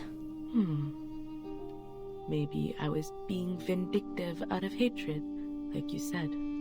She's been watching us. After all, they precluded me from doing anything even before I give it a try. Although my misfortune was not my brother's doing, there's no one else left in the family to take my anger. So ask me now. Ask me anything you wish to know. I can tell you everything. What you're curious about, what you're confused about, anything you can't work out in your little brain, I can explain it all. She smiles warmly, but her words are as cold as usual. Hasn't the idea that I might locate you bothered you for even a second? Kala takes a tentative step forward. Locate me? You are still as naive as a child, my Kalapauna. You little dummy Ulu. That is simply impossible. This is the first time you doubt my capability. No, why would I do that? Of all the students, you are the only child who is smart enough to follow my steps this far. You just don't have time on your side and need a better mindset in dealing with the unexpected. I've tried to teach it to you, Remember those impromptu speeches I asked you to give? Those were good practice. Okay. Don't have... What do you mean? Well, you are waiting for a star to drop on your head. Perhaps you have put too much stock in the idea that I will rely on Manus Vindictae in this. Instead, I trust myself more than them. And of course, I also trust you. What's more, they were never good enough for me. But luckily, I have never been a real arcanist or a real human, only pretending to be either of them when necessary. I can easily act like an arcanist to gain their trust, just like I could act like a human when I was teaching at Venna. Kumar notices that Kala has been staring at the old finder scope. What are you staring at? Take it if you're interested. Kumar takes off the finder scope and throws it lightly to Kala. It lands precisely on her palm. The surroundings remain the same. Kala can't find any loopholes at all. What? You thought it is the key to cracking the meditator's realm, like the stone statues earlier? Though it is too late for hints, there is one thing I have to remind you of. She is indeed as thoughtful as she claims to be. You didn't catch up to the real me. Nor did you improve the situation by entering the realm. You chased me all the way here. Chased the hope of winning against me. But you only helped me complete my plan. She needed both of them. The moment you entered the realm, the last step of my plan was done. Oh no. I completed... what? As you know, exerting influence on reality through the meditator's realm is challenging. After all, this realm is like the shadow of its real counterpart, a reflection of reality. I went to a lot of trouble, even wasted a statue, to finally stick out a corner of the shadow over the boundary of the two worlds. You mean the statue in the cave? Yes. What I needed was an outside-in force to break the realm, which is almost unbreakable from the inside. A mirror can reflect objects, but there's nothing it could do to itself. It can only be shattered into pieces by people not from the reflection, but reality. Fighting her younger selves? Whenever there is a shooting star streaking across the sky of this realm, an equally beautiful star will fall on the real Earth. And guess what? You are the force I'm looking for. No. How? So the fluctuation I detected, the energy of the celestial body felt by the Foundation girl, are just false alert? Oh no. I have to admit, that young girl was not part of my plan. But at least you are on the right track about what happened. If anything is to blame, it's your ego. You are trying to win, but not by saving people. The idea of proving yourself to me outweighed their lives. You must be wondering, how could she lay such a trap with her insignificant arcane power? She can barely lift a lump of clay. She must have had the Manus Vindictae on her side to help. All that being said, you don't have to view yourself to be a lesser version of me. You're still my best student, my best colleague, and my strongest rival. Well, with some room to improve. Even this time, you didn't lose the game for lack of wits, but for the fact that I know you a bit better than you know me. And I simply have more experience hunting a prey. Oh no. You and the Manus. I've never thought that. Kala feels her explanation is meaningless and stuck in her throat. She's almost choking for breath in the gentle breeze. That means if I didn't enter the realm to see you? Then things are going to be tricky for me. You would be enjoying a happy Deepa festival, while I would be crying in a dark corner nobody knows of. Why? Why would you? Well, time's up. Remember to ask the most important question first next time, Chad. Don't thank me for that suggestion, and don't think too much of my kindness. I didn't explain all these things for your sake. I told you everything because only by doing so can I enjoy the victory to its fullest. Your desperation is a good prize for me. Oh no. You know I have a bad taste for entertainment. Go back to the Deepa festival. At least there's one good thing left for you. You will get to see that beautiful shooting star with your own eyes, just like I will. Alfida. Oh no.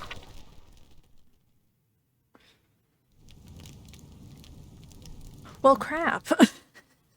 How are they going to fix this one?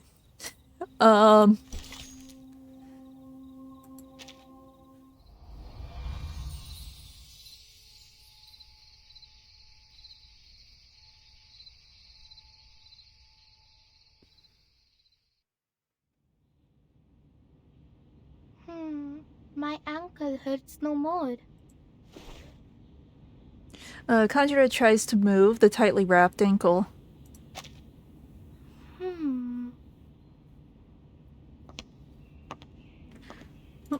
Charmaine is sitting under the sacred fig, and Matilda is anxiously walking around and around the vat. Neither of them is in the mood to check on Conjura's ankle. She's been in there for 4 minutes, 26 seconds. Is this a reasonable length of time? I remember I once learned about the ideal time length for meditation in one of the elective classes. What's more, she's holding her breath underwater. Yeah, that is concerning. Meanwhile, Charmaine closes his eyes. The noise of people, the footsteps, and the light cracks coming from the inside of the tree gradually turn into the crackle of flames. When there is only one way to the destination, you have no choice but to take it. Okay. Pain is coming from a scar of the mutilation which healed up long ago. You have to force yourself to take that painful step, and then blame yourself for being such a desperate fool to move and lose balance. Who has never made a mistake? There was a time when he was just like them. If he had chosen the other path, the sacred fig wouldn't have died, and they would be sitting in its shade. But who says that would be be the better future?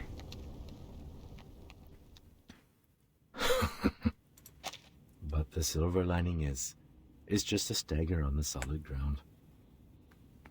And you will eventually regain your footing.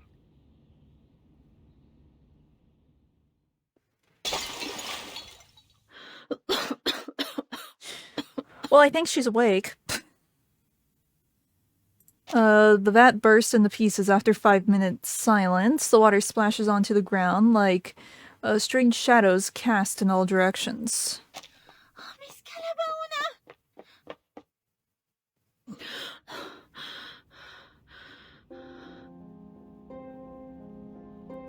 The poor vat breaks into pieces. The muddy liquid spreads in all directions and covers the ground. Her wet hair is clinging to her tightly. She looks as miserable as a drowned rat. Leave here. Now. And get everyone. She vomits in great pain, as if she could expel the regret from her body this way. Did you see Kumar? What happened?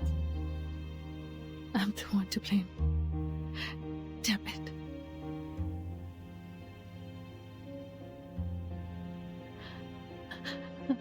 I'm such a fool. I should have known that I'm not a match for Kumar. She knows what that means. If the boundary between the realm and the reality is broken, that celestial body will fall onto them in no time. There's no easy way to forgive herself. Maybe it will destroy them today, maybe in the next minute. I keep telling myself I did all these things to save the people, to save the village. Turns out it was me fighting against a dummy she set up.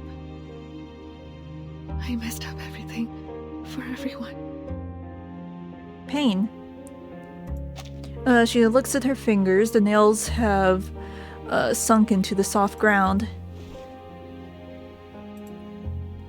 A wrinkled piece of coarse cloth comes into her sight. I'm sorry.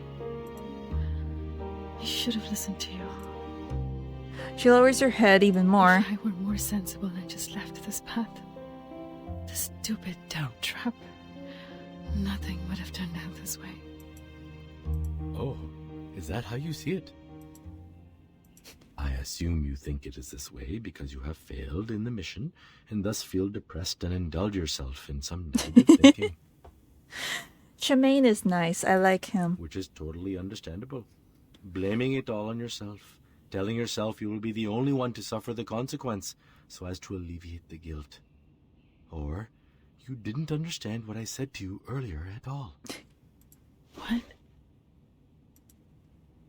She looks up with confusion, wondering if that relaxed tone is another illusion. You have to stop it, Kalabona. Remember what I said? You don't have to feel bad for trusting people. And here's another piece. Don't blame yourself for being brave. What did she tell you? You were a fool and you ruined everything? Let's see, he crouches down and looks straight at his reflection in her eyes. Come on. Both of us know this is not the case. Brave or reckless. Prudent or cowardly.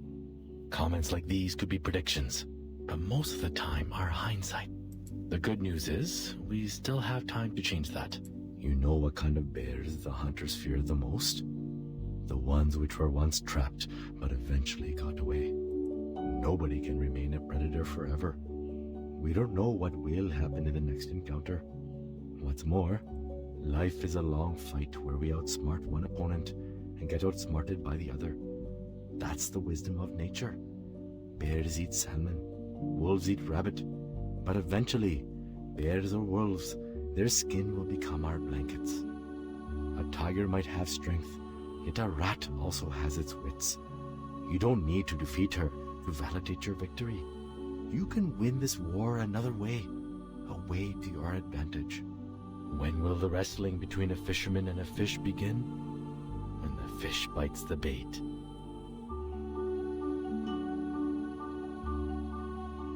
So, if you still have some strength left in you to get back on your feet and think straight, that'd be most helpful. After all, I don't think we have the time for another round of meditation. Yeah, this is true. Kala takes the cloth. She buries her face in it, wiping hard across her eyes. The pain brings her senses back. The last time I wiped my face with this, I was wrestling with my mom. She takes a deep breath, trying to get her brain working again. Kumar. She broke the boundary between the meditator's realm and reality through me. I'm afraid the falling star will arrive early. What? There's no other ways to stop her then? There might be a way to stop her by locating her in person. But I didn't spot any clue in the realm. And now... We are in a dangerous situation. Almost as urgent as the time when Rama was facing the arrow knocked to a full bow. Instead of getting caught up in nostalgia, we should take action and protect what can be saved.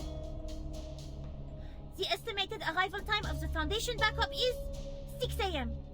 It will be too late if the meteor really falls early. We need a shelter that can withstand the impact. Also, we have to gather all the villagers. And field training the instructor also told us to. I'll go with you. Conjura staggers her way to them. I'll go with you. I know the way better. Besides, Shadja is not back yet. If anything happens to she, I will not forgive myself I say those words. I'm staying. Huh? If I can calculate the range of damage of the comet, we may retreat to a safe location. Kala flings her wet hair back. Every rat has its day, and this rat is doing her best. Don't put on a face like that. You're not some rat. I can tell. You are the tiger cub. In the meantime, let's not forget, the real rat is still out there looking smug. It is predictable that there will be a long-term battle outside the store, enchanted with protection incantations. Shemaine turns around and rubs his hands, feeling a bit uneasy. Watch out for the things I knock off. I didn't do it on purpose.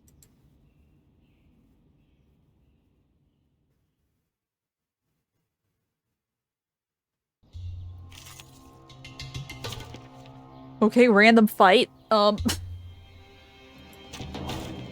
the helium fill your pulmonary lobe. Just casual talking and then battle. Okay,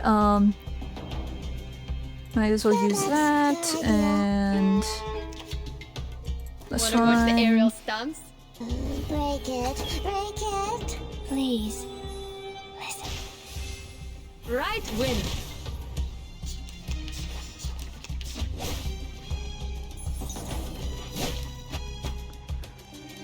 Okay, we'll do this one, and this one.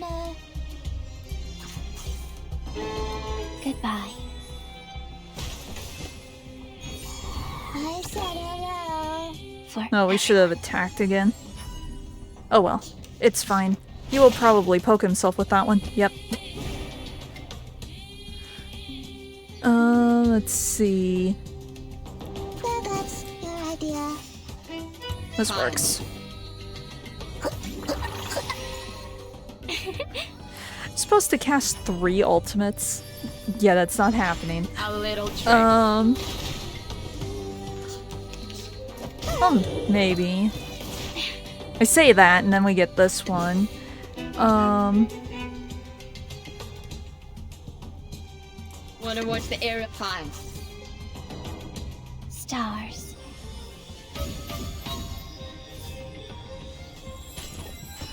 A little trick. Don't blink.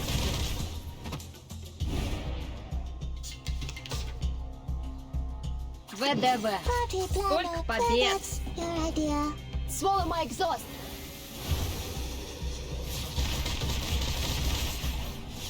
Like on a higher difficulty level, doing 3 would be easier. I guess we got it. Surprisingly enough. Party planner. The story begins with a bad adult who did this first. And died at last. Break it. Please. Listen.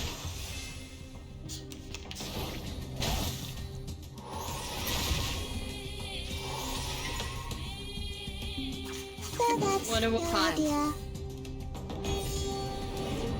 Break it. Overkill. It's time to say goodbye. Don't miss Okay. me.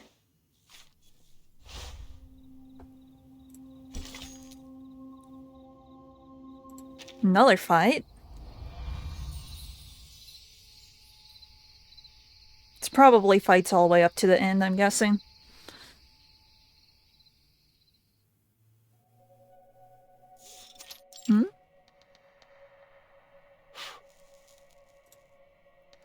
The last butter lamp has been blown out by the quiet breath. Darkness falls on the people who are still in hiding.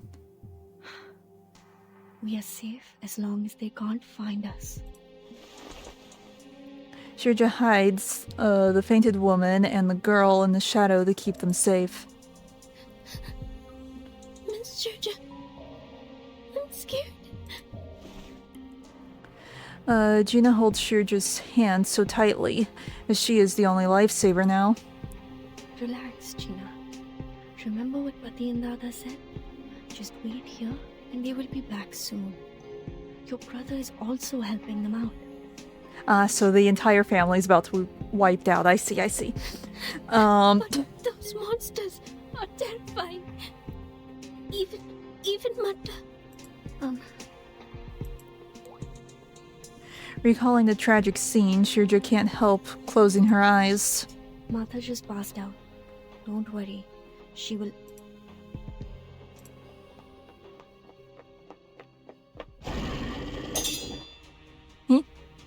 Sally! You mean a Rakshas? All the goopy guys. The man casts an incantation while wielding the Ram Dao to keep the monsters away.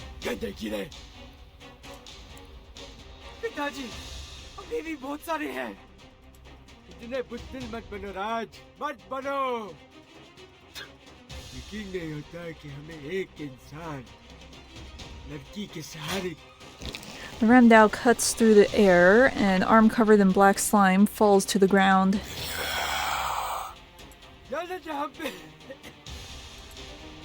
पिताजी, ध्यान से।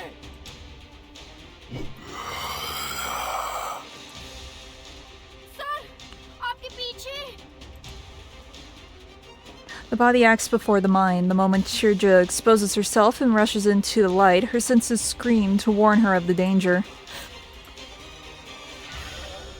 Oh no.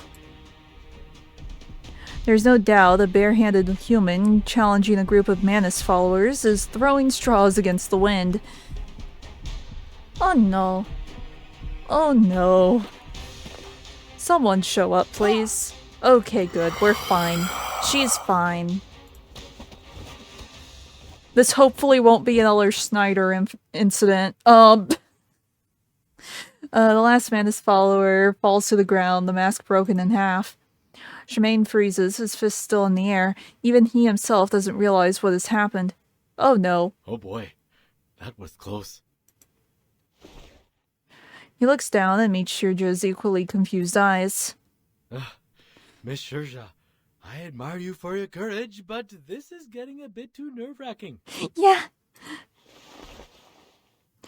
He withdraws his arm, a bit scared by what has happened. Miss Shirja! Ganjara? Wait, how did you find this place? We followed the goop. Sorry, Miss Shirja. I should not is mad at you. That scares me so. Sorry. Couldn't control myself and my body just... Huh? रुको बच्चे। The old man grasps Charmaine's left arm. यहाँ तुम तो शर्मा जी के बेटे हो। अरे, आप तो तिकाल चाचा है ना? कितने अरसे हो गए आपसे मिले हुए? तुम कैसे? The old man seems to be looking at a living ghost. तिकाल चाचा, बहुत बातें होंगी, पर इस वक्त नहीं।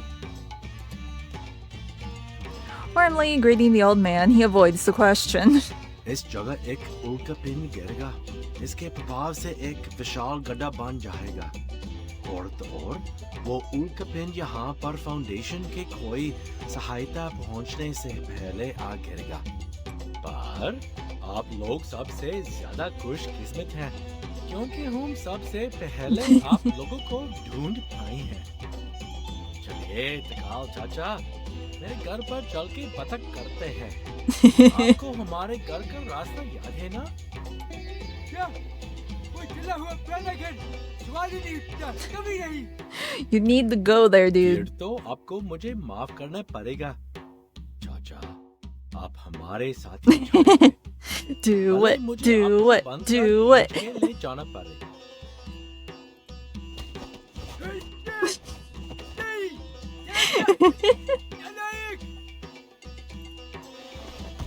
The villagers are pushed into the tuk-tuk with their complaints. All right. They will thank us in the end. We are in dire need of a helping hand. Miss Shirja, I remember you know this place well. Yes, I do.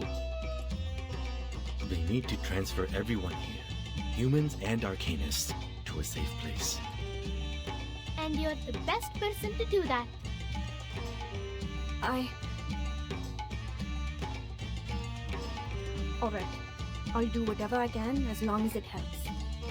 I just realized everyone's like waving back and forth with their head. My father could see this. Isn't she a lot more reliable than I am?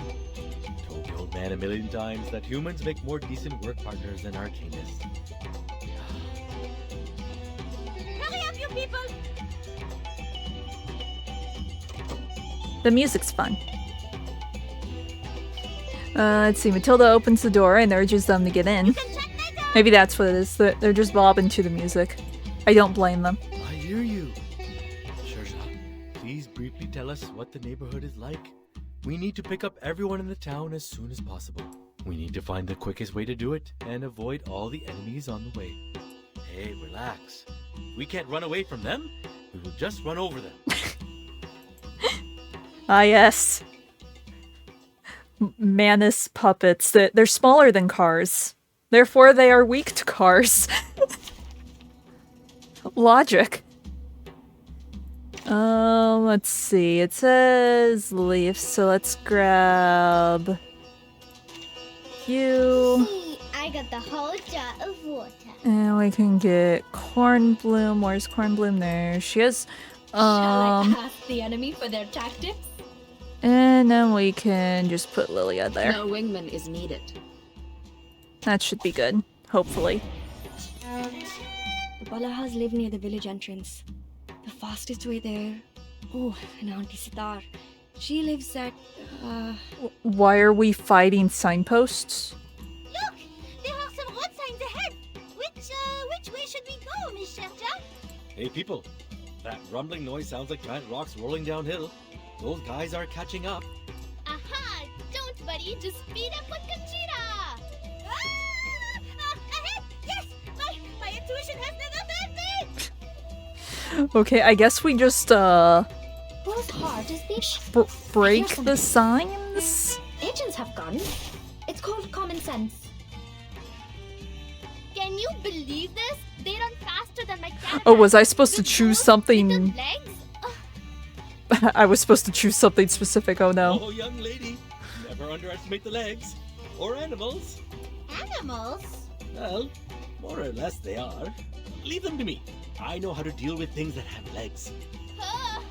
Easy, big guy, you're turning my caravan over.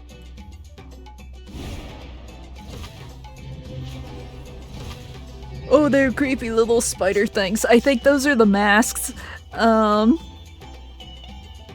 Made it feel mine. Oh, you deserve it. Please, listen. For everyone.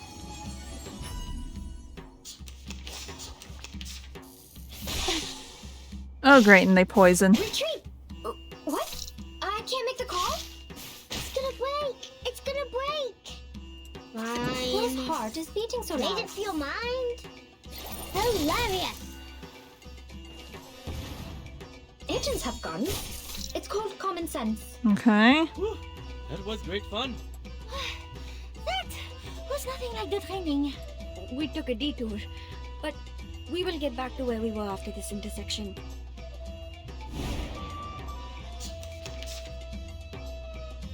Okay. Just... We should listen Or to wait, them. no. This is a should listen to what people debuff, say. so we'll do that. Secrets always hide in careless words. Or no, it's not? I thought it added a debuff. Stars. Oh well, it's fine. I think I'm confusing, other characters because it's been so long.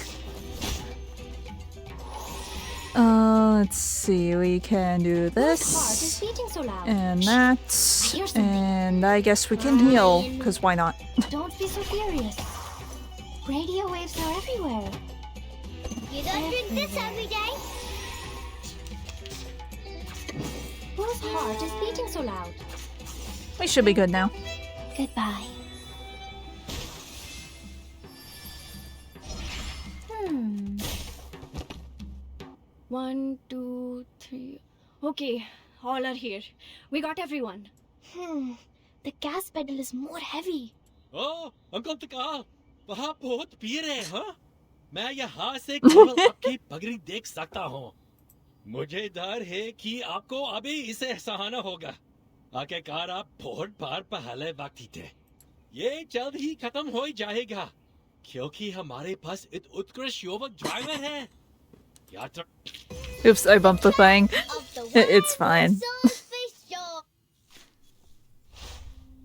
Okay. Almost there. Oh, does the open sesame actually work?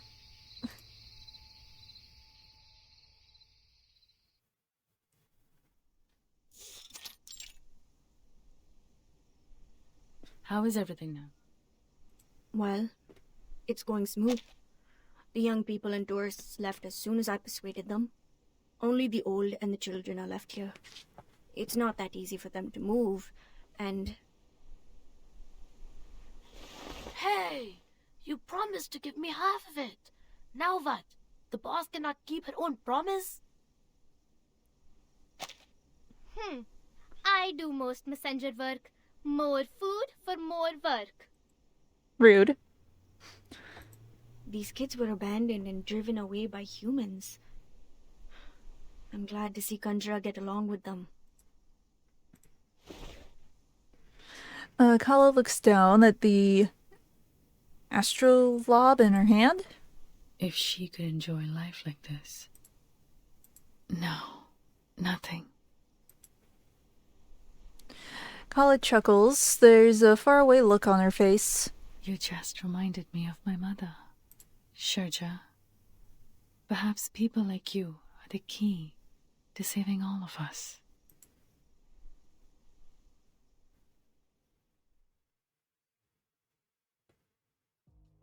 I just observed it again. The figures are showing a grim picture. Luckily, I've worked out the specific range of damage. Okay. She draws quite a large circle on the map. As long as we can get out of this radius, there will be no casualties. As for other losses, they are beyond my ability to cover. The airship of the Foundation is on the way. At least our water supply is secured for now. But the problem is, at such a distance. She draws a straight line on the map lightly. The distance. Even if we follow the straight line, it is impossible for us with the elders and the children to get out of it within hours. Why? We are getting so close to success. If only we could go underground. Underground? Wait. Why didn't you think of the caves earlier? I remember my old man told me about an emergency tunnel leading to the forest on the mountain. Its entrance is right here, beneath the floor of this very room. How convenient. A tunnel? He told me this, hoping that one day I will take over his responsibility to look after the village. If I remember it correctly, that forest, which is also the exit of this tunnel, is right outside the impact area. He taps on the spot outside the marked range with his rough finger. That's great. In the tunnel, even if we don't make it to the forest in time, we can still avoid the damage. Unless the tunnel collapses, but we won't worry about that. But... He scratches his beard, hissing in embarrassment. The problem is, there's a gate to the tunnel. Now, just for the record, I'm only quoting my old man. It is a gate which only opens to the leader who has earned his people's trust.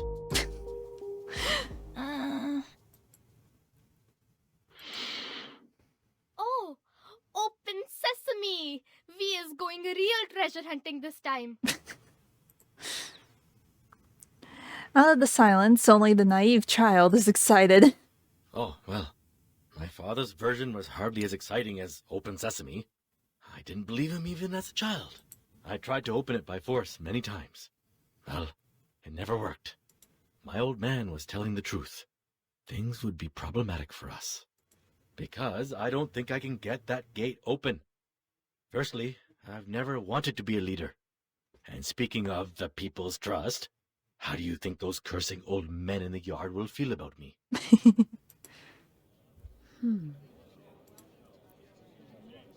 Kala listens to those cursing old men for a while. She cannot contradict what he says. Even so. She taps on the map, thinking. We will open that gate. She looks up at Charmaine. Charmaine.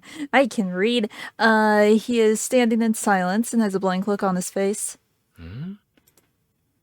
Even if we have to smash it with our bare fists. I'm not sure if you were being sarcastic. Oh, she's not. She doesn't give a clear answer. Instead, her eyes flit back to the map. It's the best way in the current situation. Just get everyone down there. At least standing outside the tunnel, I'm assuming would still be underground. Just get everyone to the door. Everyone can try the door. On the porch in front of the house, there is a loose floorboard. Under it, they see some wooden stairs, which appear to be the entrance of a tunnel. Watch your steps. One after another, they slowly go down the stairs.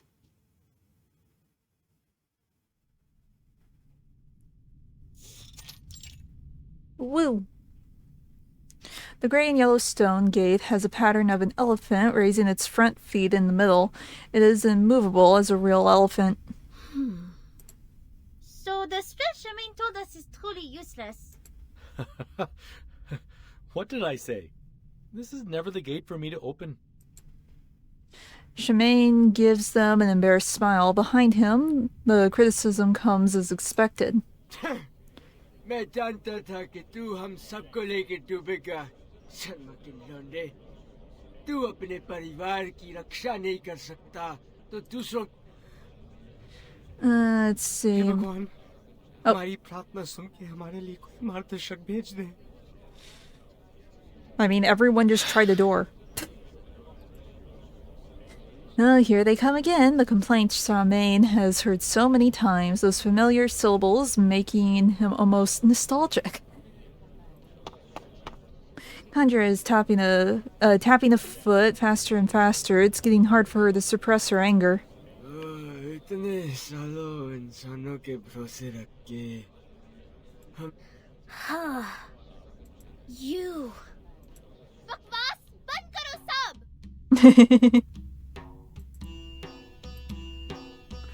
The crowd instantly falls into silence. The spell of nostalgia is broken. Charmaine lowers his head, surprised by her irritation. All you talk about is protect family and stuff. Give me a break. And you. Me? Charmaine points at his own nose, brought up short. Yes, you. What about me? Kandra throws back her head and glares at him. You love talking, don't you? Now you go dumb? Big guy, can't defend yourself? I just don't understand. You feel bad. You say it. Why is you afraid? You don't owe them. See? Kandra extends her finger at the hushed crowd. Talk and you shut them up. Charmaine follows her pointing finger and looks at the familiar faces. He suddenly realizes that, after all these years, he still remembers each of them clearly. There is no longer anger or disdain in their eyes, they just remain silent and avoid his gaze. Why don't you do this earlier? We need to focus on the most important thing. It's Open Sesame story. Kandra mumbles admiringly. In the story, only the most smart and wise people can open it. Why do you hesitate now? Charmaine laughs as she has said something most amusing. Little one, you think I'm the smartest and wisest person? No. Oh. Just, oh. His laugh stops. But why ask me? It is your gate. My answer don't matter. Their answer don't matter too. That's why I said you should shut them up. Conjura rolls her eyes. There will be a gate for me, and I will open it. I'm the one to decide how to open my gate. My spell will be longer and cooler than some open sesame. I'm not jealous, you. She turns her back to him, refusing the cast to look at him. Interesting. Looks like Dad was right. I'm not qualified to be a leader. Thanks, kid. Anyway, times have changed. Forget the spell. That's his father's gate, his father's path, his father's choice of life, and his father's responsibility.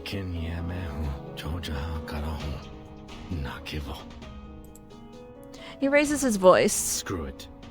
I have no idea what my father once promised you. In fact, I have no interest in what your old heads think. लेकिन दरवाजे को खोलने के मेरा तरीका क्या है? Pick a new spell, sing a song, bleat like a goat. Open sesame. His fist clenches. At the serious, crucial moment, he is strangely relieved by one sudden idea. Say the thing. He doesn't need any implements, he can just do it with his bare hands, figuratively and literally. And the one standing right here, right now, is me, not another Sharma. Keeping the shoulder loose, but this is his way. I can't read anything. It's fine. That is to say...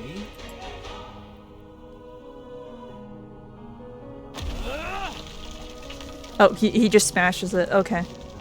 I thought it would be funny if he actually said the thing. This is the easiest punch he has ever thrown. The burden from the past, the pain, and the stress are all thrown out of his body at this moment. Oh, turns out the gate is much more fragile than I thought. Woo!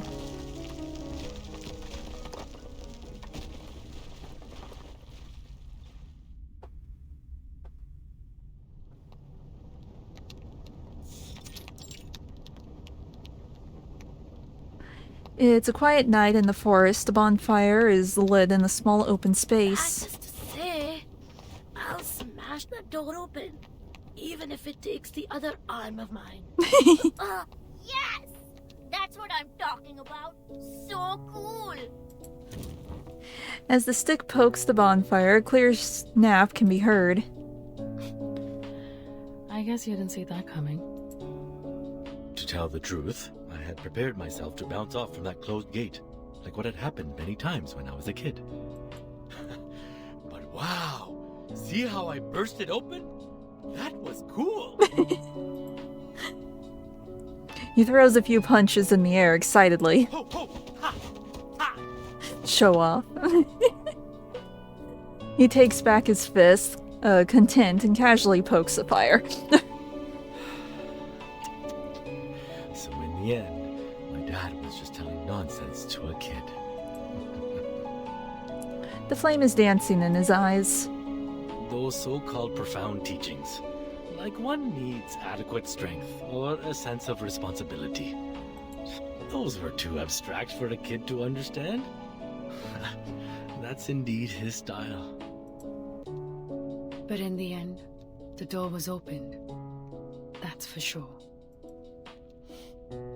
That's a good ending for a story.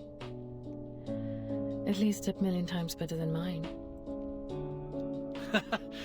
You have a long way to go before reaching the end. But I'd say you're in a much better place now than you were in the beginning. It's good progress. Trust me. And see, observe from the top of the mountains, the old village is only as small as half a palm. He who only stays behind a closed door will turn away many things, including a chance to survive. All right. Best roast rabbit ever. Mr. Jha, you have the first bite. A person with no family, yet radiates the warmth of family to others.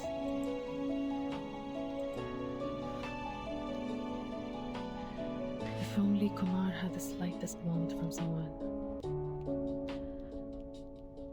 maybe such an absurd thing would have never happened. I doubt she's upset about what happened. Maybe she has found herself a good seat to enjoy this dance of Shiva. That's true. She's the kind of person who always finds herself the best seat to watch the show. But I'm curious. Tell me, did she, say anything bad about me? That was not a part of a conversation. She just admitted that she was being vindictive. Kala slightly frowns, hoping to find some clues in the chaotic memories. Maybe I was being vindictive out of hatred, like you said. She suddenly jumps up as if she was burned by the bonfire. Like you said, the realm can never extract every word I've said. It's theoretically impossible. How? Where did she hear that part? I bet it's the little statue thing.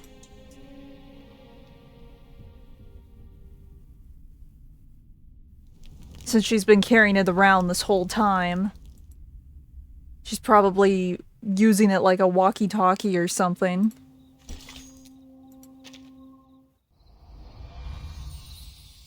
Looks like we'll be going a little later than I had intended, but that's fine. We're getting to the end of this. She was in the same room? I'm just making up for lost time. How could it be? Kala pinches herself to keep calm. I know that room well. We have searched every inch of it. Unless she was hanging on the ceiling right above us. But, as I said, she always finds herself the best seat. To be someone who can smile knowingly at the argument made by the lecturer. Knowing full well the thinking process behind. While staying close to other whispering opinions. Like a perfect observatory from which we witness the events in the universe. The fog has lifted. Maybe I've been in the wrong direction. She didn't make the star fall as revenge on the village. She looks up, the sky is completely cloudless, and the stars look just like the silver sand randomly scattered into the Samudra by Vishnu? Question mark? The sky in the realm when we met.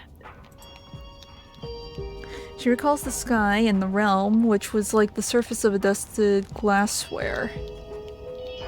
Mr. Tremaine, she was not on the ceiling. Really? I had no idea. Are you taking me seriously? That was just a joke to lighten up the mood. But under the ground.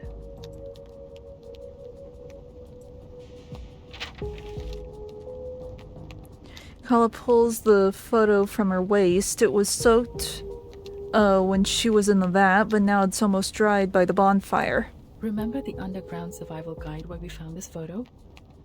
She's right under that house. Is this just some very elaborate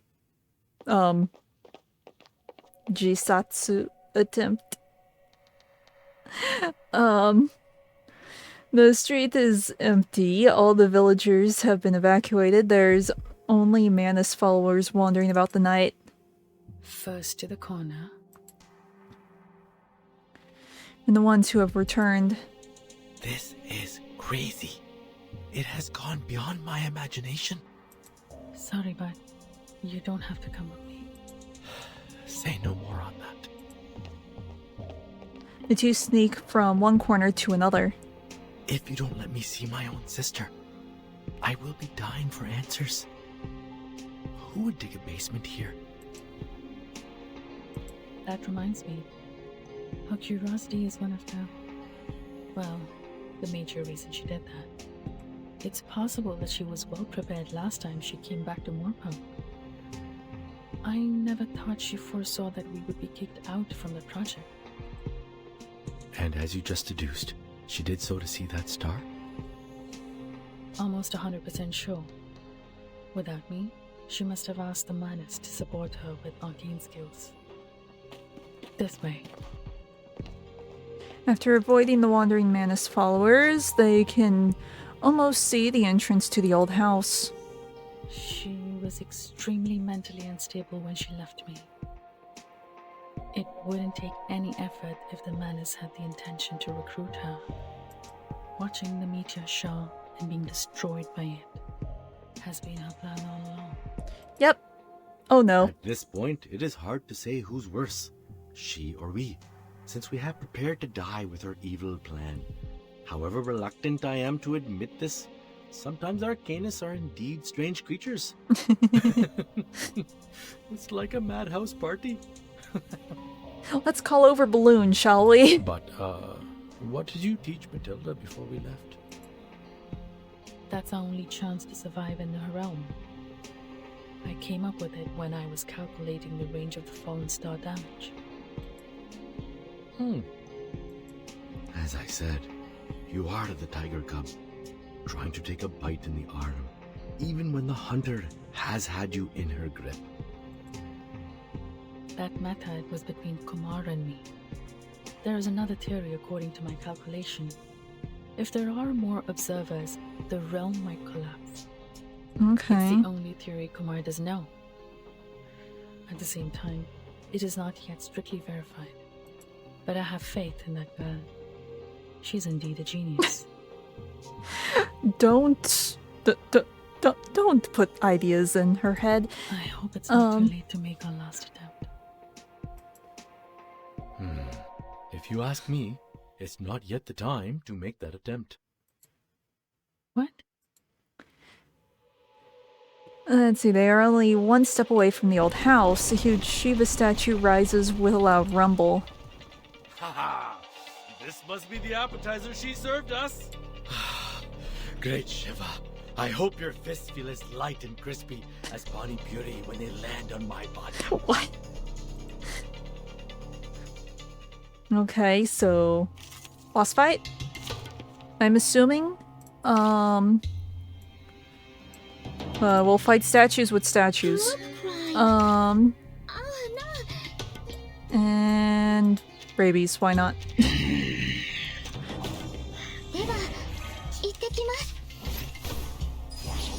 Okay.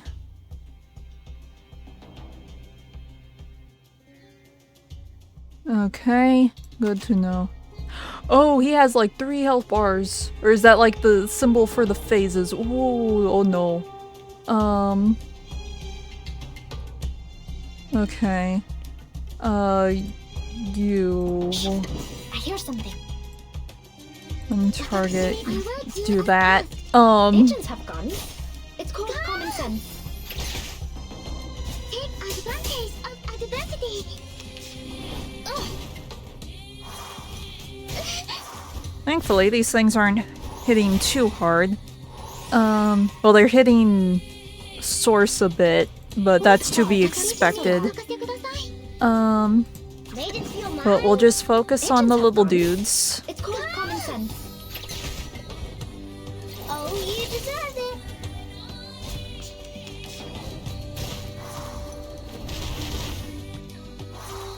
Okay. I hear something. Fine. I will do as asked.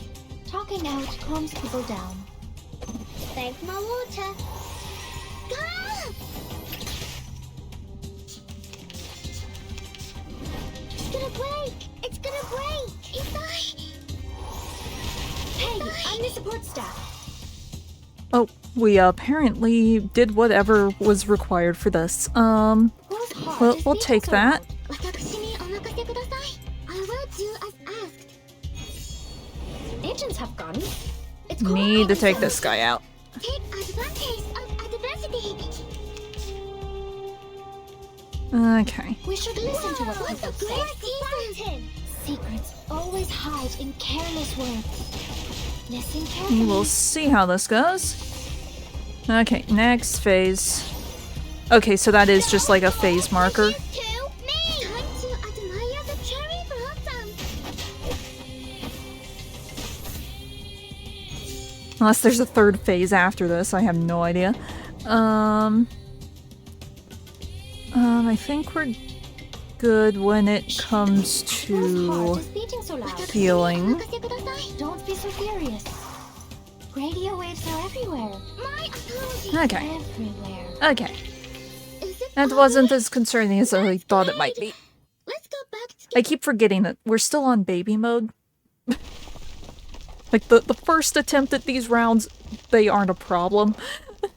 It's everything after. That's tough. Hey, look over there. And you find the trapdoor? The statue's attack has left a crack in the floor of the old house. It is empty down there.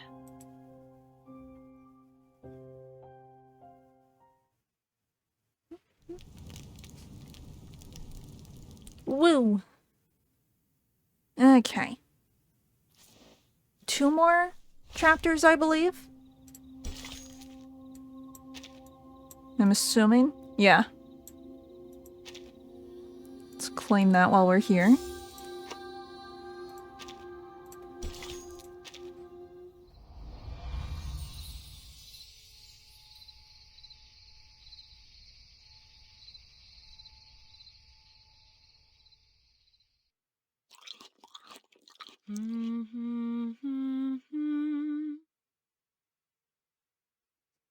Humming? It really is Voyager. No. The shower is estimated to fall at 4 a.m. today.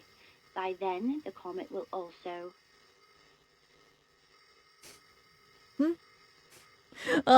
Never.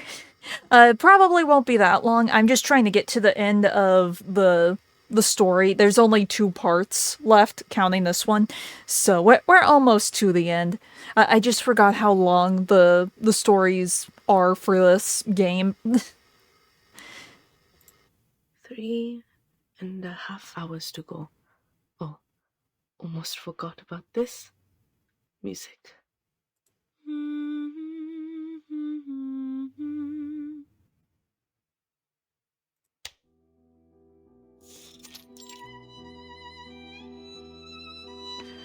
In this dark, confined space, there arises a melody played on the violin. Is Voyager actually here? Did I call it? Is Voyager actually here? I will...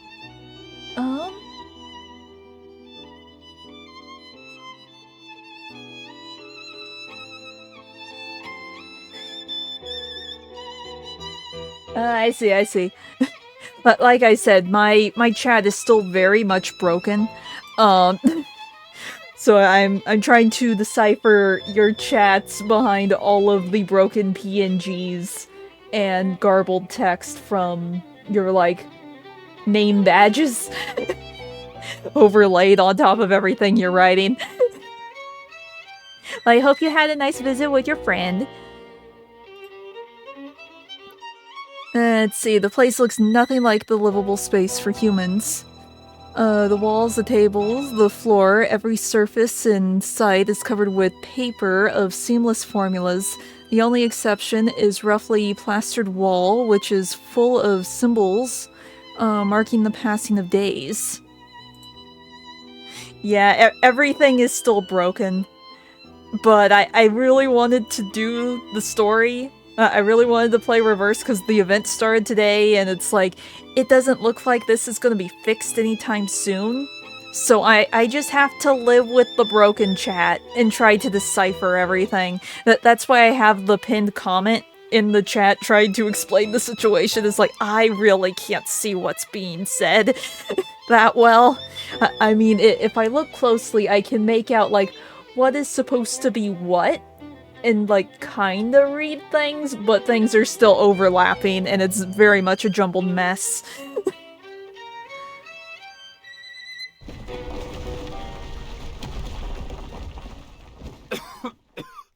You alright? I'm fine. It's not too high for me. They slide down through the crack. Kala gets back on her feet, patting the dust off her. And then she freezes. Come on. Oh, she looks very different. What happened to you? Oh, well. I didn't expect so many visitors.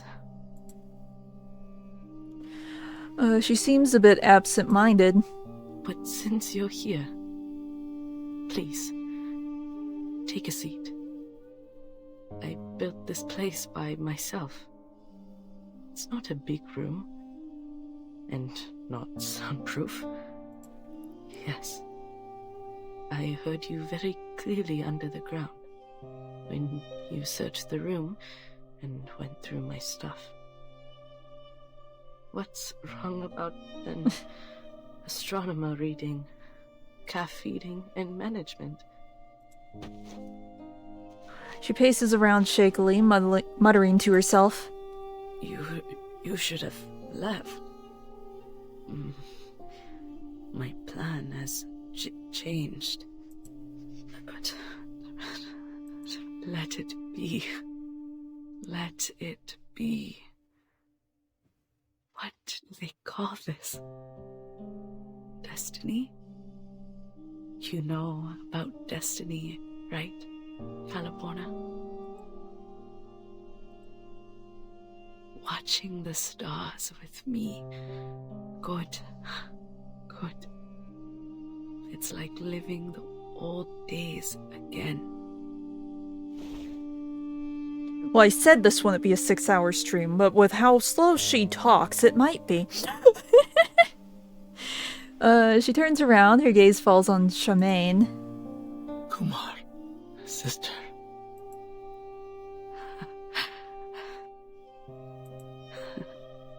Sister. Sister.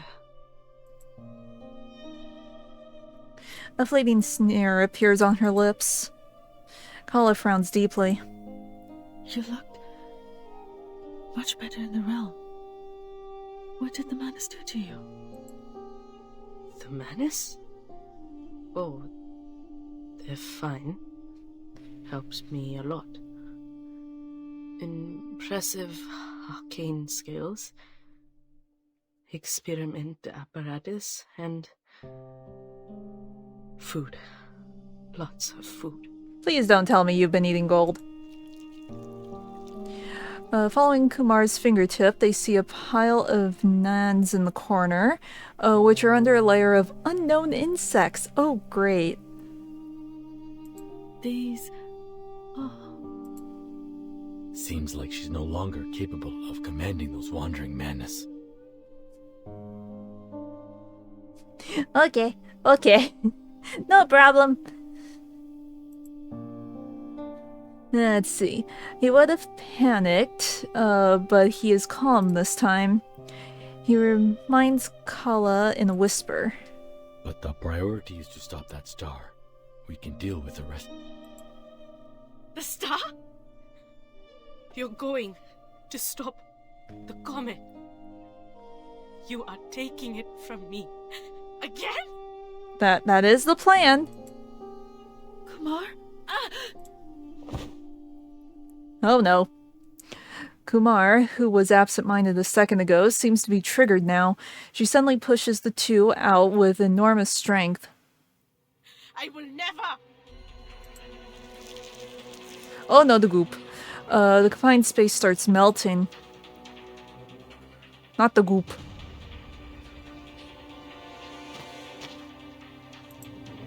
The basement is no longer there. Instead, the space opens up, unfolding before them like a vast universe. Nebulas are churning beneath their feet like colorful, harmless mist. Kumar stands in the void, like standing in the middle of a grand stage. I will never let anyone set their hands on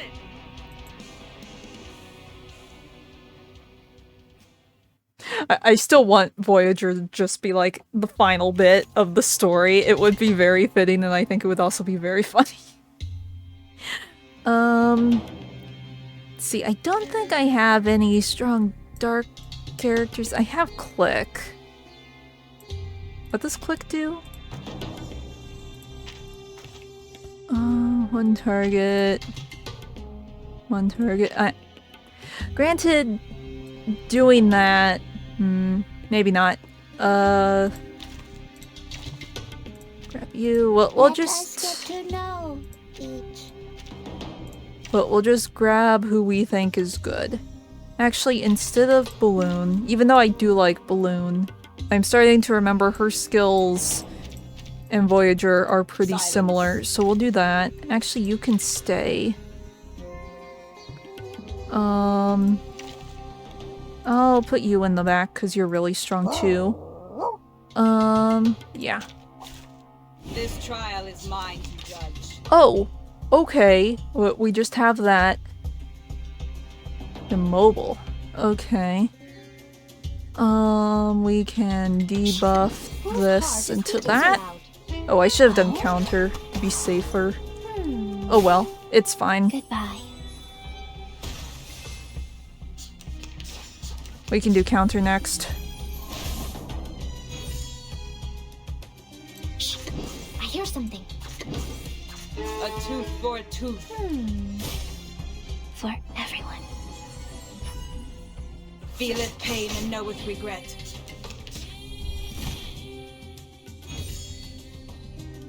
Let's see, we can do attack. Probably heal. Goodbye. Radio waves are everywhere. The law Everywhere. is above all else. Retreat! Okay, I think we got Can't make this. the call? We should listen to what people say. We do not have any sort of attack move, so we'll just do this one. Secrets always hide in careless words. But this should kill it, I think. Goodbye. Or not. I really thought that would do it. I'm really bad at judging the damage in this game. Oh, but we did silence, right. The power that is... Voyager is very nice. Stars. This hopefully should do it. Woo! Warning, warning. The puppy is fleeing the scene at its maximus. Okay. Oh? Oh, we can get a new thing. What is this?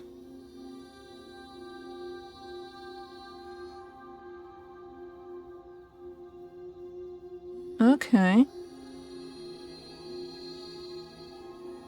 We got it, so we might as well. I like the one that we already used, though. So, I think I'll stick with that one. Okay. I'm guessing this is going to be, like, the last chapter. Unless there's, like, a final, like, just text chapter after this.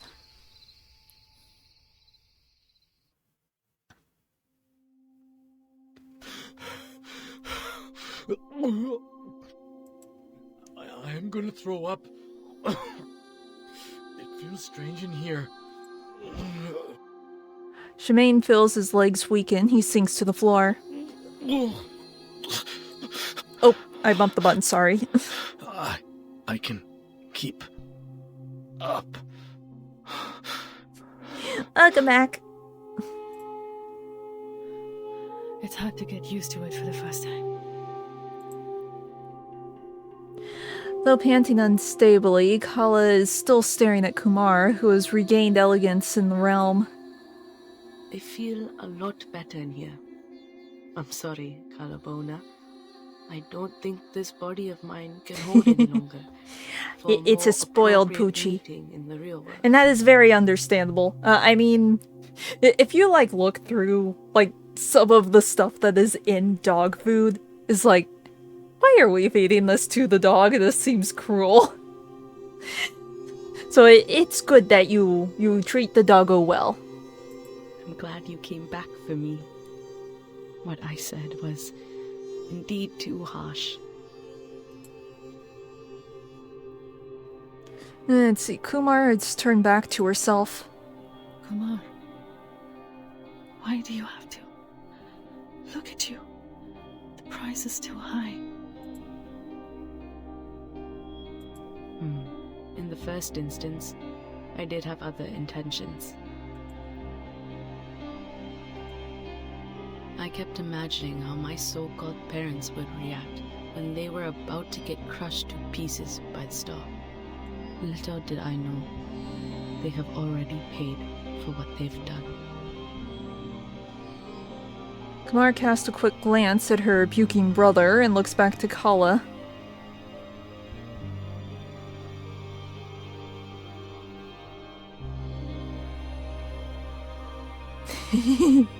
Good for the doggo.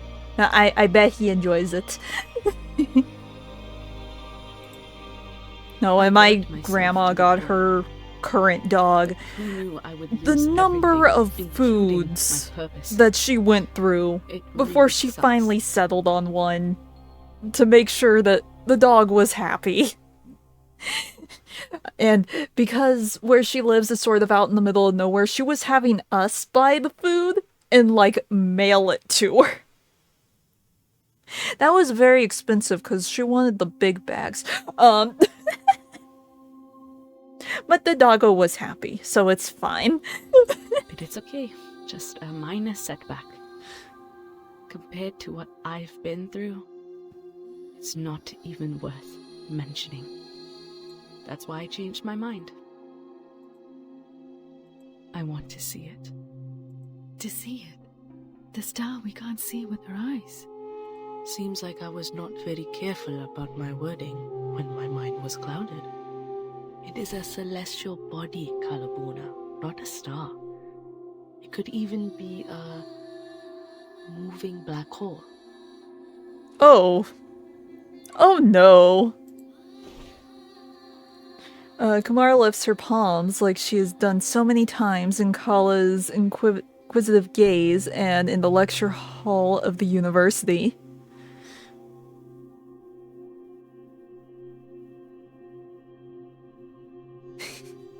Well, I mean, technically, if you... I'm not sure if you have the site called Chewy where you're at, but technically that's sort of like a monthly subscription dog food and treat box. Sort of like for people there's like Factor or whatever.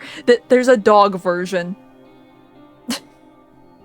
And it's called Chewy. It also has like toys, and it does more than just dog stuff, but it mainly started with dog stuff as far as I am aware. So yeah, you can subscribe and get like dog food delivered to your door monthly or whatever.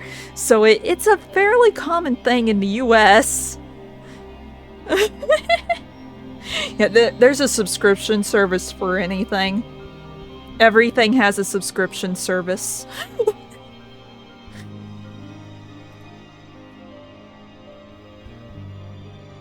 I'd rather you did this out of the hatred towards the people who abandoned you. Or even towards me. For I carelessly exposed my identity as an arcanist. And thus, you lost you. I wish the same.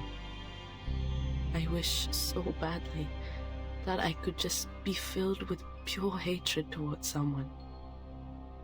But I can't make it. Oh yeah, you've mentioned that before. Let's see, once again, Kumar looks at Shemaine. He still feels dizzy. You're the lucky one, young brother. I was going to kick your butt in our last encounter, but I just couldn't do it. But the madness has made you. Kid, Banner University could get my name on the SCI list, while the Manus allows me to touch the universe. They are not that different to me. Sister, Mother told me about this. You physically can't take such a great amount of arcanum in you. The Manus should also know this. I appreciate that they remembered this about me, but this is the path I chose. Kumar looks down at the swirling nebula. When I look into the sky, I feel myself the freest being in the world, the universe. What a vast, life-embracing place it is, no matter if you're a arcanist or a human, even a grain of sand. It encompassed everything, but I was driven away from studying it, abandoned by my own family, for some insignificant, unimportant reasons. I should have understood this earlier. That my struggle means nothing on this planet. I'm tired, Kalapona. Just want to see that celestial body with my own eyes. I'm still banking on it gonna be Voyager. It would be so funny if it was Voyager. Kala tries to stare into her eyes. That's not how you look at a star. The telescope shouldn't be placed in a basement, and you shouldn't lower your head.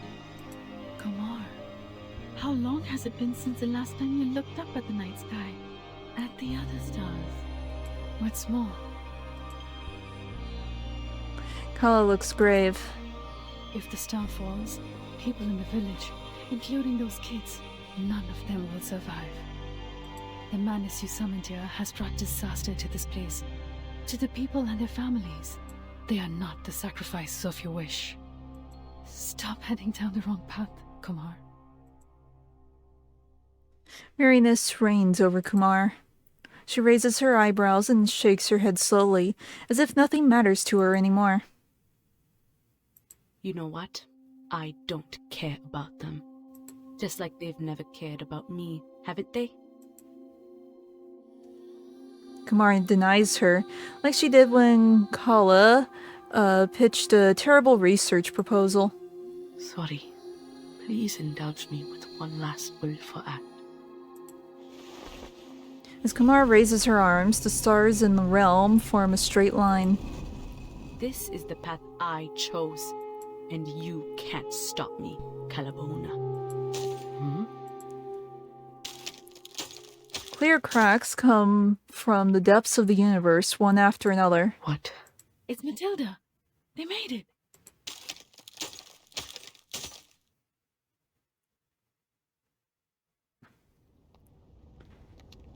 Hurry, quickly! Do you understand? Yes. That's what Miss Calabauna taught me to do. But I can't see anything when my eyes are closed. Don't rely on the eyes. Hold this crystal and take a deep breath. The kids sit next to Matilda, forming an imperfect circle by the fire. Outside this little circle, the human kids are peering around curiously. Under the starry sky, the ones sitting by the fire take a deep breath and put their hands on the small idol. To feel, what she say? The change of the universe.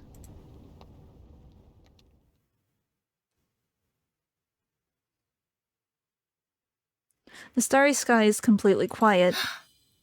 The meteor shower is starting earlier. Well, we sort of knew that was happening. What did you do? That's the method only once known between you and me, Kumar. The observation method? You told others about the celestial egg? So what? She stops herself. She's always the clever one. I see. I see. You once pitched that research proposal to me. An almost gratified look appears on her face. You are indeed my best student, Calabona. I finally understand why you asked me to keep it a secret. Even if we named it Egg, it's actually a projection of the universe, which has the same feature. The universe is infinite. As long as we observe it self-consciously, think each of ourselves is one of the centers of the universe. The egg will then collapse because of multiple centers. Until it puts a shattered mirror will never be pieced together again. I if keep, there are like, enough forces to break shifting it. in my chair Am I and right? my finger bumps my mouse. Sorry. Then there was neither existence nor non-existence. There was neither the realm of space nor the sky beyond.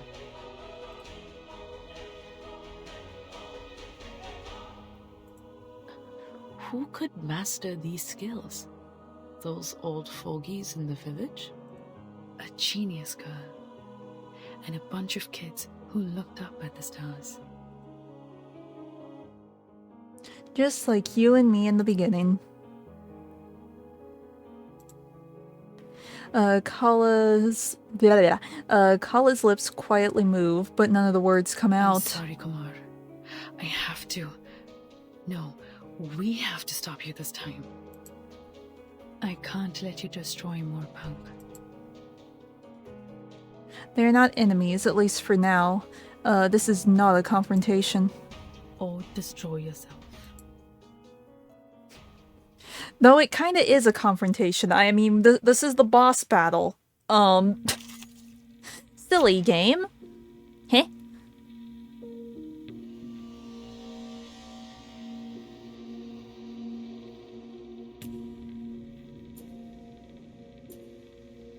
Oh, okay.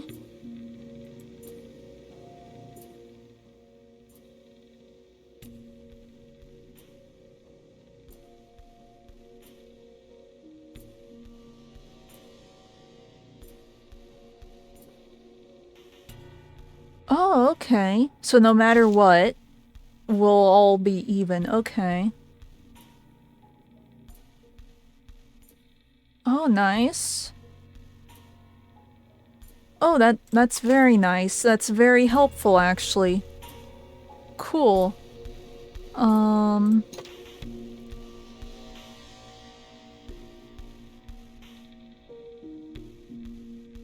we can... We get to borrow these?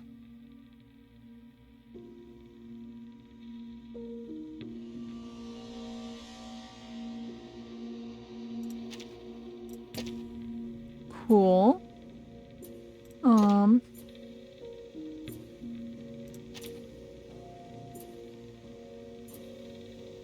Actually, let's do that one here.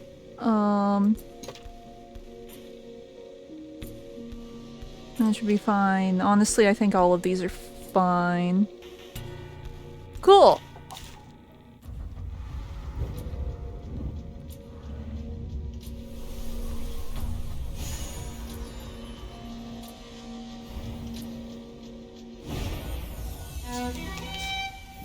Okay, we need to get her to phase 3, I see. Oh, and she has little Five giant dudes. spheres. Are they? That's Ketu and Rahul. Kumar! You... Even the infortune may reverse what's irreversible. Either do it quickly, or hold her off. The realm will collapse once the observation starts. And I believe in Matilda. Don't rush in. She seems to be waiting as well. She's accumulating power. The mark's on her. My child, as the nebula collapses, no watching eyes will survive the destruction. But you should remember, it's not eyes that our observation relies on. Okay, so we gotta watch out for the tiny dude and the... Oh, we got everyone! Okay, okay. What's this? Encounter. Talking out calms people down.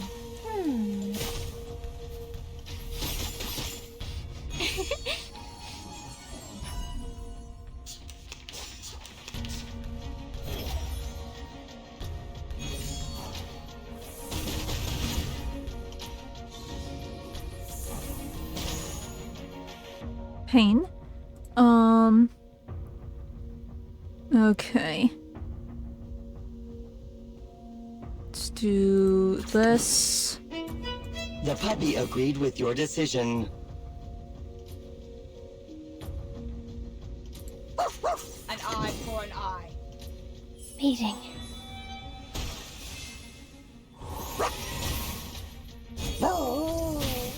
Okay. Noble or lowly.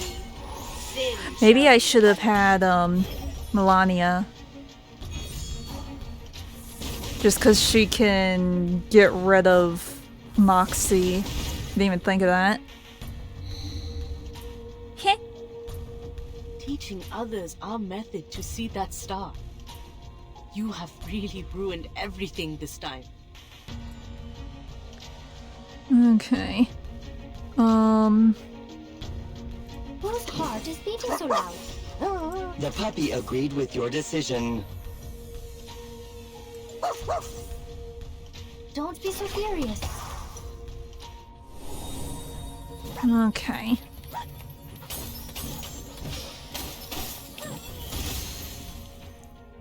Is it gone? Now it is. I'm guessing she's gonna summon another one, but I do not know.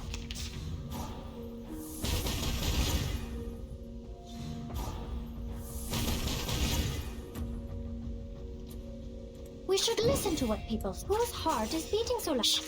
I hear The something. puppy agreed with your decision. Oh wait, no, I should have done Always Voyager. housed in careless words. Listen carefully. Oh wait, no, that worked. Okay, when she gets into new phases, she gets little buddies. Okay. So we do... probably taking them out is the smart thing to do.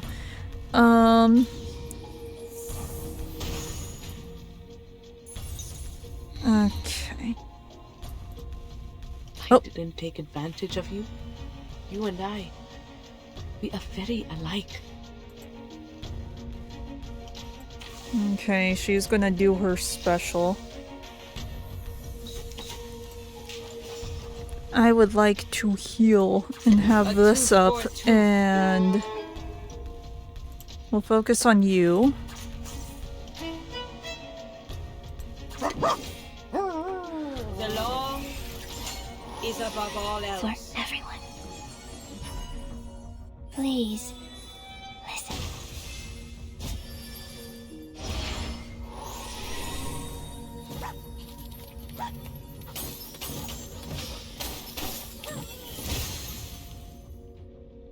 I got it kinda down. This will hurt. Not as bad as I thought it would be. Lots of shield there. An eye for an eye. A tooth for a tooth.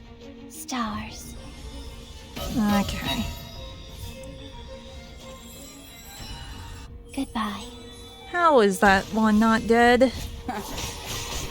Finally.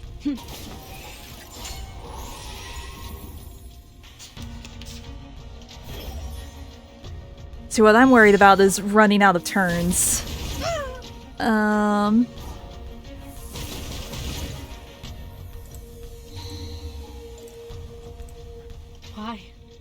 Why are you treating me this way? Because you're trying to destroy everything. Like a silly. Off thou go. A tooth for a tooth, thou shalt make an atonement for thy sins in full. Meeting. Pay for thy sins with thy blood. Okay.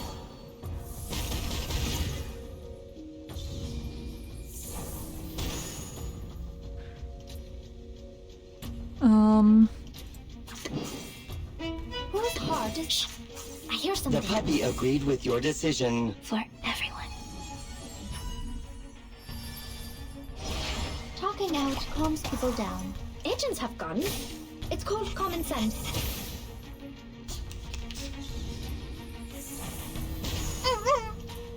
I would really like to heal. Carla? Brother, how did you get here? Get out! Oh, she's going crazy again. The puppy agreed with your decision. Whose heart is beating so loud? We should listen to what people say. Okay. Talking out calms people down. I don't think this will get her to the third phase, but I could be wrong. Okay, it did. I'm guessing she's gonna summon 3 little dudes.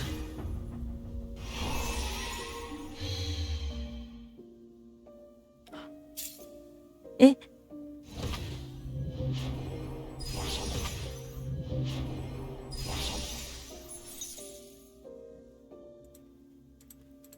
Oh! Sister! I missed what she said because I was trying to target her. I only wanted to see that star. Why did you stop me? Why?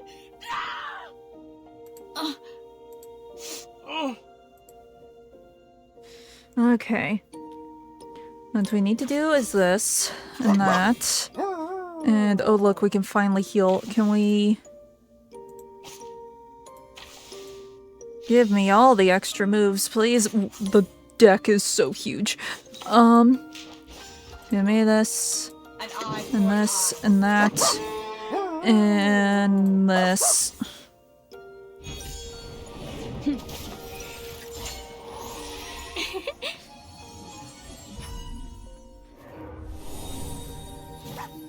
Since it's the last phase, I'm not too concerned about the tiny dudes. Because I'm assuming if we go after her, we could just end it.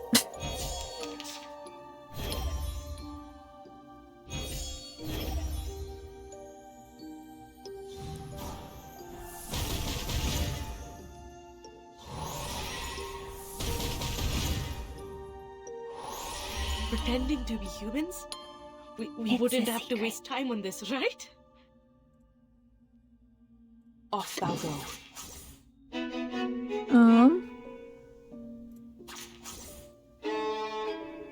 The puppy agreed with your decision. Thou shalt make an atonement for thy sins. Her defense is way up on this last phase. Beating. Unless it is like the little defense dudes doing that. Oh, they're buffing her. Oh, I see.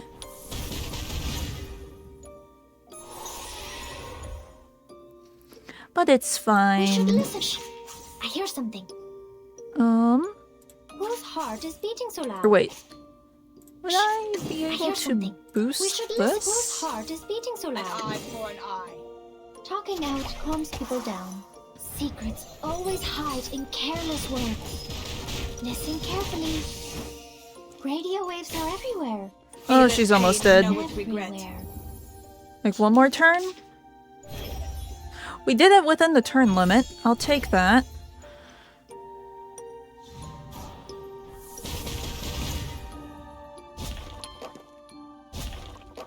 They broke? Oh, did we? I think we did the thing. If I can push it a little further. I've lost everything. But you got to see the celestial body. Look, Voyager's right there! I don't understand.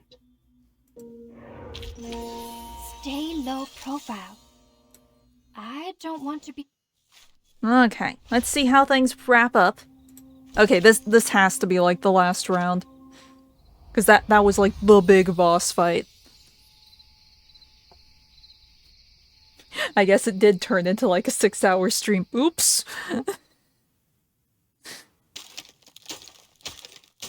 Not my intention. It's about to collapse! Got to go now!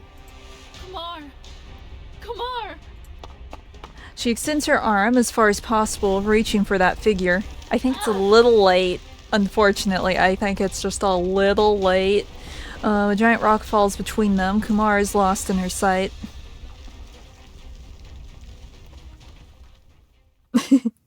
Yeah, according to my timer, we're at 5:45.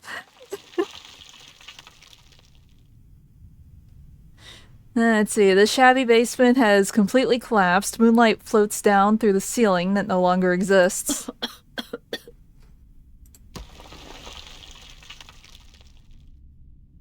Mr. Germain, you covered me. He pats the dust off his shoulder. I'm fine. He looks in the other direction. Kala follows Kala follows his gaze and sees Kumar. Oh no. Or wait, does that mean she's okay, or? Pretty. She is alive! The ragged woman with gray hair looks up slowly at the night sky. Several meteors are crossing the sky with glaring trails. Her realm has gone, taking that falling star with it. Tonight, only the meteor shower will sparkle in the sky. It's okay, she got to see Voyager. That's who the celestial body is. I'm still... I think that the star was supposed to be her. Especially with the violin and the humming. Let's see. Kala, who is now also ragged, staggers towards the one staring at the night sky. She's haunted by an ominous feeling. Faster, even faster, get to her side like she used to. Finally, Kala holds Kumar's hands. I'm still here, Kumar. How about we go back first? Go back? Yes, go back to the institution, to the university. She cannot continue. It seems Kumar can no longer understand her words. She just frowns and stares at her in confusion. Suddenly, she relaxes her eyebrows and smiles while shaking her head. There's no place I can go back to. Yes, there is. You can stay at my place. You can use my lab. We can start over. Sure.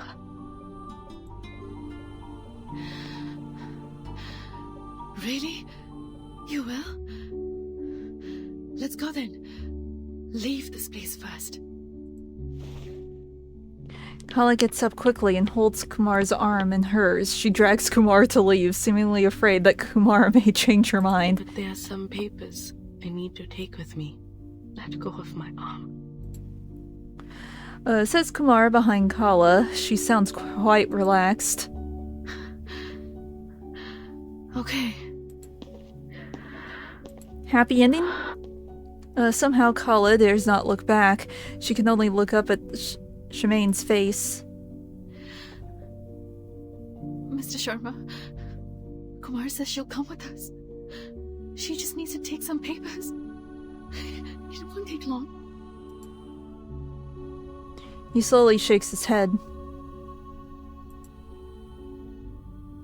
Shemane never feels this calm. He looks at his sister, but he feels he is looking at someone else. He's looking at a weary soul waiting for her final salvation. She is his last kin, and he is going to respect her decision. Then there was neither death nor immortality. There was neither day nor night. Everyone has a place to go back to. What a nice world to live in. Kumar is familiar with the space, even if it's in a ruin now. There's only one item she has ever asked for from Manus Vindicate. Oh no. Oh no! And now for the second and last time she places her hand on it. I hope when the universe constructs me for a second time, I will not come to this world again. Crap.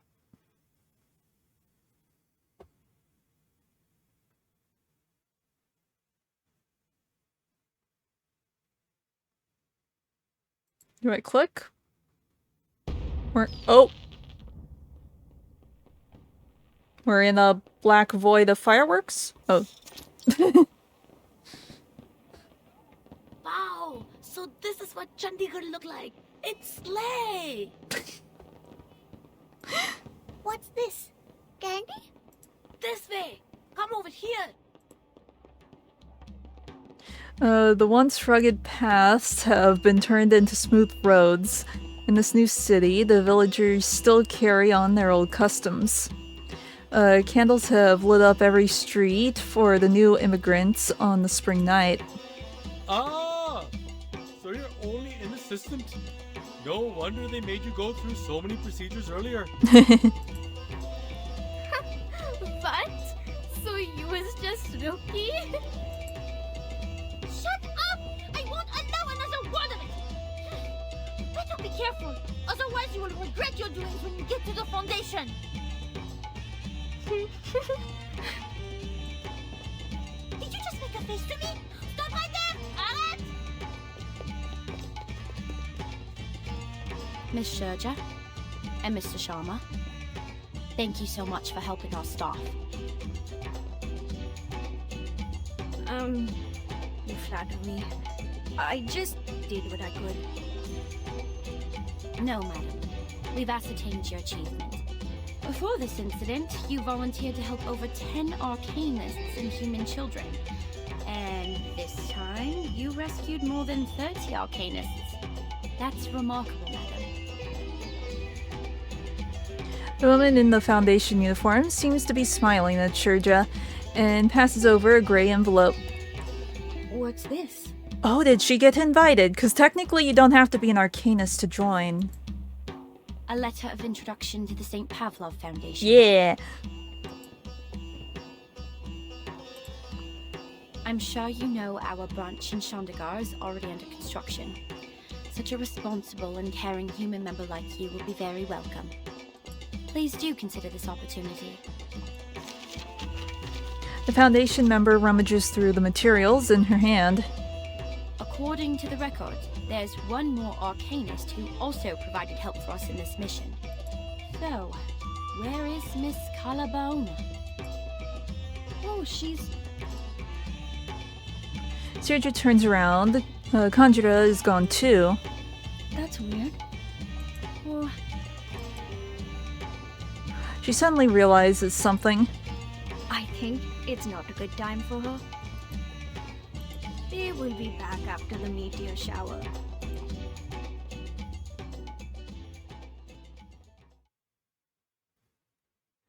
Yeah, I mean, after watching your mentor turn crazy lady off herself, that she's probably not in a party mood. Ah, meteor shower! So many of they as the news mention. I wish I can have my stomach full every day when I go school. Laisse-moi être une détective, ne serait-ce que pour une fois. All right, people, don't be greedy. One wish only.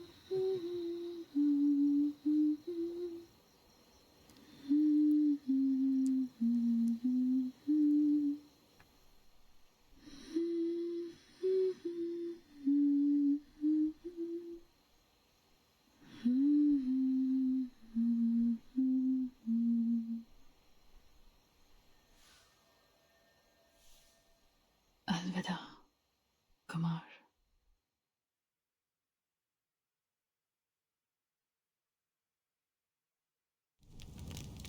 Woo! Well, it took longer than I expected.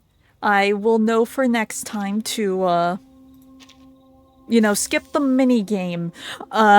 Because if I hadn't spent an hour on the minigame at the beginning, we could have been through this in 5 hours. I know for next time. So yeah, it is late. It's almost 7 for me, and I am hungry. I'm going to go have dinner.